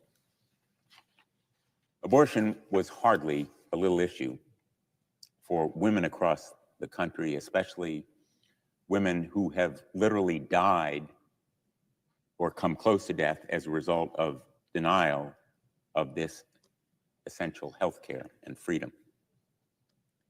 The Americans deserve a Secretary of Health and Human Services who respects women and who works against politicians telling women what they can do with their bodies and trusts women to make decisions about what is right for them. The HHS Secretary, as a matter of fact, oversees the Emergency Medical Treatment and Labor Act, a federal law that mandates that women who need emergency care are entitled to it, whether that emergency care be an abortion or some other treatment. When he was asked if a woman bleeding out in an emergency room is entitled to emergency care under this law, Mr. Kennedy responded, quote, "I don't know," end quote. He should know, whether sheer incompetence, utter confusion, or just an unwillingness to agree to uphold federal laws protecting women. That comment and response alone should be disqualifying. It's dangerous, and confirming him in this position could be deadly to women who depend on that program. He's refused to say that he'll protect access to medication abortion. Instead, he has said he would reevaluate the drug. Now, this drug has been safely and effectively used by millions of women for decades. His response is code for making it harder to access or ban it altogether. He won't commit to protecting women who need emergency medical care. He will not commit to keeping safe and effective abortion medication available. He will limit access to abortion services, and his confirmation poses the danger of catastrophic consequences for women. How can women trust him to protect their interests and safeguard their health? The women of America deserve better. Mr. Kennedy has a long history of making baseless and damaging claims about the LGBTQ+ community, including the absurd lie that environmental chemical exposure somehow causes children to become gay or transgender. Boggles the mind. Incredibly dangerous to the health and safety of LGBTQ+ youth. But it is his stated belief, or it has been at various times in the past, and adding to those harmful ideas is his belief that HIV does not cause AIDS. He has supported bans on gender-affirming healthcare for transgender individuals and spread information about what gender-affirming care actually looks like in the real world. And if he continues to spread this unscientific rhetoric as Secretary of HHS, he will cost people's lives. Members of the LGBTQ community already experience significant health disparities, and Mr. Kennedy's false views on health, sexual orientation, and gender identity would make these disparities, like racial disparities, even worse. To serve in this position, Mr. Kennedy need not be the world's greatest scientist or the most erudite professor or the most astute researcher, but he needs to have a respect for science and medical professionals. He lacks it. He made abundantly clear during his confirmation hearing he has none of those qualities. And in fact, demonstrated an inadequate understanding of the very programs that he is supposed to be administering if he's confirmed, like Medicare and Medicaid. You know, we have reviewed a lot of nominees as senators, and we know that they're prepared, they're extensively murder boarded, as they say, ask questions in preparation. You would expect that the nominee to be HHS secretary would understand the difference between two of the most important and largest health insurance programs in the country that serve millions of Americans every day. He didn't. The American people deserve better. His decisions, if he is confirmed, will have long-lasting impacts, and he lacks the expertise to lead this agency and lead Americans as an advocate, as an informer, as a truth teller. And lest you think that he will rely on good people who will help him in administering this agency, he's pledged to fire hundreds of National Institutes health employees. He told the Food and Drug Administration workers to, quote, pack their bags, end quote, and he'd like to clear entire departments of the federal government, including the nutrition department at the FDA. He is in no way going to rely on career professionals who truly understand the policy behind the programs that he knows so little about. Mr. Kennedy has claims to support improving nutrition and combating chronic diseases. And many of us support those programs to eliminate additives, for example, or provide better nutritional information, front of package labels showing nutritional content, and enabling Americans to be healthier by eating better and by being better informed. But instead of surrounding himself with experts, his potential top advisors include people who want to change or abolish the nutrition guidelines, like the dietary guidelines for Americans, which will bolster industry profits, not health. The dietary guidelines for Americans provide science-based advice on what to drink and eat to meet nutrient needs. They promote health. They reduce the risk of chronic disease. This dietary guidance is critically important because 3 in 5 adults live with chronic disease. Let me repeat, 3 in 5 adults live with chronic disease that could be improved with better nutrition. And it informs all federal nutrition programs, meaning that these dietary guidelines impact 1 in 4 Americans through programs like the National School Lunch Program, the Supplemental Nutrition Assistance Program, known as SNAP, the Child and Adult Care Food Program. These programs follow those dietary guidelines because they are based on science. But Mr. Kennedy lacks respect for science. The fact that he espouses better nutrition isn't translated into real-world support for action that benefits Americans. His opposition to those guidelines benefits the food industry. Having a science denier surrounded by potentially lobbyists at the helm of this agency is not going to make Americans healthy. Again, it is going to make them sicker. It is going to potentially sell them out for profit. I'm disappointed that we are here, as I said at the outset, to be considering someone who is so deeply unqualified and unprepared for a position that is an enormous potential opportunity to improve the health of America. His advocacy could spread the truth, could hold the food industry or pharmaceutical drug industry to higher standards to provide more medicine and treatments and cures at lower prices.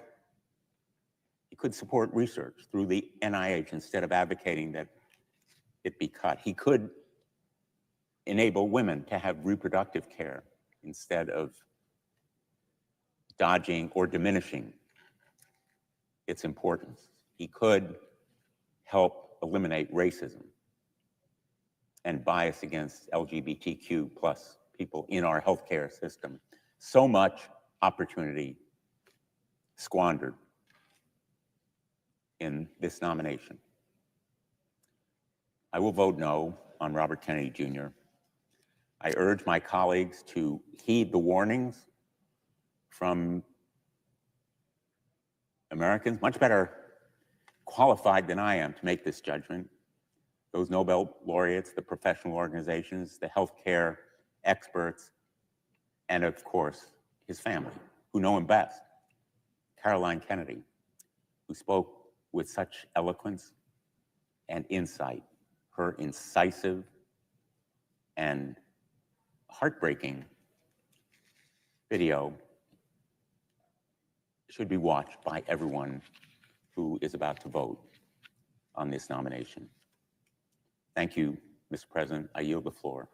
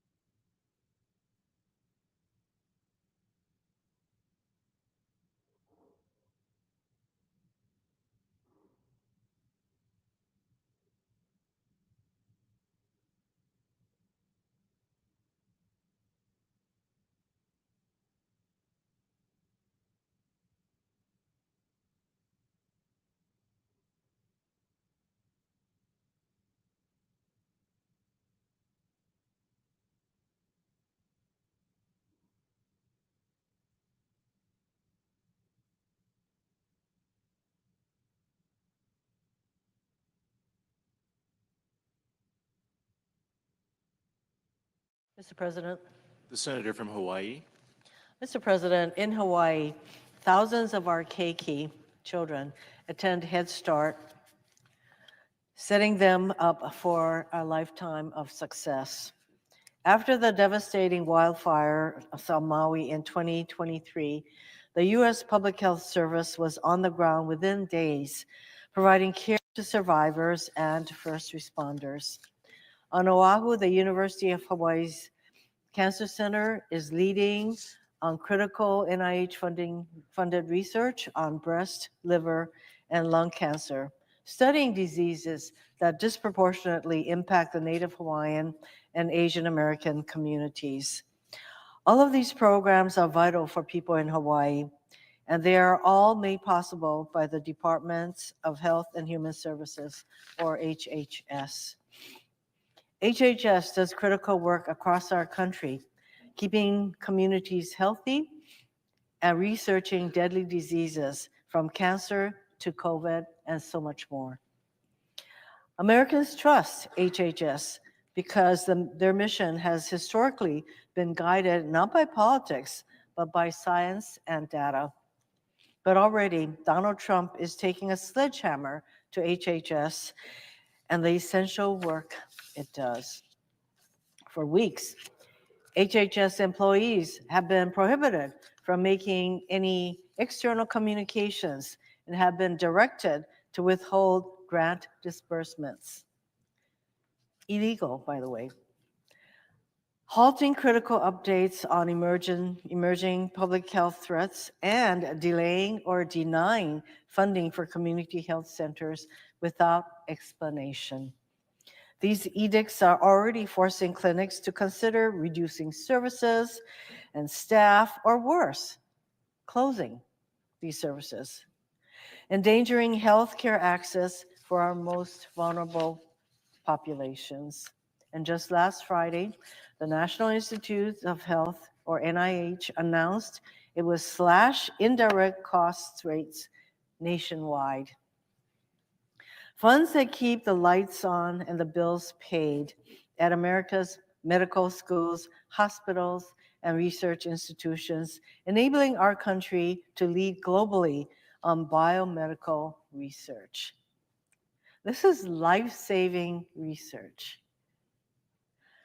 These across-the-board cuts aren't hypothetical. They will harm real people in need of help. Just yesterday, I spoke with the University of Hawaii John A. Burns School of Medicine, who explained the catastrophic consequences this cap would have.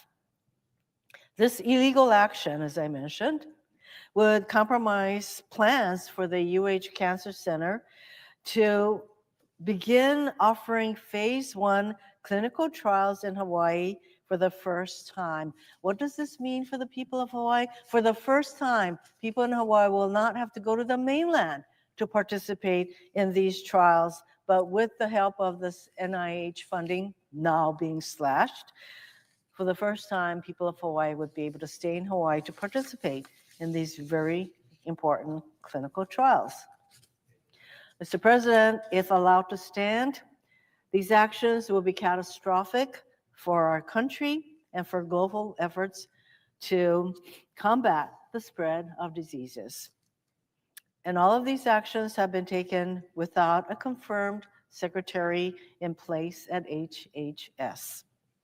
One would hope the president's nominee to lead such an important department would be a level-headed individual guided by science and data. Instead, Donald Trump has nominated the total opposite, Robert Kennedy Jr.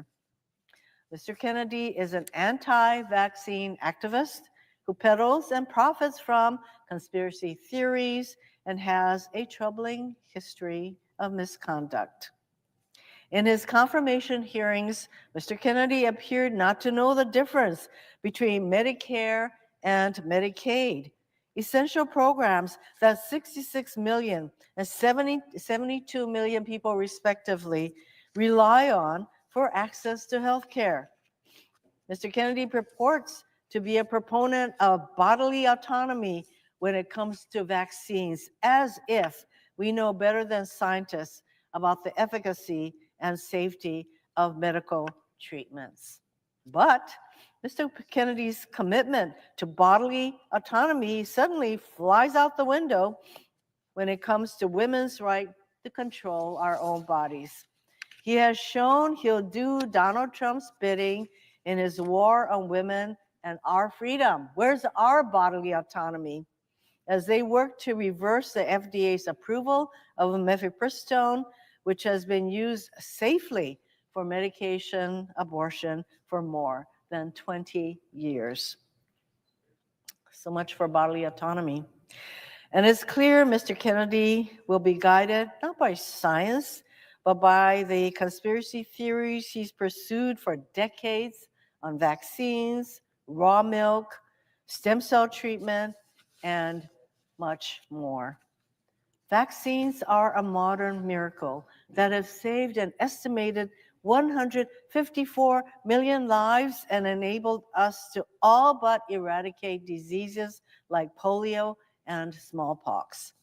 But due to the activism of conspiracy theorists like Mr. Kennedy, public trust in vaccines have eroded, endangering countless lives and threatening the herd immunity that protects us all. Mr. President, I grew up in rural Japan where we didn't have widespread access to most vaccines. As a child, I remember getting measles, mumps, whooping cough. When one kid in our village got sick, it just spread like wildfire in our village, and all the kids got sick. I know what it means to be vaccinated. To willingly submit our children to such a fate, like what happened to us and me in Japan, would be cruel, counterproductive, and deadly. But Mr. Kennedy seems not to care about those impacts. Mr. Kennedy, Mr. President, we all agree there are things we can do to make our country healthier. And I stand ready to work with my colleagues to do that important work. But eliminating access to healthcare, promoting conspiracy theories, firing researchers, and undermining evidence-based policymaking will do nothing to make us healthier. It will instead unleash chaos on patients, providers, and countless other Americans who rely on the services, funding, and research emanating from HHS. Mr. Kennedy will not make America healthy again, yet another empty slogan. He will, in fact, instead, make us less healthy, less safe, and less prosperous. We know this because it's exactly what happened in Samoa after misinformation about vaccines, pushed in part by Mr. Kennedy, led to a deadly measles outbreak there. Hawaii's Governor Josh Green is also a physician, and he traveled to Samoa at the invitation of the country's health minister to help stem the consequences of this deadly misinformation. He recently wrote about his experiences in an op-ed in the New York Times, and I'd like to read portions of that op-ed now. Our governor wrote, quote, "When vaccination rates fall, preventable diseases can gain a foothold and pose a new danger." And that's precisely what happened in Samoa after misinformation spread by anti-vaccine activists eroded trust in vaccines and led to the 2019 outbreak. Thousands of preventable cases of measles sprang up, leading to the deaths of 83 people, mostly children. One of the most prominent voices behind the anti-vaccine campaign was Robert F. Kennedy Jr. Governor Green goes on to say that we witnessed the deadly consequences of the anti-vaccine campaign. We arrived at one home just minutes after a toddler girl had died from measles, her mother bursting into tears as we approached. The child was lying on a makeshift bed in the middle of the family's one-room house, her face still red from fever. I put my hands on her face and could feel the warmth in her skin, but her eyes were fixed and glazed over. My stethoscope confirmed she was no longer breathing. Governor Green went on to write, Mr. Kennedy and others fanned the flames of fear with misinformation.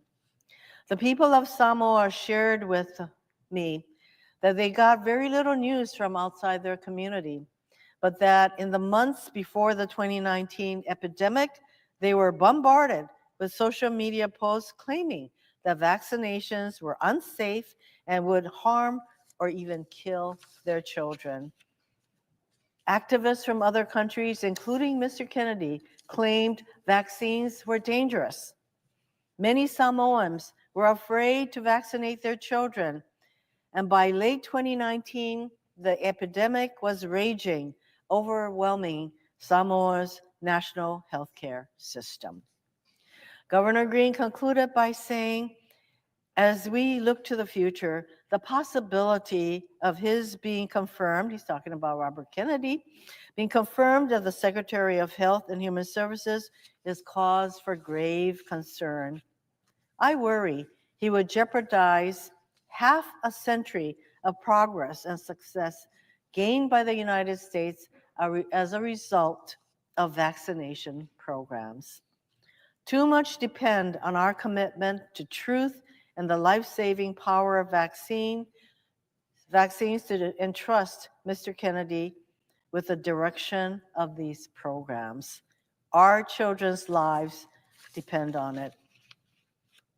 I thank the governor for his service to the people of Samoa, for so eloquently describing what's at stake with Mr. Kennedy's nomination. Our governor was so concerned that he recently traveled all the way from Hawaii to Washington, D.C. to speak to as many senators that he could directly about what's at stake. Governor Green was that concerned about what this nominee could do to HHS. During his confirmation hearing, Mr. Kennedy had the opportunity to take responsibility for his role in Samoa's measles outbreak.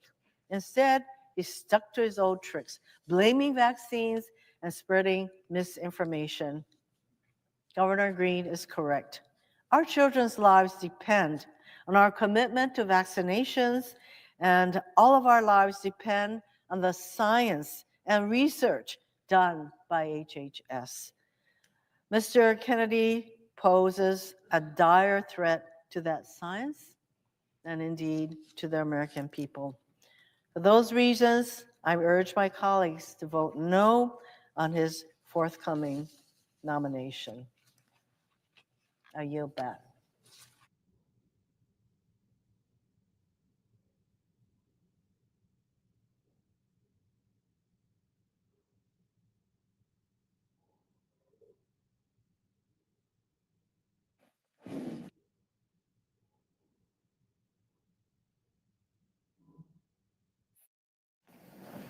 Mr. President, Senator from Hawaii. I yield 30 minutes of post-cloture debate time to the senior senator of Oregon. The senator has that right. Mr. President. Senator from New Hampshire. Thank you, Mr. President. I rise today to join my colleagues, to join the many Granite Staters who have written my office and expressed their grave alarm in opposing the nomination of Mr. Kennedy as the next Secretary of Health and Human Services. Robert F. Kennedy Jr. is without experience or qualification for this post. He is uninformed about and apparently uninterested in the most basic elements of healthcare policy. He entertains and spreads conspiracy theories that virtually everyone in this body knows to be dishonest and dangerous. In a different time, in a different political moment, with a different president, members of this chamber would have joined together to resoundingly reject Mr. Kennedy's nomination. In fact, in a different time, where qualifications and character mattered, Mr. Kennedy's nomination would never have made it to the floor. But here we are. Today, it appears that Mr. Kennedy will be confirmed and that members of the United States Senate, the so-called world's greatest deliberative body, will sacrifice the health of our fellow Americans by failing to stand up for science and for the truth. For even the most skilled and experienced person, running the Department of Health and Human Services is a really daunting task. We expect and trust the HHS Secretary to direct the administration of critical programs like Medicare or Medicaid, to direct research so that we can find cures for cancer, Alzheimer's, and other diseases, to help bring new life-saving medications to market, and to find ways to make medicine and care more affordable, to help ensure that our children grow up healthy and that our parents age with dignity. When a crisis hits, we look to the Secretary of Health and Human Services for leadership to help lead the fight against fentanyl or to protect our communities from a pandemic. There is perhaps no aspect of public policy as complicated as healthcare, and there are few aspects of life as fundamental as being healthy. And to be sure, there are grave healthcare challenges facing our country. The cost of healthcare is too high, the cost of prescriptions too steep. While we've made extraordinary progress in recent generations, we know that too many diseases still cry out to be cured, and too many people struggle to get the care that they need, where and when they need it. The challenges are real, but progress is possible. When I was governor of New Hampshire, I worked with Republicans and Democrats in the legislature to help our state adopt Medicaid expansion. And during the first Trump administration, we came together to end surprise medical billing with a new bipartisan law. Of course, there is much more work to do. The point is that when we work together, embrace common sense solutions, and have the right leadership, we can forge progress. But it takes hard work. It takes seriousness to tackle a challenge as daunting as healthcare. It takes experience, talent, and ability. We're talking about the health of our country and of our children. This is a job that requires us to search far and wide across our country to find the right person, someone who is informed, capable, and forthright, someone who has a proven track record of leadership, and someone willing to tell the truth in service to the goal of helping every American to be healthy. Instead, the President of the United States offered us Mr. Kennedy. It's entirely unclear to me what qualifications Mr. Kennedy brings to this office. He's never run an organization or a business even 1/100th of the size of the Department of Health and Human Services. He has no background in medicine, science, health policy, or government. Most concerning, though, is his complete and utter lack of even the most basic knowledge of the department he is supposed to lead, or the health policy debates and challenges that our country has been grappling with over the last several decades. It's not simply that we have been asked to hope that Mr. Kennedy learns on the job. It's not simply that we're being asked to grade Mr. Kennedy on a curve. It's worse than that, because even for his confirmation hearings, Mr. Kennedy couldn't be bothered to even do his homework. During his confirmation hearing, I asked Mr. Kennedy some fairly basic questions about Medicare and Medicaid, the most well-known health programs overseen by the department he seeks to lead, programs which tens of millions of Americans count on for their care. He couldn't accurately identify a single part of Medicare. He got every question I asked wrong. When it comes to Medicaid, which among other things provides coverage for about half of the births in the United States, he wrongly said it was fully federally funded, which it isn't.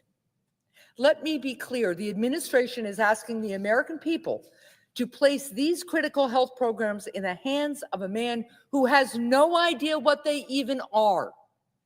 That's a big ask. And it's an ask we wouldn't make of our own constituents. No one in this body would hire even an entry-level healthcare staffer who did not understand the basics of Medicaid and Medicare. Why should we exercise a different, weaker standard for the person who's supposed to be in charge of both?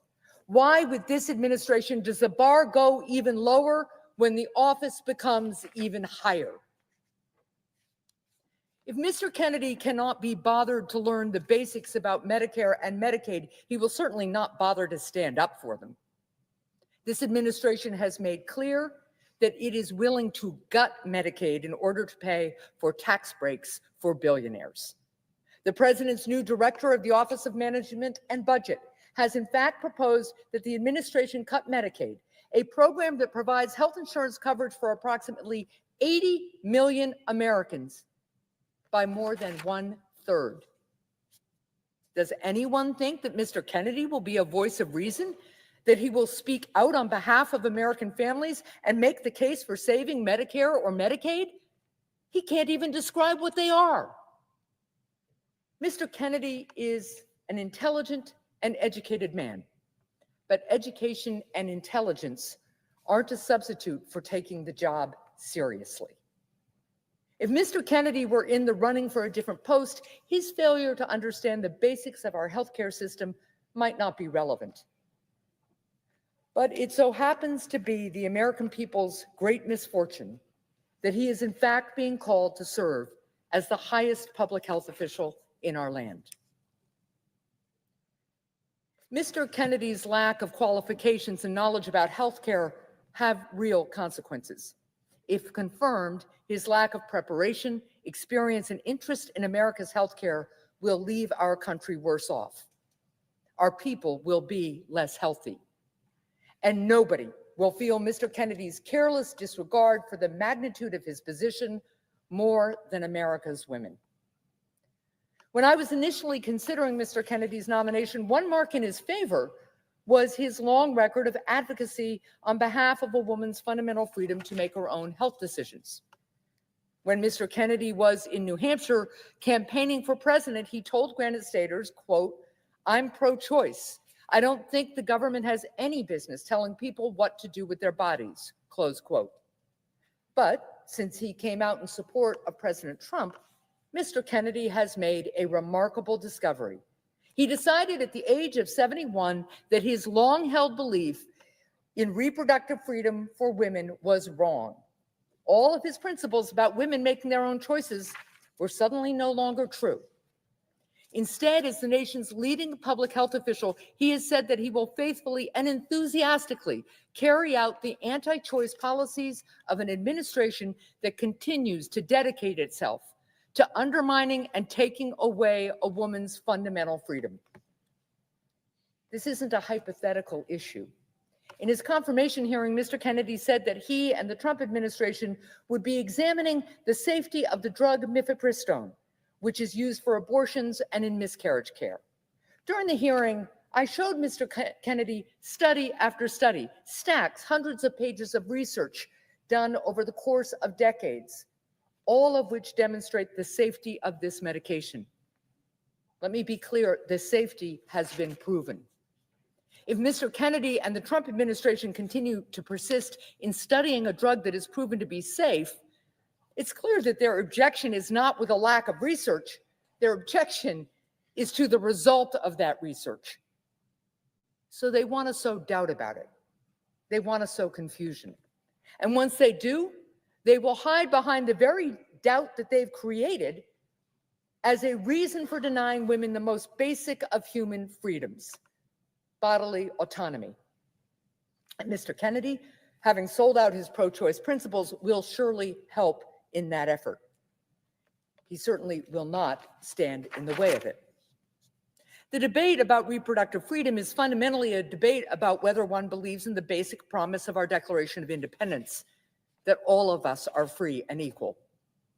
The question for Mr. Kennedy and all those who would deny women this basic freedom is whether they believe that women have the capacity and judgment to make their own healthcare and reproductive decisions just as men do.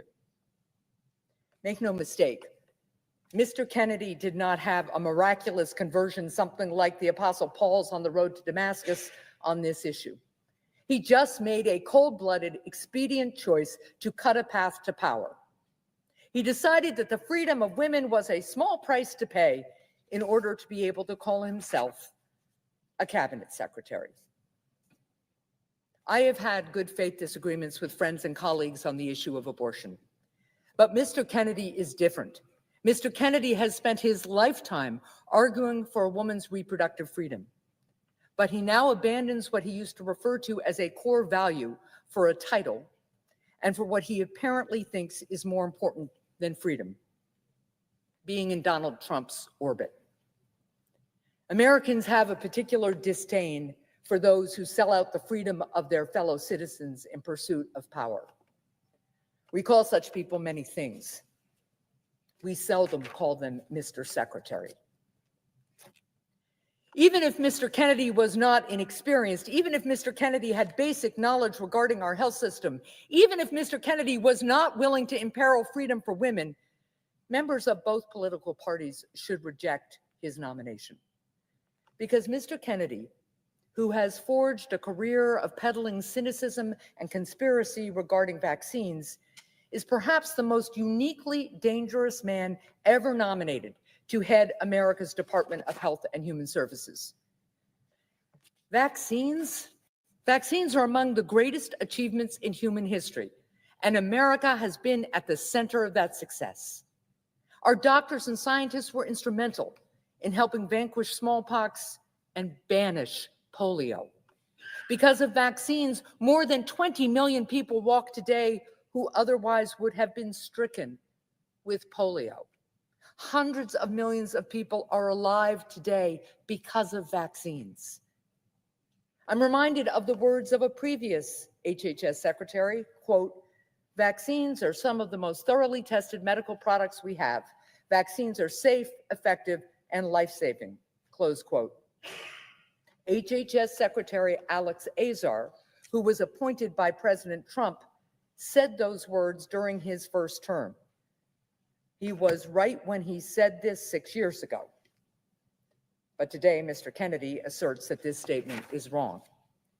Mr. Kennedy has a long history of dealing in both outright lies and clever half-truths to sow cynicism, mistrust, and confusion regarding vaccines. He had...